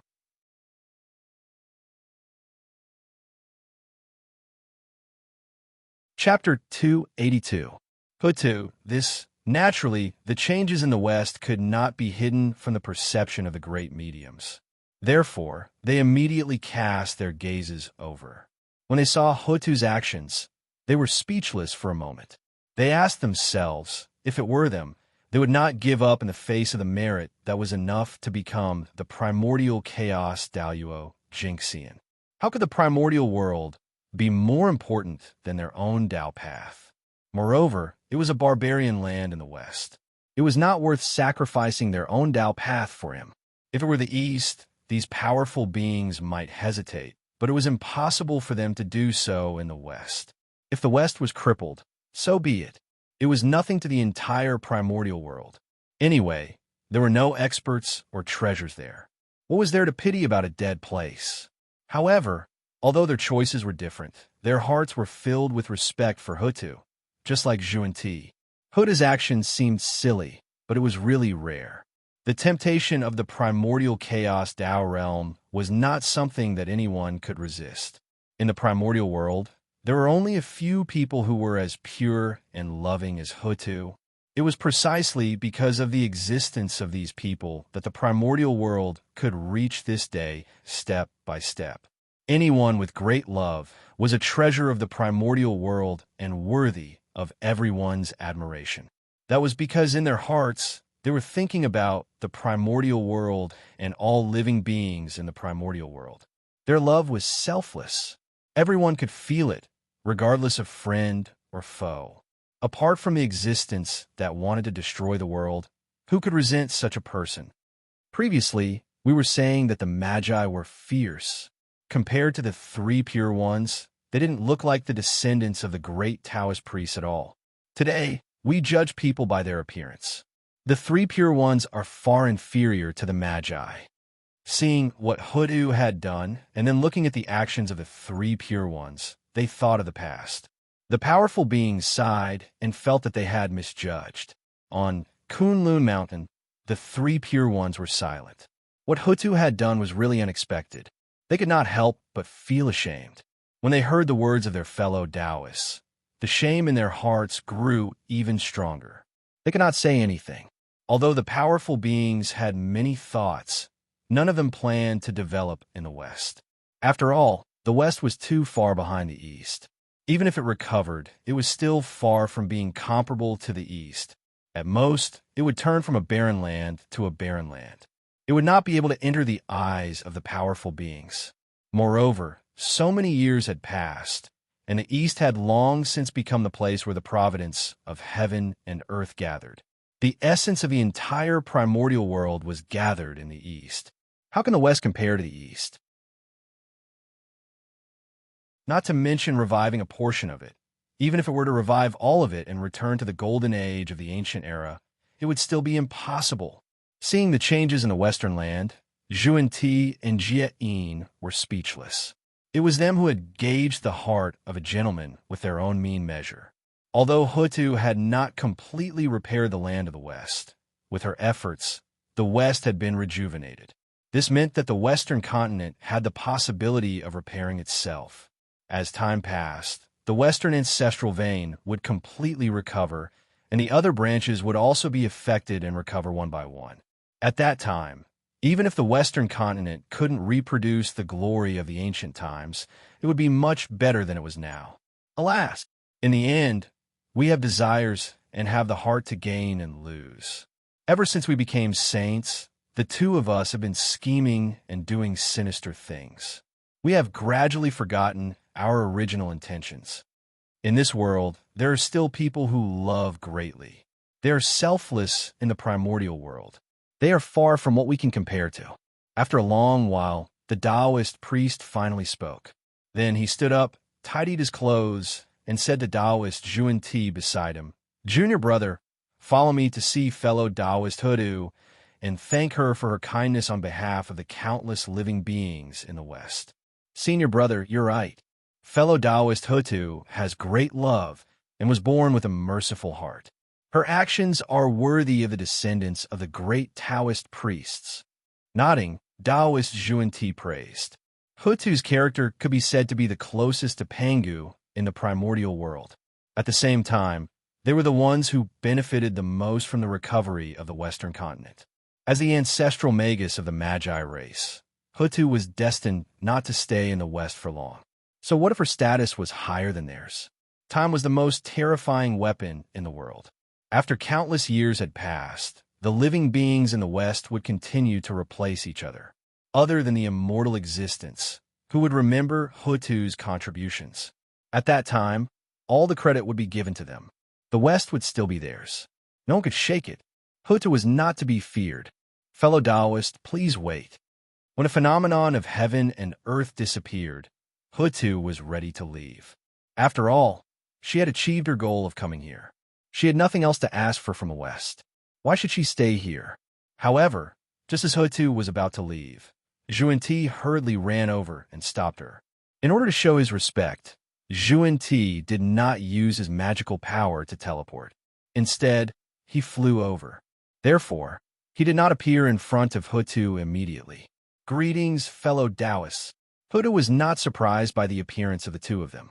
No matter what, the Western continent was their territory. It would be strange if they did not come to take a look after she had caused such a big commotion here. "Juan Ti, thank you for your great kindness, fellow Taoist." Juan Ti came in front of Hutu and did not say anything. He first bowed to Hutu 3 times. The first bow was for themselves. They thanked Hutu for repairing the Western continent. The second bow was for the Western continent.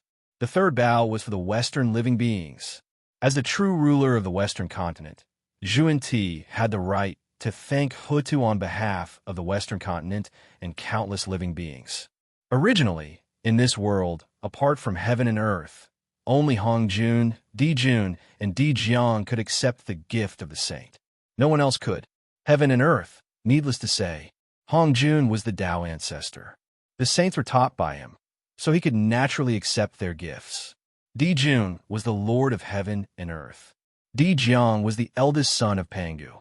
The two of them had noble statuses and were not inferior to the saints. Of course, they could accept their gifts. But today, because Hutu had repaired the Western continent, she was blessed by the will of the earth, and her status was constantly rising. She could accept this gift. Fellow Taoists, is there anything else? If there's nothing else, Hutu will leave first. The Witch Clan still has important matters for me to deal with. Hutu calmly accepted the gift of the two saints and asked. After helping Juan Ti so much, of course, Hutu was calm. Since fellow Taoist still has important matters to attend to, Poor Wei will not keep you. When we have time in the future, Poor Wei and Dijiang will definitely visit you in person to thank you for your kindness today. Juan Ti bowed again and said.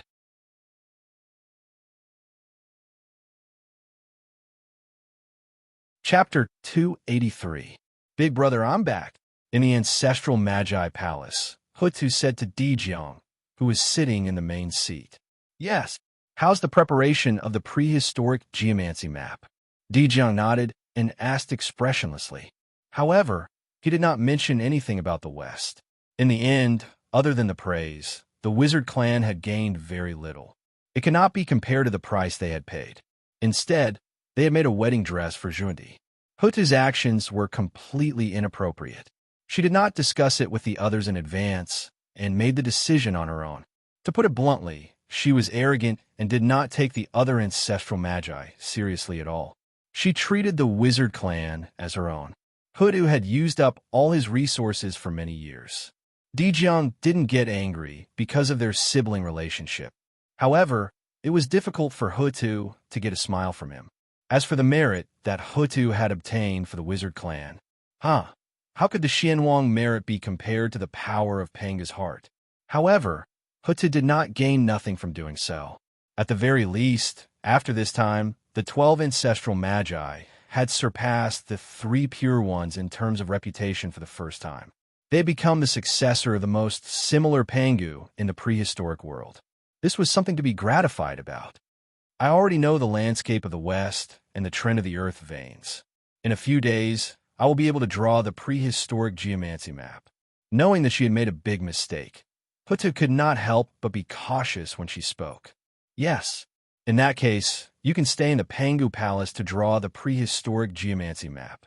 Try to refine it as soon as possible and add a great foundation for the wizard clan. Dijiang nodded and continued to speak expressionlessly.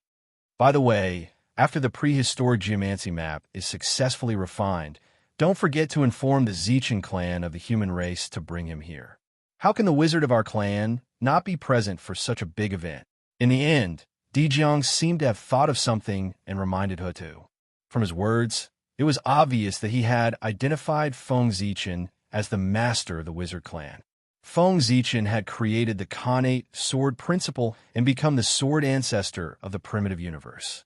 His achievement had undoubtedly improved Dijiang's impression of him. This also prompted Dijiang to make up his mind to give him the position of the wizard tribe's teacher. Of course, the position of Magus originally belonged to Feng Zichan. However, that was after the rise of the celestial and demonic Tao. Dijiang's decision was only to save the process and send the result to Feng Zichan in advance so that he could assume the position of wizard. Yes, big brother, I will definitely hurry up and refine the prehistoric geomancy map. As for the Zichan clan, I'll send Xing Tian to the human race to invite him. Dijiang's words were reasonable, and Hutu had no objections. Xing Tian is here.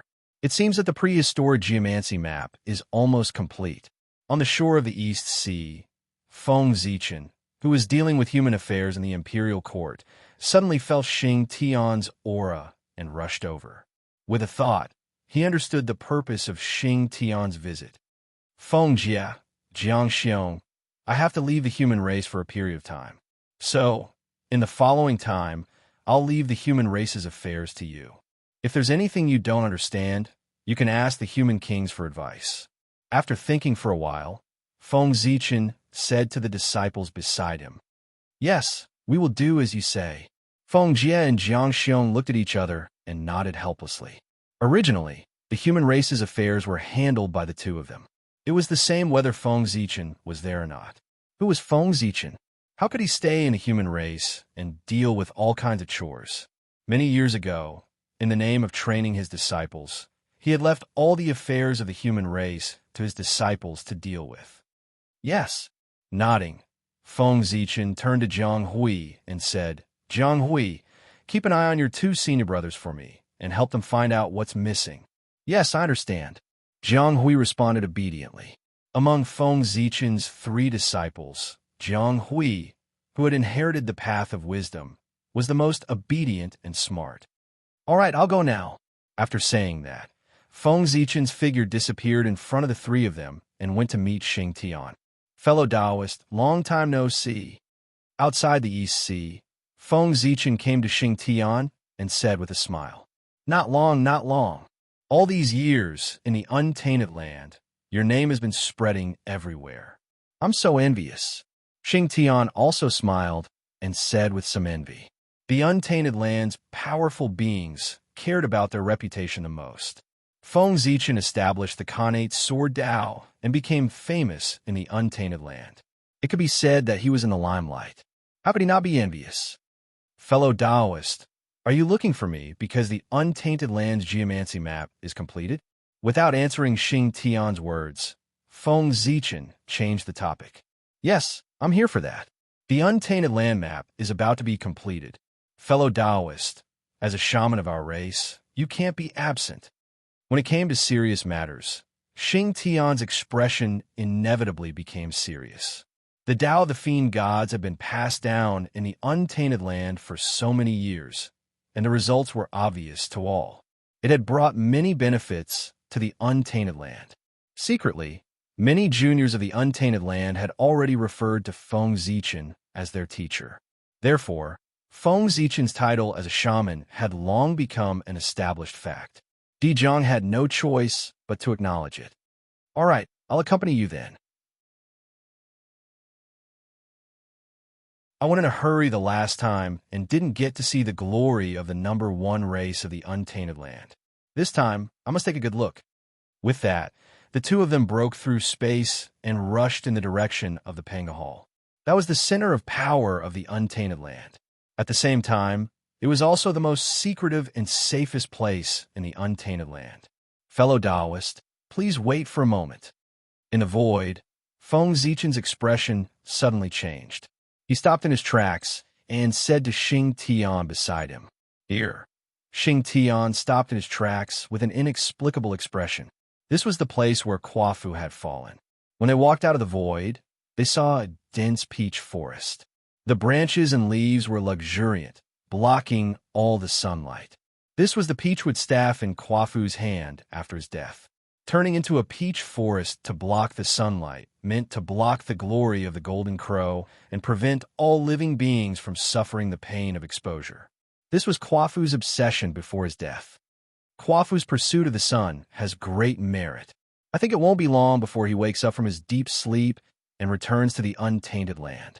After a moment of silence, Feng Zichen said, Daluo Jingxian was immortal. Every time he fell, it was a deep sleep, and he would wake up one day. Moreover, Quafu had fallen in order to protect the untainted land. The way of heaven would not let him sleep forever. In this world, there had never been a real fall of Daluo Jingxian. Even a sage could not do it. Alas, Quafu's origin has been destroyed. Even if he returns, I don't know how long it will take for him to recover to his peak state. Xing Tian sighed and said worriedly,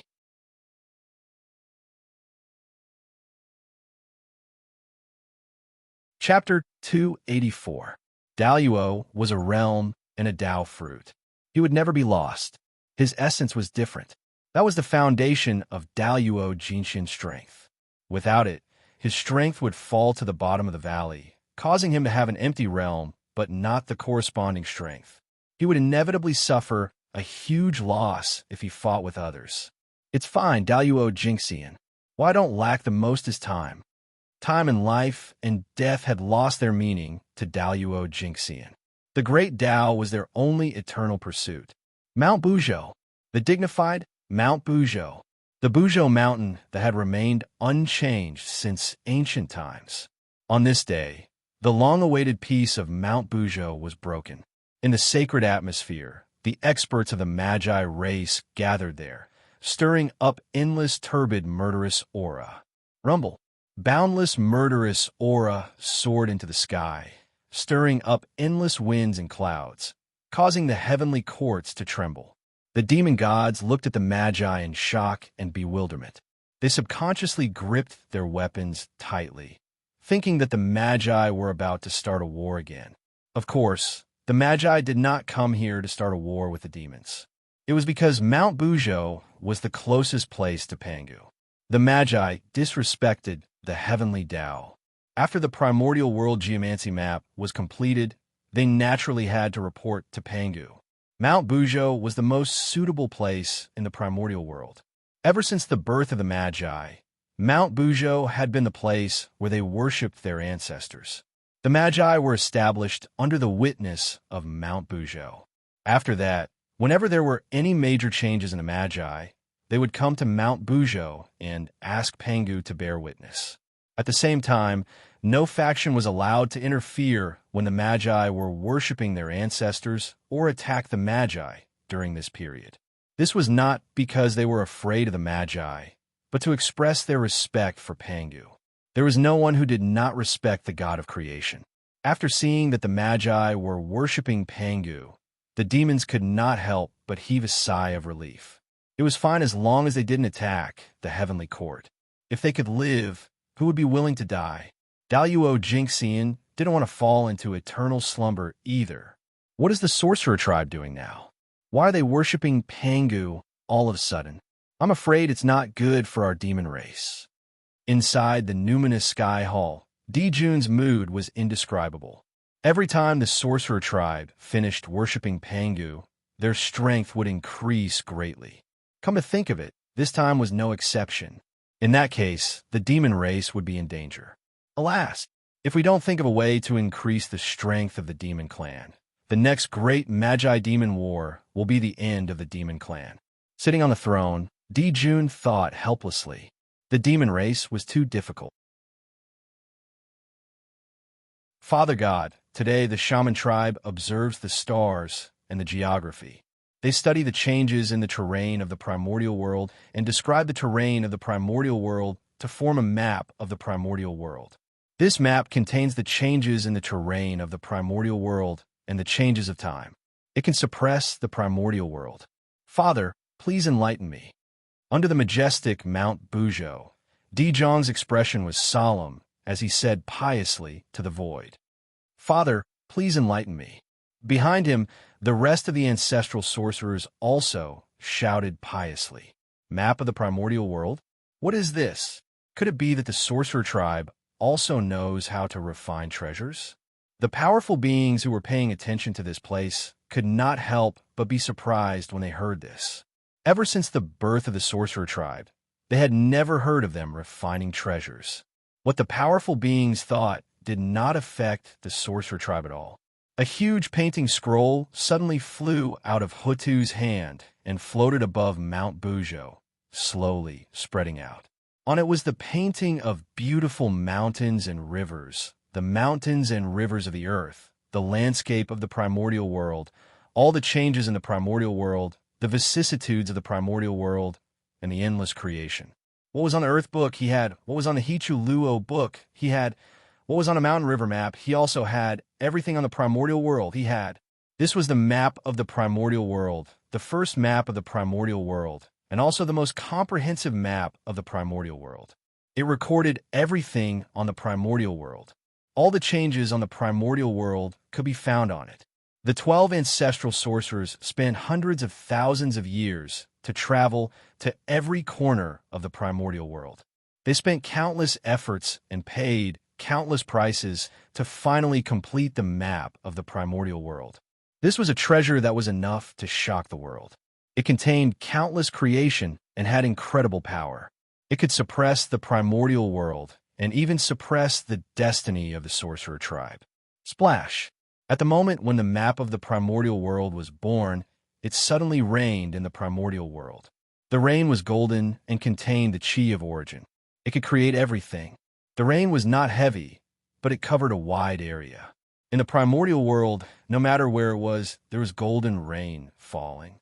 Mount Bujo, the heavenly court, Kunlun Mountain, the boundless sea of blood, there was golden rain falling. Even the Taoist temples of the powerful beings were no exception. At the same time when the golden rain fell, spiritual springs suddenly gushed out from the ground, emitting amazing spiritual chi. Around the spiritual springs, golden lotuses were born. They swayed and had an intoxicating fragrance.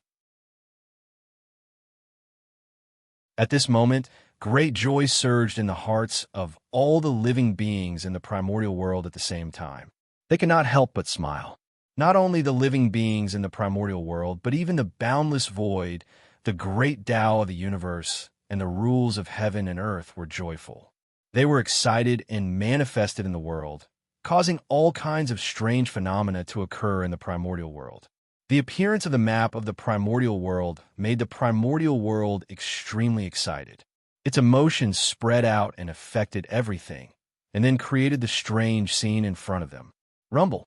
In the heavens and earth, a supreme power suddenly spread out.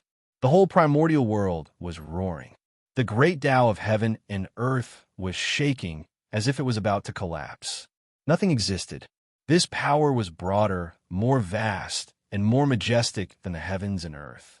In front of it, the heavenly Tao was extremely small and not worth mentioning.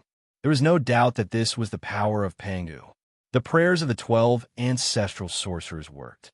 Pangu's power descended. The vast power completely enveloped the map of the primordial world, constantly changing its essence and making it change in the most perfect direction.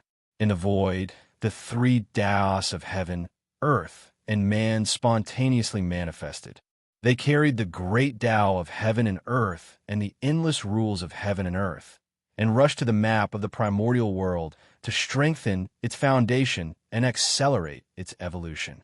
Pangu, the father of the primordial world, his will was the will of heaven and earth. The direction of his power was the direction of the power of heaven and earth. If he wanted to refine the map of the primordial world, the power of heaven and earth would naturally follow. With the help of all kinds of great powers, the map of the primordial world underwent earth-shattering changes. The beautiful mountains, rivers, and endless terrains on it gradually came to life. They rose and fell continuously, interweaving with an inexplicable power.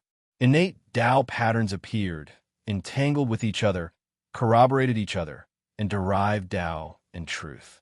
They were branded on the map of the primordial world, like the great Tao. One could see that the chaotic chi on the map of the primordial world was transforming into innate spiritual chi. It gave birth to bright spiritual light and derived endless innate rules. It was so bright that people could not open their eyes.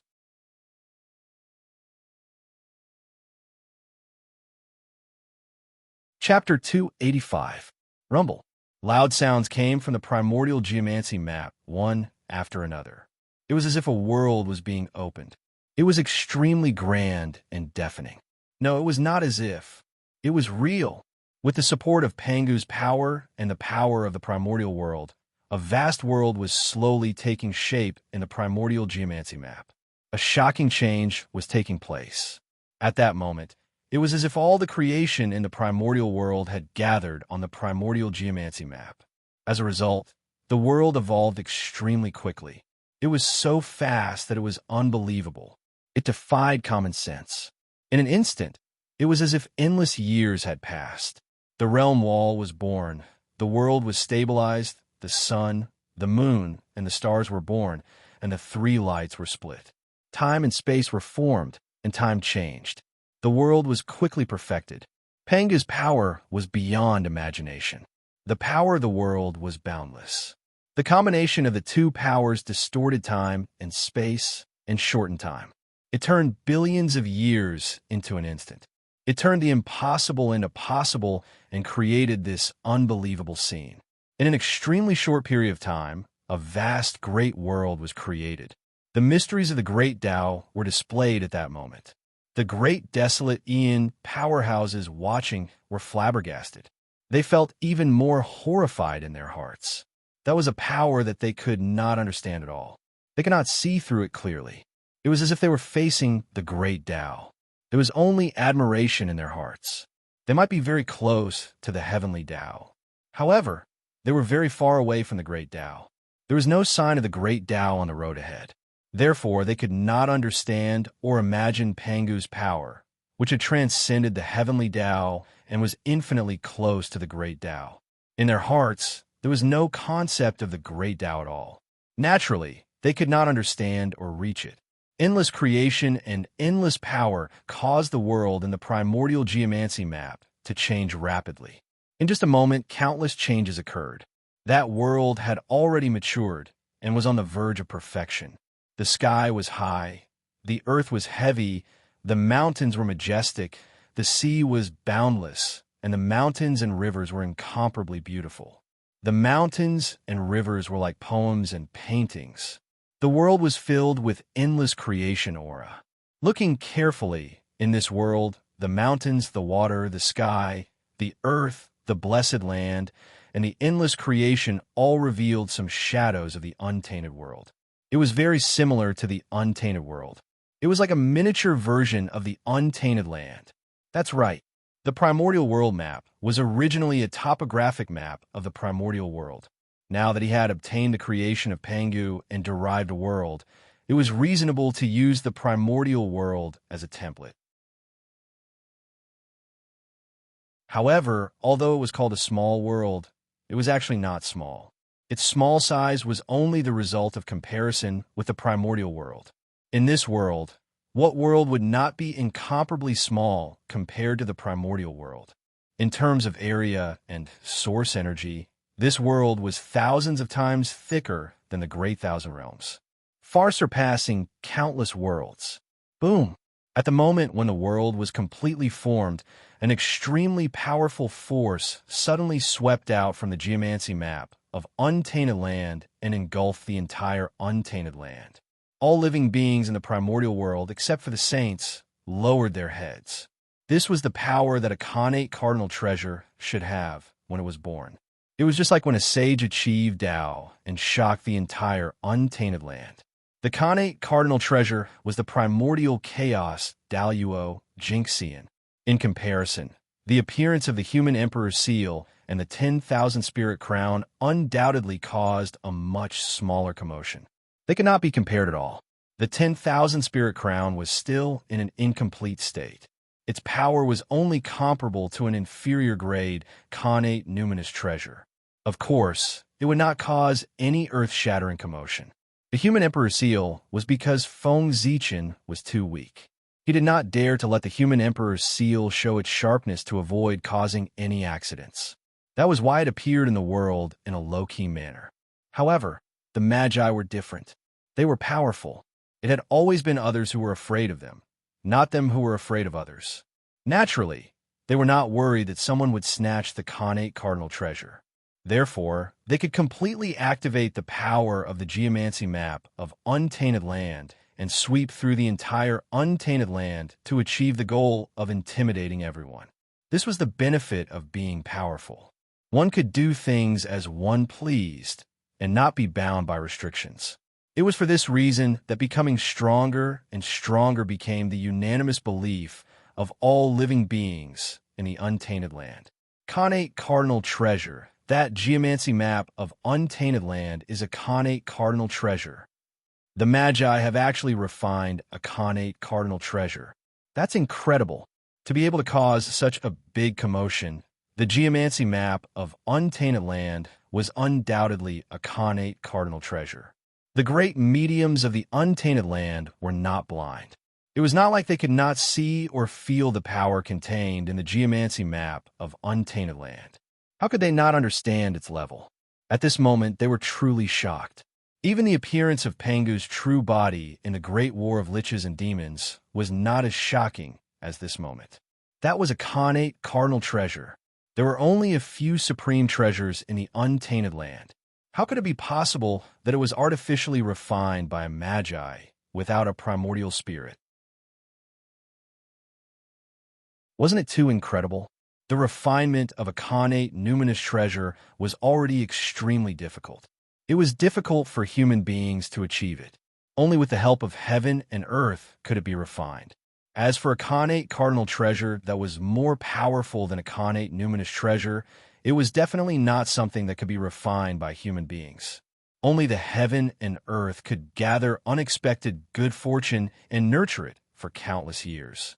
But now, in just a few days, a man-made Khanate cardinal treasure was born just like that.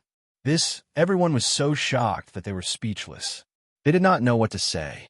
In fact, it was not surprising that the geomancy map of untainted land could become a Khanate cardinal treasure.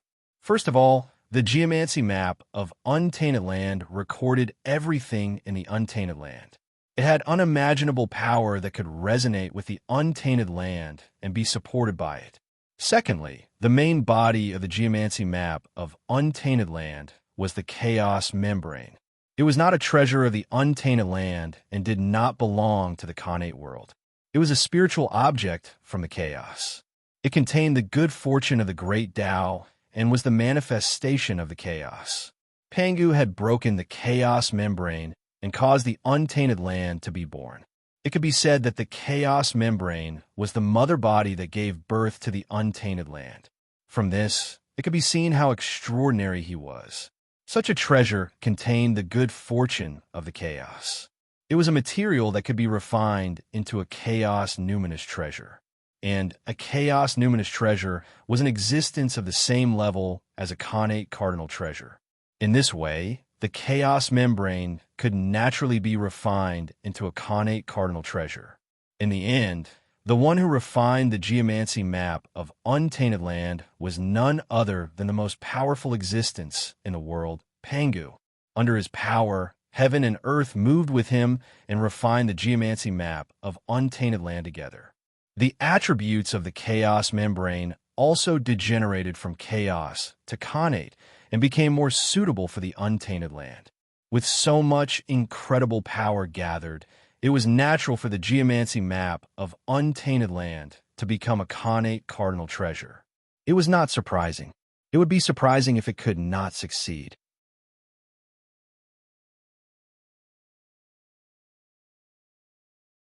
Chapter 286. The great mystical abilities of the primordial world did not understand the twists and turns. They thought that it was a connate cardinal treasure refined by the Magi and naturally fell into shock. The heavens have really changed. This time, the only advantage of the demon race is completely gone. The demon race is finished. After regaining their senses, the first reaction of the great mystical abilities was that the demon race was finished.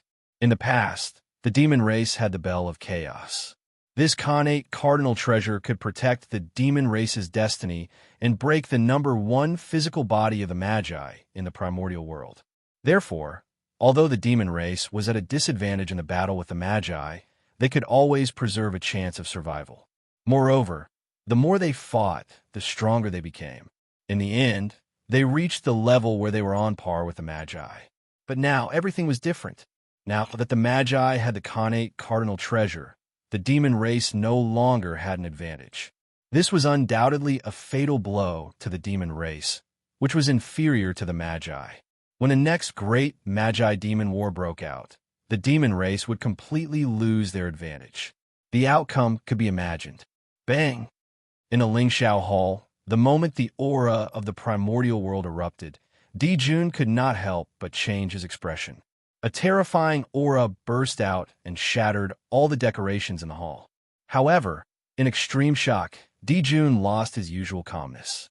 For a moment, he could not control his strength, causing his aura to leak out, causing the Lingxiao hall to be in a mess. The Magi, looking at the primordial world geomancy map, Dijun gritted his teeth and spat out two words. The moment these two words left his mouth, boundless hatred and monstrous killing intent erupted from Dijun's body. The hatred of blocking the Tao. This was the greatest hatred of the primordial world. Dijun and the Magi had formed a feud for blocking the Tao. Those who block my path to the Tao are worse than those who kill me. Compared to this hatred, the hatred that the Magi and the demon race had developed over the years was not worth mentioning. After unifying the primordial world, Dijun would be able to perfect the heavenly Emperor Karma rank and become a saint on the spot. As for the sorcerer tribe, they were the stones that stood in his way, blocking him firmly in front of the door of Tao. This hatred could only be resolved when Dijun became a saint or when the Wu tribe was destroyed. Now, with the geomancy map of the primordial world, the strength of the wizard tribe had increased greatly. The hope of Dijun becoming a saint was even slimmer. Even the demon race was in danger of being wiped out. You forced me to do this. Clenching his fists, Dijun made up his mind.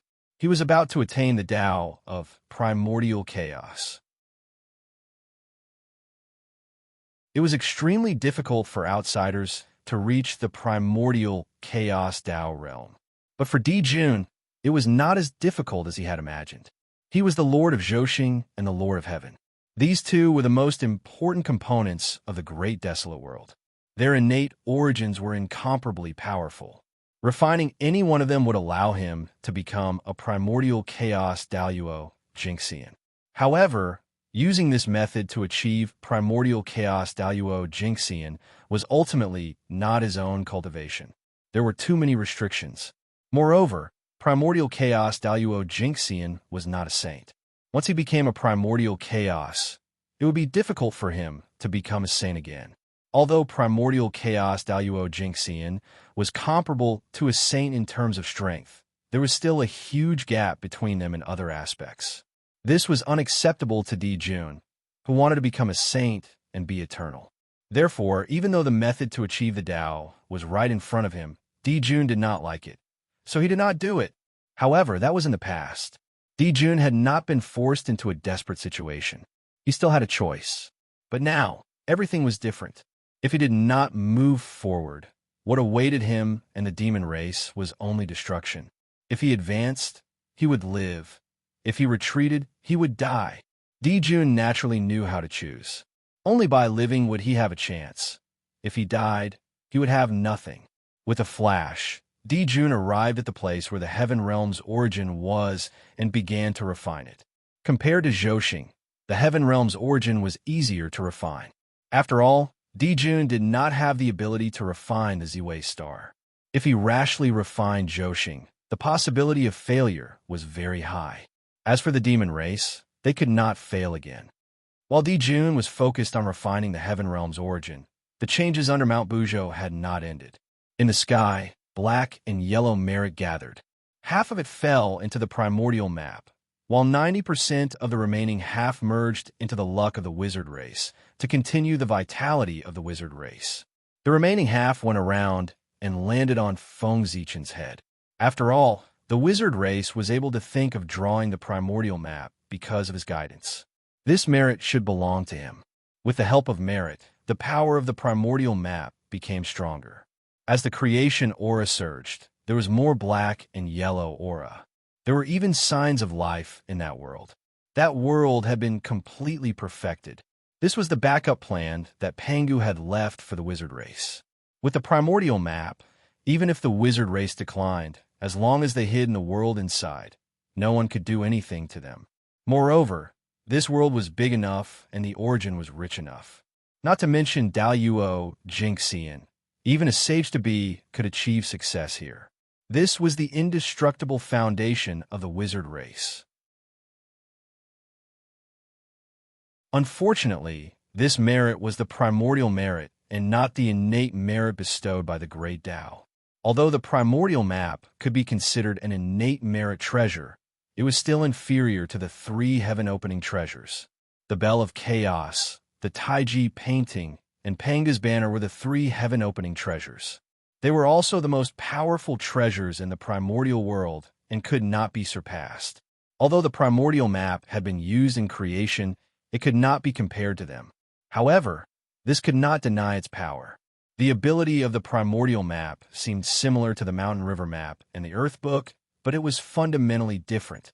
The world in the Mountain River map was a major kiliocosm, but the world contained in the primordial map was thousands of times larger. The Earth Book recorded the terrain of the primordial world, while the primordial map recorded everything in the primordial world.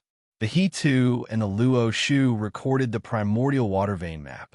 The primordial map also had it, and it was more complete than it. The primordial map gathered the advantages of several powerful connate numinous treasures. One could imagine its power. This was a true treasure of the earth. The Bell of Chaos was a treasure of the heavens. It suppressed Zhoxing, the universe, and endless space-time. The primordial map was a treasure of the earth. It suppressed the boundless earth, carried countless living beings, and had endless creation. The 10,000 Spirit Crown was a treasure of humans. It suppressed all living beings and contained the power of all spirits. It had endless power. These 3 treasures represented the 3 Taos of heaven, earth, and man. They had great luck and power. If they appeared together, the primordial world would definitely undergo unimaginable changes and benefit the world greatly. Unfortunately, because Feng Zichen's ability was insufficient, the 10,000 Spirit Crown was in an incomplete state and could not completely appear in the world to resonate with the other 2 treasures. Therefore, the 3 Taos of heaven, earth, and man did not move. He had really missed out on a great opportunity.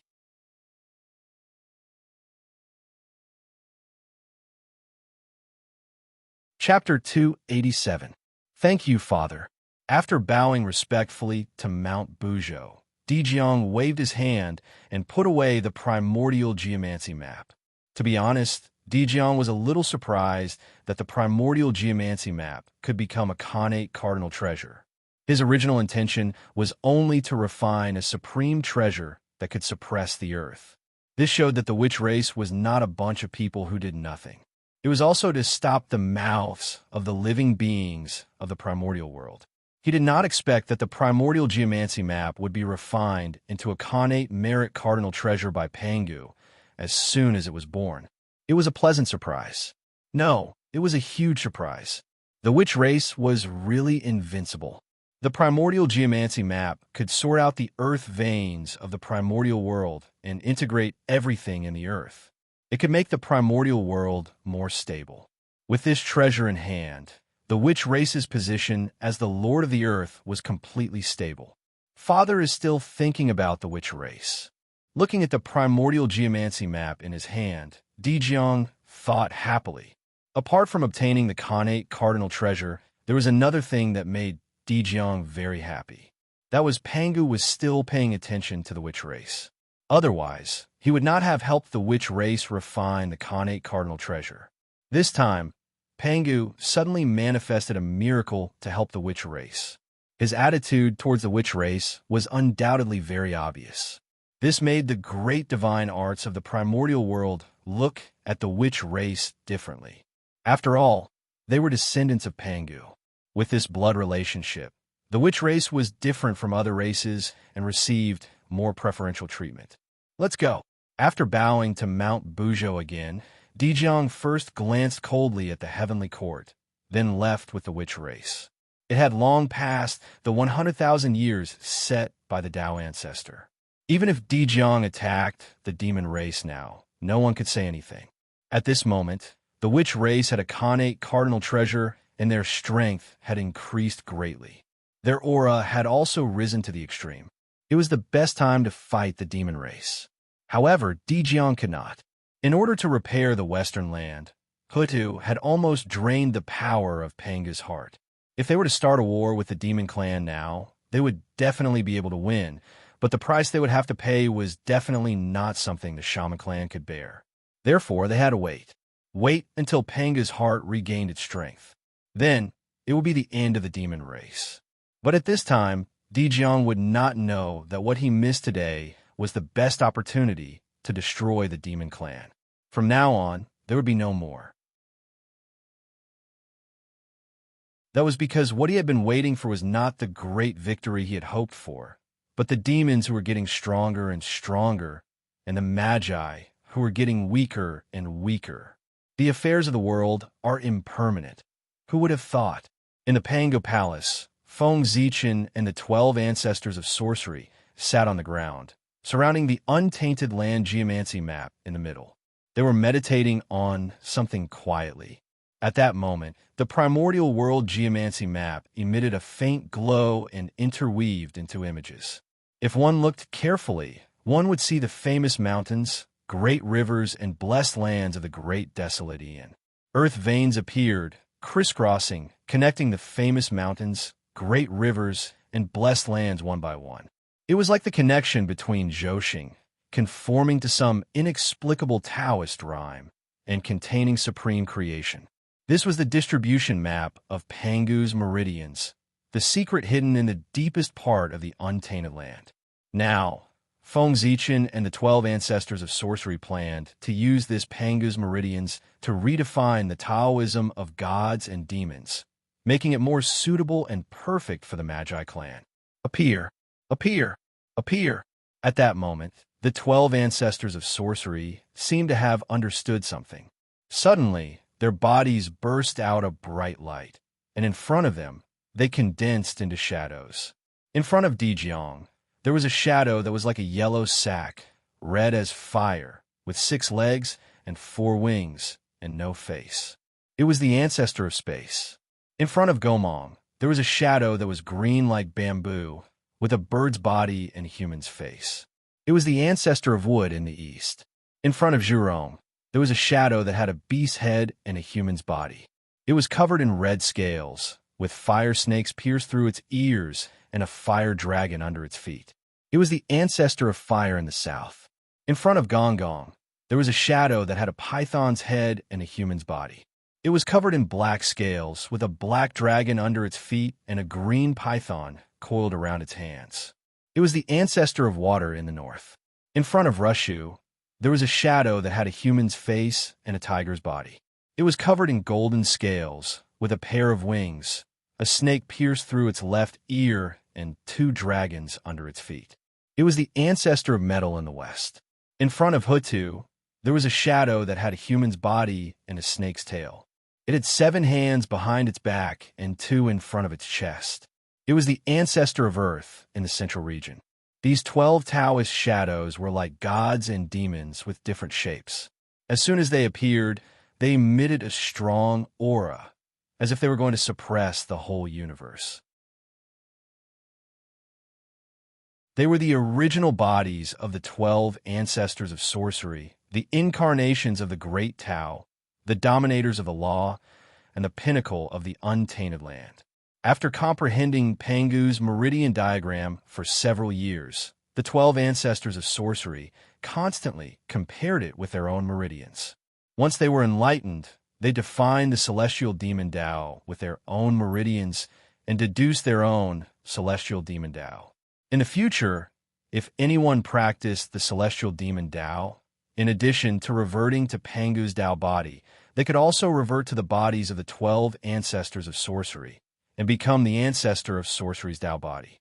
This was undoubtedly a great thing for the cultivators who practiced the celestial demon Tao, as it gave them more choices. It was also a great thing for the celestial demon Tao, as it made it more perfect. Dang! At that moment, in the depths of Feng Zichen's mind, where the 12 ancestors of sorcery could not notice, the Hongmeng Daozhong trembled and let out a melodious bell sound. In an instant, endless Tao enlightenment burst out and poured into Feng Zichen's heart, causing his eyes to suddenly turn purple, noble and mysterious. Everything was different. At that moment, Feng Zichen seemed to have achieved Tao, and the world was completely different in his eyes. What he saw before him was endless connate Tao patterns. Everything was made up of Tao patterns, and in the simplest way, it explained the most fundamental secrets of Tao. The Tao shadows in front of the 12 ancestors of sorcery were constantly decomposing in Feng Zichen's eyes, turning into the most basic runes and gradually overlapping with Pangu's meridian diagram, tracing back to the origin. The 12 ancestors of sorcery were born in Pangu, and now they returned to Pangu. It was tracing back to the origin. After so many years, the Hongmeng Daozhong reappeared with its supreme divine power, helping Feng Zichen to enter the Tao fusing realm and understanding the evolution of Pangu's meridian diagram. Pangu was the most powerful existence in the world, and everything about him was mysterious and unknown. His Tao was even more obscure and difficult to understand. Even connate godfiends would find it difficult to understand.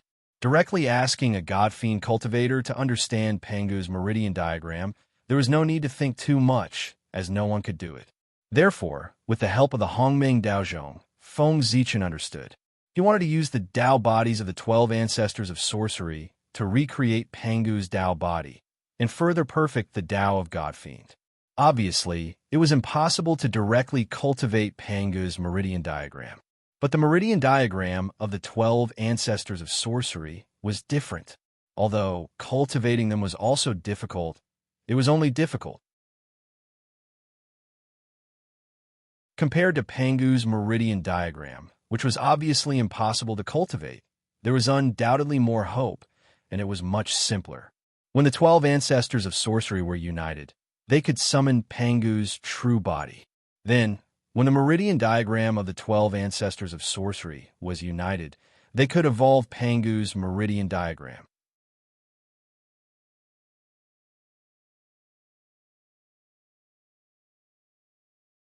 Chapter 288. Feng Zichen's goal was to let his descendants cultivate the wizard incarnation technique, and then use the wizard incarnation body to reverse Pangu's Tao body. This method was undoubtedly much simpler than directly reverting to the Pangu Tao body, and it was also much more feasible. Feng Zichen could directly reverse into Pangu's Tao body. That was a coincidence. It was the result of endless creation. It was unique in the primordial world. No one else could replicate it. Now, this method was more widespread and could let people see the hope of attaining the Tao. In the untainted land, there were tens of thousands of cultivation methods. However, there were only a few that could attract people like a flock of ducks. Why? This was because there were only a few things that could allow a person to attain Tao. The celestial Tao of the Xian sect, the sacred Tao of the Devil sect. Only cultivation methods that could allow one to attain the Tao could be called the Tao. The rest could only be called methods and were not of much use. As an unorthodox disciple, he did not belong to the orthodox sect. Now, the Tao of gods and devils created by Feng Zichen had the possibility of achieving the Tao. It was already considered a supreme great Tao. As the era changed, it was not impossible to gather unparalleled luck and replace the celestial Tao of the celestial sect, becoming the mainstream of a certain era. There were no eternal protagonists in the world, and it was impossible for the celestial way of the celestial sect to prosper forever. Later on, Buddhism flourished first, followed by the rise of the Devil sect. This was already proven. Times changed, the situation rose and fell, and it was boundlessly magnificent. There were boundless opportunities, and whoever was able to grasp them could possibly become the tide of the era. The Tao of fiend gods might have a chance to replace the Tao of immortals. Now, what Feng Zichen needed to do was to create the conversion method and turn this possibility into reality. In the blink of an eye, another few hundred years had passed. Appear. On this day, Feng Zichen's eyes suddenly turned cold, and a majestic and holy aura gushed out of his body, forcing the 12 ancestral sorcerers' shadows back into their bodies. Then, an indescribable Tao shadow appeared behind Feng Zichen. It stepped forward and stood right above the primordial world map, as if it was indomitable. This was Pangu's Tao shadow. With the help of Hongmeng Daozhong, Feng Zichen succeeded, further perfecting the Tao of gods and demons, turning the possibility into reality. The Tao of fiend gods had truly become a supreme great Tao. Just like the celestial path of the celestial path of the celestial path of the demonic path, they all had their own ways to attain the Tao. Later generations could see the hope of attaining the Tao.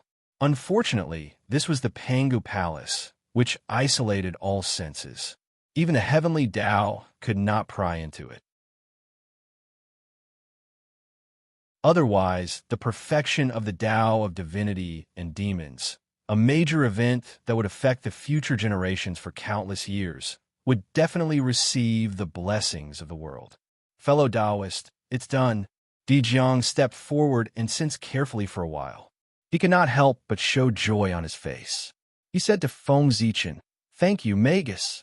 The sorcerer tribe will never forget the sorcerer's contribution today." While speaking, Di Jiang even changed the way he addressed him. He did not even call him fellow Taoist, but Magus. It was not Di Jiang's fault for being snobbish. The perfected Tao of gods and demons had completely made up for the shortcomings of the sorcerer tribe. To the sorcerer tribe, it was too important, no less than a new life. Even if he were to exchange the primordial geomancy map for it, Di Jiang would still agree after hesitating for a while. The true spirit was even stronger than the essence soul. The true spirit could do what the essence soul could not. The true spirit could do what the essence soul could do, and it could not do it well. Apart from the fatal flaw of affecting one's Tao path after being damaged and not being easy to repair, there were almost no flaws. The Tao of gods and demons was simply tailor-made for the sorcerer tribe. His appearance was enough to increase the strength of the sorcerer tribe several times.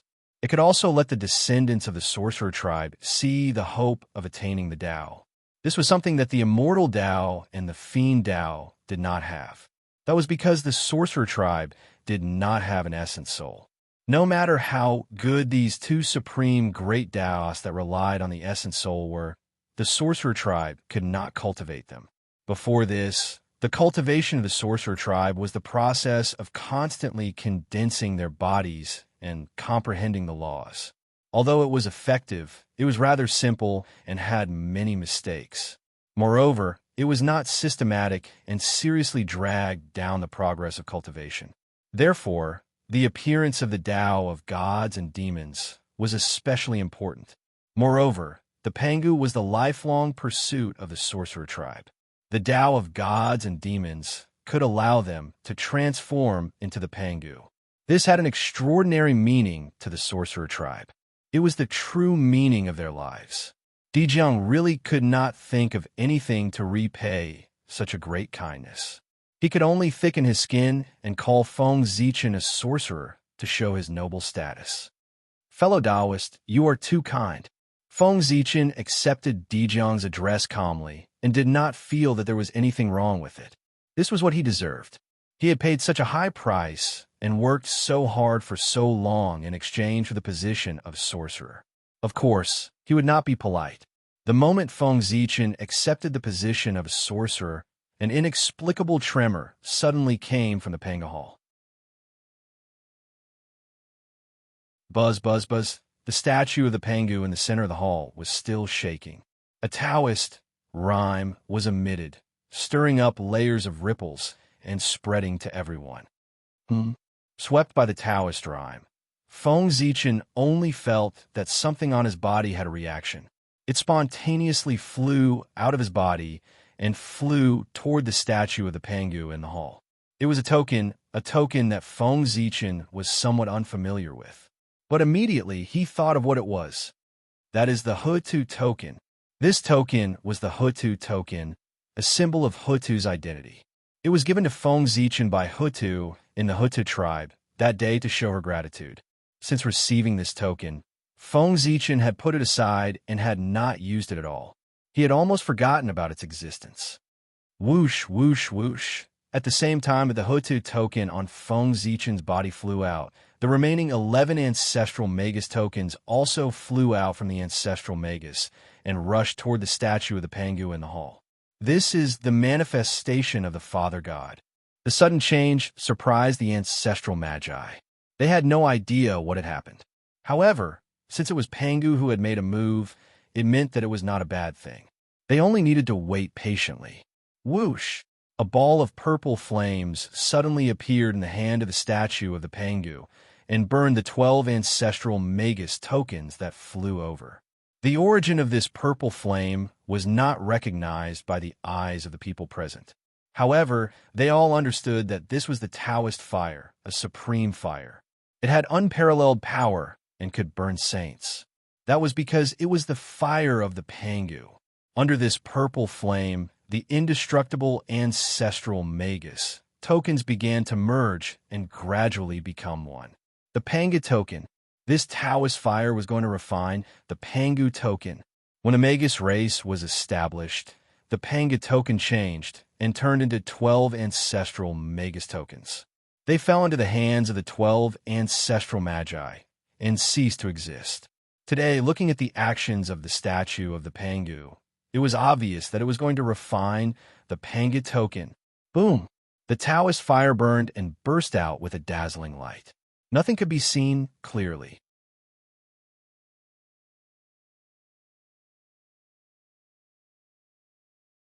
Chapter 289.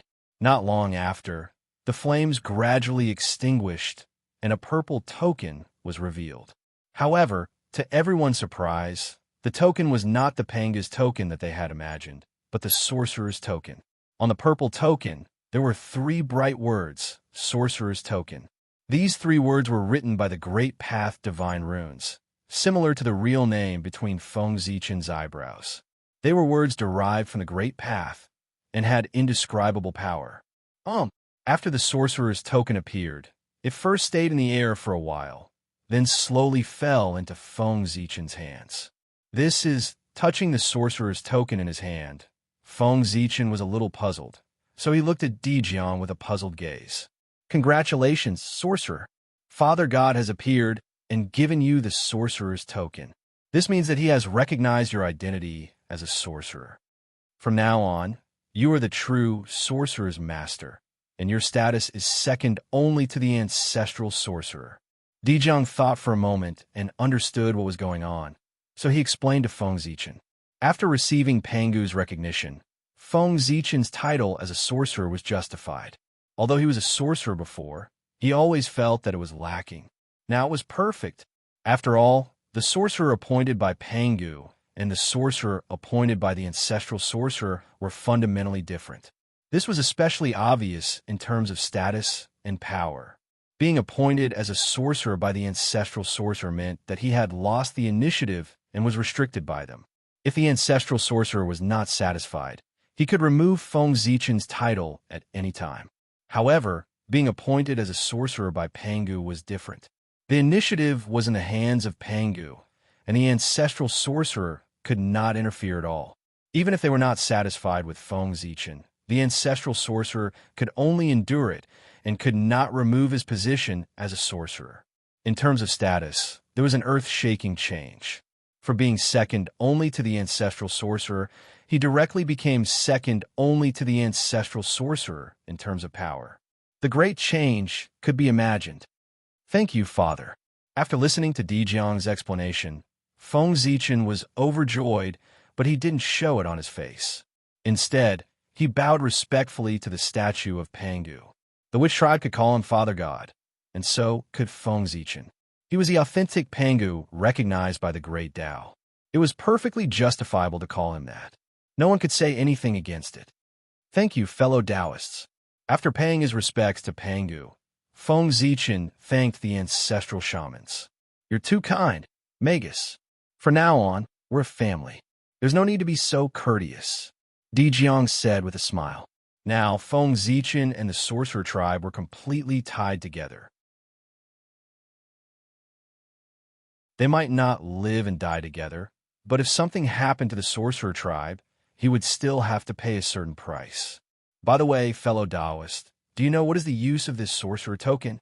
After a while, Feng Zichen asked Dijiang. He had held the sorcerer token for a while, but other than Pangu's body tempering method, he didn't find any other abilities. I don't know much about the function of this Pangu token. I only know that this token is incomparably hard. In the primordial world, almost nothing can break it. Moreover, the inheritance of Father God is recorded on the token. Just this point alone can make it comparable to a connate cardinal treasure. We don't know about the rest. Fellow Taoist, you can figure out yourself. After pondering for a while, Dijiang replied. He really didn't understand the function of the Pangu token. Before the birth of the ancestral shaman, this token had been lying in the Pangu Hall. It had never shown the slightest bit of magic. If it wasn't for the inheritance of Pangu recorded on it, the ancestral shamans would really think that it was an ordinary item. By the way, with the Pangu token, you can freely enter and exit the Pangu Hall. No matter where you are, as long as you have the Pangu token in your hand, you can return to the Pangu Hall with a thought. Dijiang added as if he had thought of something. This function was undoubtedly discovered by the ancestral shaman. It could ignore all space-time and distance and directly appear in the Pangu Hall. It was the #1 life-saving skill in the primordial world. The Pangu Hall was the safest place in the primordial world. No one could fight when they returned here. Even the ancestral shaman doesn't know. Dijiang's answer disappointed Feng Zichen. However, this was nothing. If Dijiang didn't know, he could figure out himself. The Pangu token was the symbol of Pangu's identity. Feng Zichen believed that he was not as simple as he appeared to be. Fellow Taoists, the matter of the sorcerer tribe is over. I should go back. When I have time in the future, I will come to the sorcerer tribe to take a look. I will take my leave today. After chatting with the ancestral shaman for a while, Feng Zichen suddenly said, there were still a lot of things waiting for him to deal with in the human race. Boom! Not long after leaving the sorcerer tribe, the 10,000 spirit crown on Feng Zichen's head suddenly burst into a bright light, and his aura rose layer by layer. In the blink of an eye, it had reached the level of a superior grade innate spirit treasure. Rays of light hung down. There were 72 colors. They were gorgeous and incomparably luxurious. They enveloped Feng Zichen, showing his noble appearance. Then dragons, phoenixes, cheilants, and other auspicious beasts appeared. There were a total of 81 of them. They were vivid and surrounded Feng Zichen as if they were protecting him. When the human emperor traveled, he was accompanied by the light of the Tao and all spirits to show his nobility. This is, looking at the 10,000 spirit crown, Feng Zichen was inexplicably surprised. He had not expected such a change. The Magi? However, when he saw the phantom of the Magi on the 10,000 spirit crown that had completely materialized and was not inferior to the human race, Feng Zichen understood what had happened. The Magi had submitted. When all spirits submitted, the 10,000 spirit crown would be perfect. On the 10,000 spirit crown, there were countless phantoms of all spirits. Every time one of them condensed, the level of the 10,000 spirit crown would increase. When all the phantoms condensed, it would be the moment he recovered to a connate cardinal treasure. How powerful was the Magi? One of them could rival 1,000 clans. The power brought by their submission was undoubtedly huge. It directly restored the 10,000 spirit crown to the level of superior grade connate spirit treasure. I didn't expect that preaching the Tao would have such benefits. No wonder those great mystical abilities in the future always like to go to the lower realm to preach the Tao. At this moment, Feng Zichen understood. He had found a way to quickly restore the 10,000 spirit crown. That was preaching the Tao. In this aspect, Feng Zichen had a huge advantage because he had the Tao of the God Fiend. As long as the Tao of the God Fiend flourished in the primordial world, all spirits would cultivate this Tao. Then, naturally, the power of all spirits would gather, causing the phantoms of all spirits to condense. The 10,000 spirit crown would also be restored to a connate cardinal treasure. Of course, conquering was not the only way to make all spirits submit. However, this method was the simplest and fastest. However, preaching the Tao could also make all races submit. This was something that Feng Zichen had never thought of before. This was probably the reason why those great mystical abilities in the future were keen on preaching the Tao. The power of all spirits had endless uses. It was beneficial to saints, let alone great mystical abilities.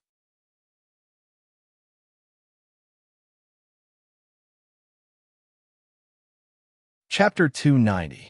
Feeling happy, Feng Zichen's whole body was filled with a kind of joyful mood. Even his hurried steps were a little lighter. Unfortunately, his joy did not last long. He was interrupted by a figure in front of him. It was a young man. He was handsome and unparalleled. His eyes were filled with arrogance. It was as if no one in the world was worthy of his attention. He was wearing a golden feather robe with a golden crow embroidered on it. It was shining brightly, and his body was filled with the majestic aura of an emperor. He was extremely noble. Tai. The moment he saw this person, the two words Tai naturally appeared in Feng Zichen's heart. The name Tai Yi had an extraordinary meaning in the primordial world. He represented the peak of the primordial world, the most noble of the gods. Only one person could be called that. Then the identity of the person in front of him was about to be revealed. Eastern Emperor Tai Yi. The person who came was actually Eastern Emperor Tai Yi. Tai Yi stood there quietly, motionless. There was no aura on his body, and he looked ordinary. However, in Feng Zichen's eyes, he seemed to have become the center of everything. Heaven and earth, the great path, the rules, and everything in the world were revolving around him. He was incomparably great and shocking. He was as dazzling as the sun, making it impossible to look directly at him. One could only look up. He was Tai Yi, the number one in the primordial world, sword ancestor, or a wizard. Just as Feng Zichen was shocked, Tai Yi spoke. His voice was not loud, but gave Feng Zichen a great sense of oppression. It was as if heaven and earth were pressing down on him at the same time, almost suffocating him. Tai Yi was here to settle the score. The reason why the wizard race's strength had increased greatly was discovered by the demon race. Was he here to kill him? Bang, bang, bang, bang, bang. At this moment, Feng Zichen's heart began to beat violently. The long-awaited crisis of death suddenly struck his heart, causing his forehead to be instantly covered in cold sweat. Danger. Extreme danger. This was the greatest danger Feng Zichen had encountered since his debut. If he was not careful, he would die. Touching the sorcerer token in his arms, Feng Zichen immediately wanted to activate it so that he could return to the Panga Hall and escape this crisis. But after thinking about it, he gave up. Even if they escaped back to Panga Palace, what could they do? Unless he could hide in the Pangu Palace for the rest of his life, he would have to face Tai sooner or later. But could he stay in the Panga Hall forever? Obviously, they couldn't. The human race was still waiting for him. As for asking for help, that was unrealistic. No one could protect him forever. If he wanted to live, he could only rely on himself. "What brings your Majesty Dongwang here?" Feng Zichen asked Tai after forcing himself to calm down. Feng Zichen did not believe that Tai would dare to kill him. He was now heavily favored by the heavens. If he killed him, there would be endless karma. Tai could bear this price, but the demons could not. If the demons, who were already weak, were to be tainted with this karma, they would have no hope of winning the next great war between the witches and demons. "You are very good." Tai did not answer Feng Zichen's question. Instead, he nodded and praised him. Tai's praise came from the bottom of his heart. Feng Zichen had reached this step with his acquired body. His experience could be said to be legendary. Outsiders could not help but admire him. "Don't worry, I'm not here to kill you today. I just want to see what the primordial sword ancestor, the wizard of the witch race, who has stirred up the primordial world, secretly plotted for the witch race, and caused a headache for the demon race, looks like. Although I really want to kill you, the current heavenly court cannot bear the price. Therefore, before you lose the favor of the heavens, you are extremely safe." As if he could see Feng Zichen's nervousness, Dongwang Tai said with a smile. He did not hide his intentions at all. His words showed that he wanted to kill Feng Zichen. It was just that he did not dare to make a move because he was concerned about the heavenly court. Phew! Hearing Tai's words, Feng Zichen could not help but heave a sigh of relief and relax. No matter what Tai's attitude was, as long as he was not here to kill him now. As for the future, Tai would not have a chance. At that time, it would be Feng Zichen's turn to dominate the primordial world. The power of the Dongwang today was the true portrayal of his future. At the same time, Feng Zichen felt relieved. It turned out that he had done so many things unknowingly. He could already affect the general trend of the primordial world. "Your Majesty, have you seen it? If there's nothing else, the poor Wei will take my leave first." Feng Zichen bowed to Tai and said. After returning to his normal state of mind, the arrogance that belonged to him came back. After this incident, he had become stronger. "Sigh, what a pity. Such a talent was not born in the demon race. What a pity." Tai shook his head and sighed. Feng Zichen had already used practical actions to prove his wisdom and talent to all living beings in the primordial world. It might be an exaggeration to say that he was the best in the primordial world, but there were still top 10. If Feng Zichen had been born in the demon race, the heavenly court would have long unified the primordial world. The Magi would not have been able to do anything. Unfortunately, such an earth-shaking figure was born in the human race. Fate was really playing tricks on people. Shallow water could not raise a true dragon. The human race was shallow water. They were not worthy of Feng Zichen, the true dragon. They would only drag him down and delay his development. The primordial world was the place where Feng Zichen could develop his ambitions. This was not Tai's personal opinion, but the unanimous opinion of all the great divine abilities of the primordial world. All right, since I'm here, it won't make sense if I don't leave something on you. I'll give you a chance to make 3 moves. As long as you can shake me, I'll let you go. Otherwise, you can go to the boundless void and wander for 1,000,000 years. Come, show me what you can do. Amaze me. After sighing for a while, Tai suddenly said. Not being able to kill Feng Zichen did not mean that he could not seal him. Tai controlled the Bell of Chaos and could suppress endless time and space. It was not difficult to seal Feng Zichen for a period of time. It could be done easily. However, Tai still had his own pride. He could not attack Feng Zichen with all his might, giving him a chance. As long as Feng Zichen could shake him in 3 moves, so what if he let him go? If he cannot shake him, then don't blame him. Then poor Wei, sorry to offend you. Taking a deep breath, Feng Zichen's face was solemn. Now, no one would come to help him. Tai had come here personally. How could he not shield the heavenly secrets? With Tai and the Bell of Chaos, even a saint would not be able to figure out what was going on here. Therefore, Feng Zichen could only rely on himself and the sword in his hand. Sword come. He clenched his right hand, and Zichen's sword appeared. Immediately, boundless sword intent swept in all directions. It was vast and mighty, shattering the surrounding void into pieces.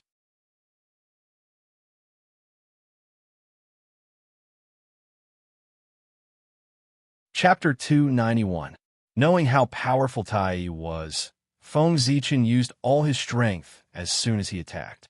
In the depths of his sea of consciousness, the human emperor's seal suddenly emitted a bright light. Vast and endless power poured out and poured into Feng Zichen's body, raising his strength to the realm of sage-to-be perfection in an instant. Merit! In Tai's eyes, a large amount of merit suddenly surged out of Feng Zichen's body, temporarily raising his strength to the realm of sage-to-be perfection. He had the ability to fight against him.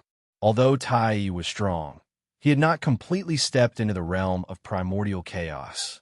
He had only taken half a step.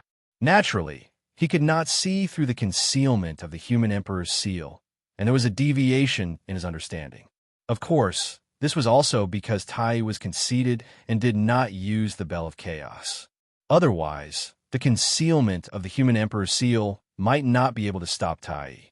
At that time, Tai, who had discovered Feng Zichen's secret, would not be so easy to talk to. It was impossible to predict what he would do. Your Majesty, sorry. With a loud roar, Feng Zichen swung his sword. Rumble. Dazzling sword light burst out, boundless, and swept toward Tai with the power of 3 talents. In the sword light, there were 3 lights, water, fire, and wind surging.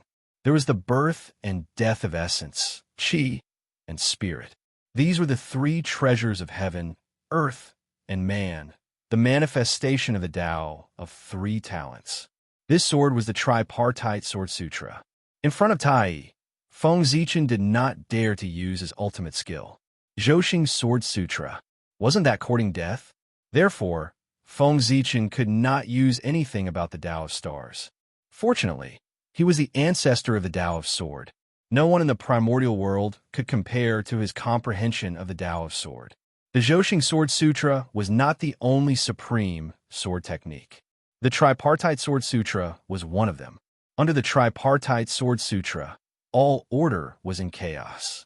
Yin and Yang were reversed, and the 5 elements were out of balance, causing the void to shatter and the laws to be destroyed. Boundless destructive aura surged out. Not bad. Looking at the surging sword light, Tai bowed his head slightly to express his admiration.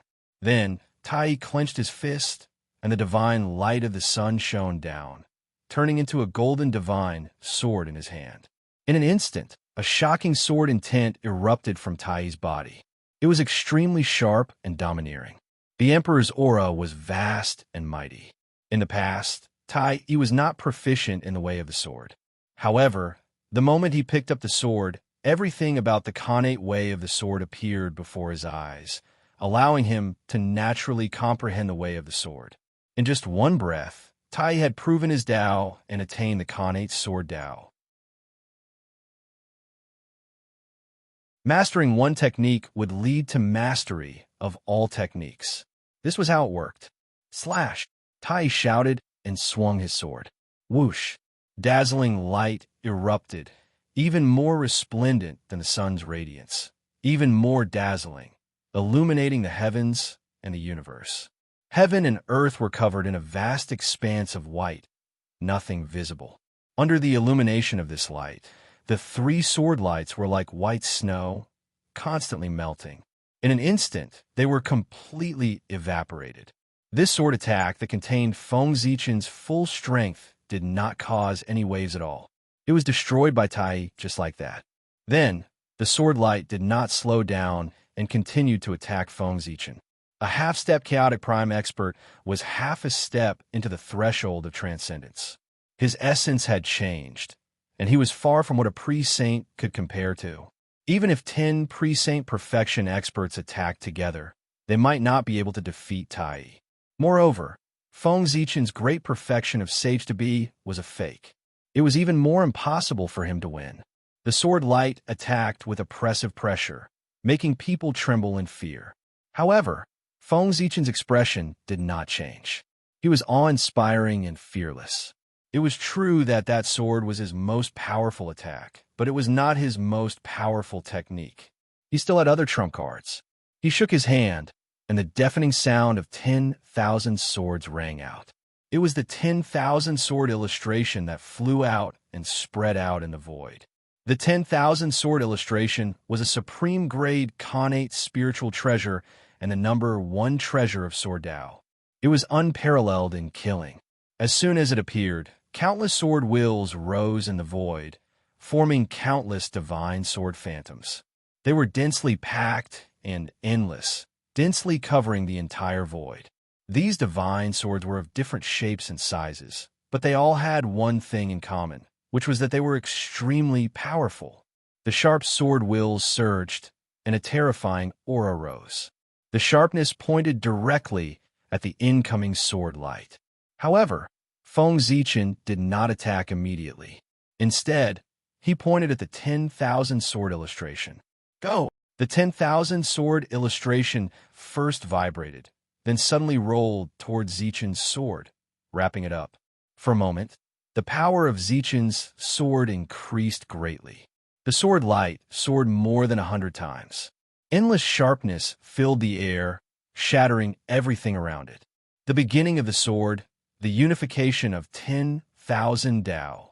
Feng Zichen shouted, and Zichen's sword swept out. This was the highest achievement of the innate sword Dao. Using the sword Dao to derive 10,000 Daos, it was the upgraded version of one sword to 10,000 arts. Rumble. Heaven and earth shook. 10,000 Dao descended and blessed the countless divine swords, making them sublimate. They interweaved with Dao and truth, transforming into Dao swords. One Dao gave birth to 10,000 Daos. The Dao was boundless, the Dao was endless, and the power was endless. The Dao was vast and mighty. In the blink of an eye, Tai's sword light was drowned and destroyed. Then it continued to attack Tai. Not bad. Tai chuckled and then moved. He slowly raised his right hand, bent his finger slightly, and flicked it forward.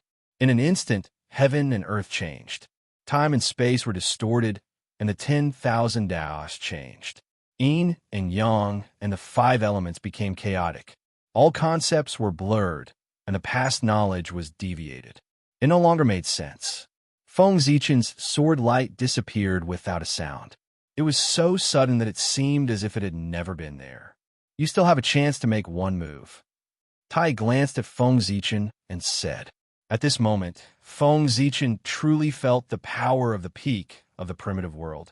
Daluo, Jingxian, and Sage-to-Be were still fighting on the superficial level of Dao. As for primordial chaos experts, they had already reached the deeper level of Dao and began to deal with the power of concepts. How terrifying was it to distort the opponent's knowledge in terms of concepts? Imagine a primordial chaos expert denied everything about you in terms of concepts, making all your previous knowledge invalid. For example, East was no longer East, and West was no longer West. The sword in your hand was no longer a sword, but a saber, a spear, or something else. It could be anything, an existence that was different from your knowledge. How could he fight like this? Fortunately, Tai was not a real primordial chaos Daluo Jingxian, but a half-step Daluo Jingxian. He was not an invincible existence. He still had a chance. Holding the Zichen sword, Feng Zichen's aura suddenly changed greatly. A majestic aura filled the air, and the will of the heaven-opening path surged out. All the distorted concepts returned to normal in the blink of an eye. Visualizing the scene when Pangu opened the sky, Feng Zichen held the Zichen sword tightly. At the same time, all his experiences so far appeared in his mind. For a moment, all kinds of emotions surged in his heart. Happiness, anger, sorrow, joy, bitterness, and so on. However, These emotions were soon replaced by a firm determination to pursue the Tao.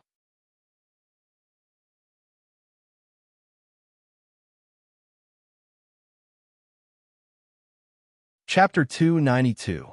Of all the things in the world, only the Tao was eternal. Feng Zichen wanted to reach the peak of the Tao and see all the scenery in the world. No one could stop him. Therefore, he could not be trapped here. Kill. With this thought in mind, Feng Zichen attacked with his sword. The sword light was resplendent, like the first ray of light in the world, shining through all the darkness. This sword strike gathered everything of Feng Zichen. It was the strongest sword strike he could unleash at the moment, a sword strike that could split the world. What was split was the sky that belonged to him. What was split was the land that belonged to him. This sword strike confirmed his desire to pursue the Tao. This sword strike also represented Feng Zichen's determination. He wanted to open up a world that belonged to him in the primordial world. Panga's principle of splitting the sky, coupled with all his Tao comprehensions, finally achieved his strongest sword strike. When this sword was unleashed, it surpassed everything. Rumble. The world was rumbling, and the great Tao was trembling. Wherever the sword light passed, it was as if it was going to split the world apart.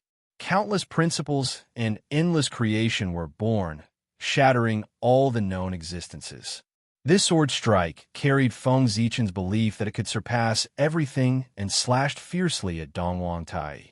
This is what the primordial sword ancestor should be like.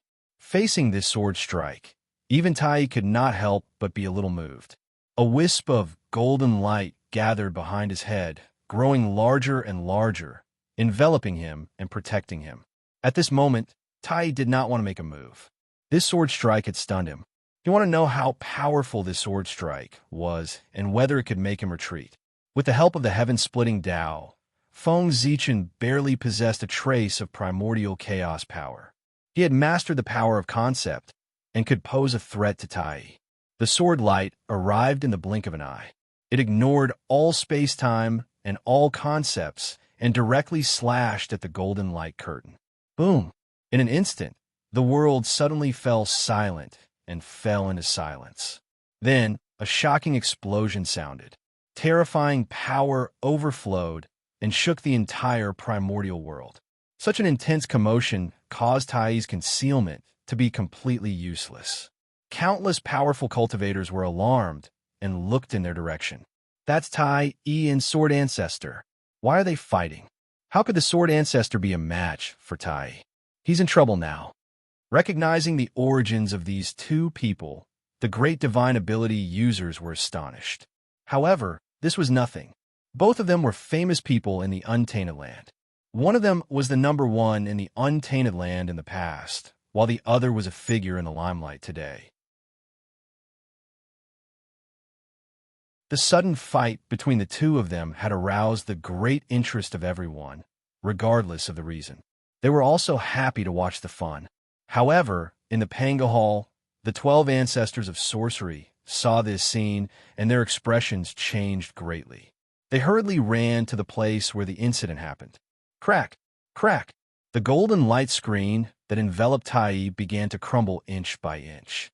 In an instant, it turned into a sky full of light and disappeared.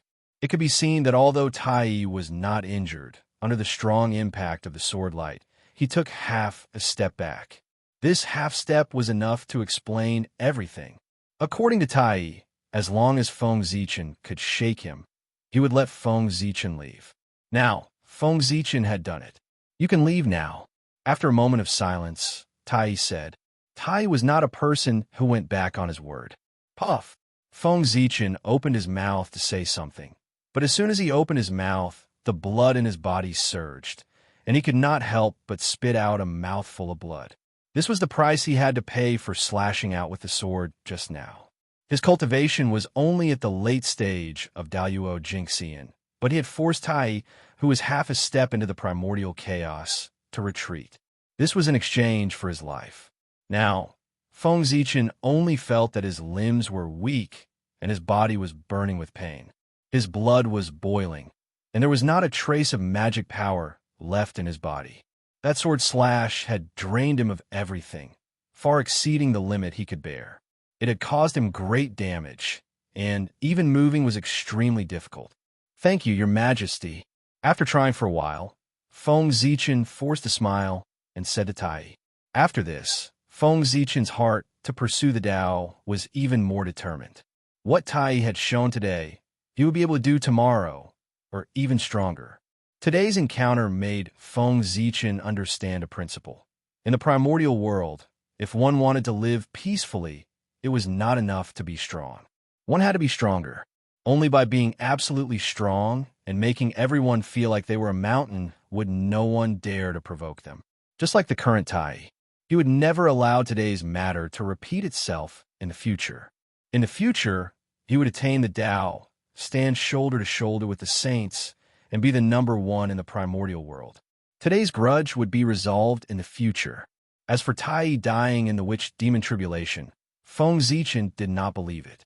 Only after experiencing Tai's strength personally would one understand how terrifying he was.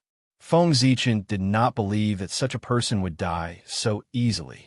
Even an ordinary Daluo Jinxian knew to leave behind a backup plan to revive or open several aliases in a row. These characters would definitely leave behind more backup plans, and they would be beyond imagination. Perhaps, in the Witch Demon Tribulation, there might not be many great divine abilities that had truly fallen. It was far from as many as in the legends. The so-called fall was most likely just a change of character. They would continue to be active in the primordial world with another identity and not be known by the world. After all, as long as they did not admit it, who could suppress a great divine ability and forcefully investigate? If they made a mistake, wouldn't they have a personal grudge? The more he thought about it, the more certain Feng Zichen was of his guess. After coming to the primordial world for so long, he deeply realized that the legends of the future could only be used as a reference and could not be believed. That was because one would never be able to guess whether the legend was true or false. Since the end of the primordial era, the ones who truly dominated the primordial world had always been the Khanate god-fiends. Even if the era changed, the world changed and the sea changed. This point had never changed. It had always been the same. Therefore, the so-called legends of the future might be somewhat true, but the images of the characters might not be true as in the legends. The truth hidden in the legends had long been hidden by the mighty figures who were still alive. What could be spread out was what they wanted people to know. It had long been changed beyond recognition. And what they did not want people to know, it was really unknown.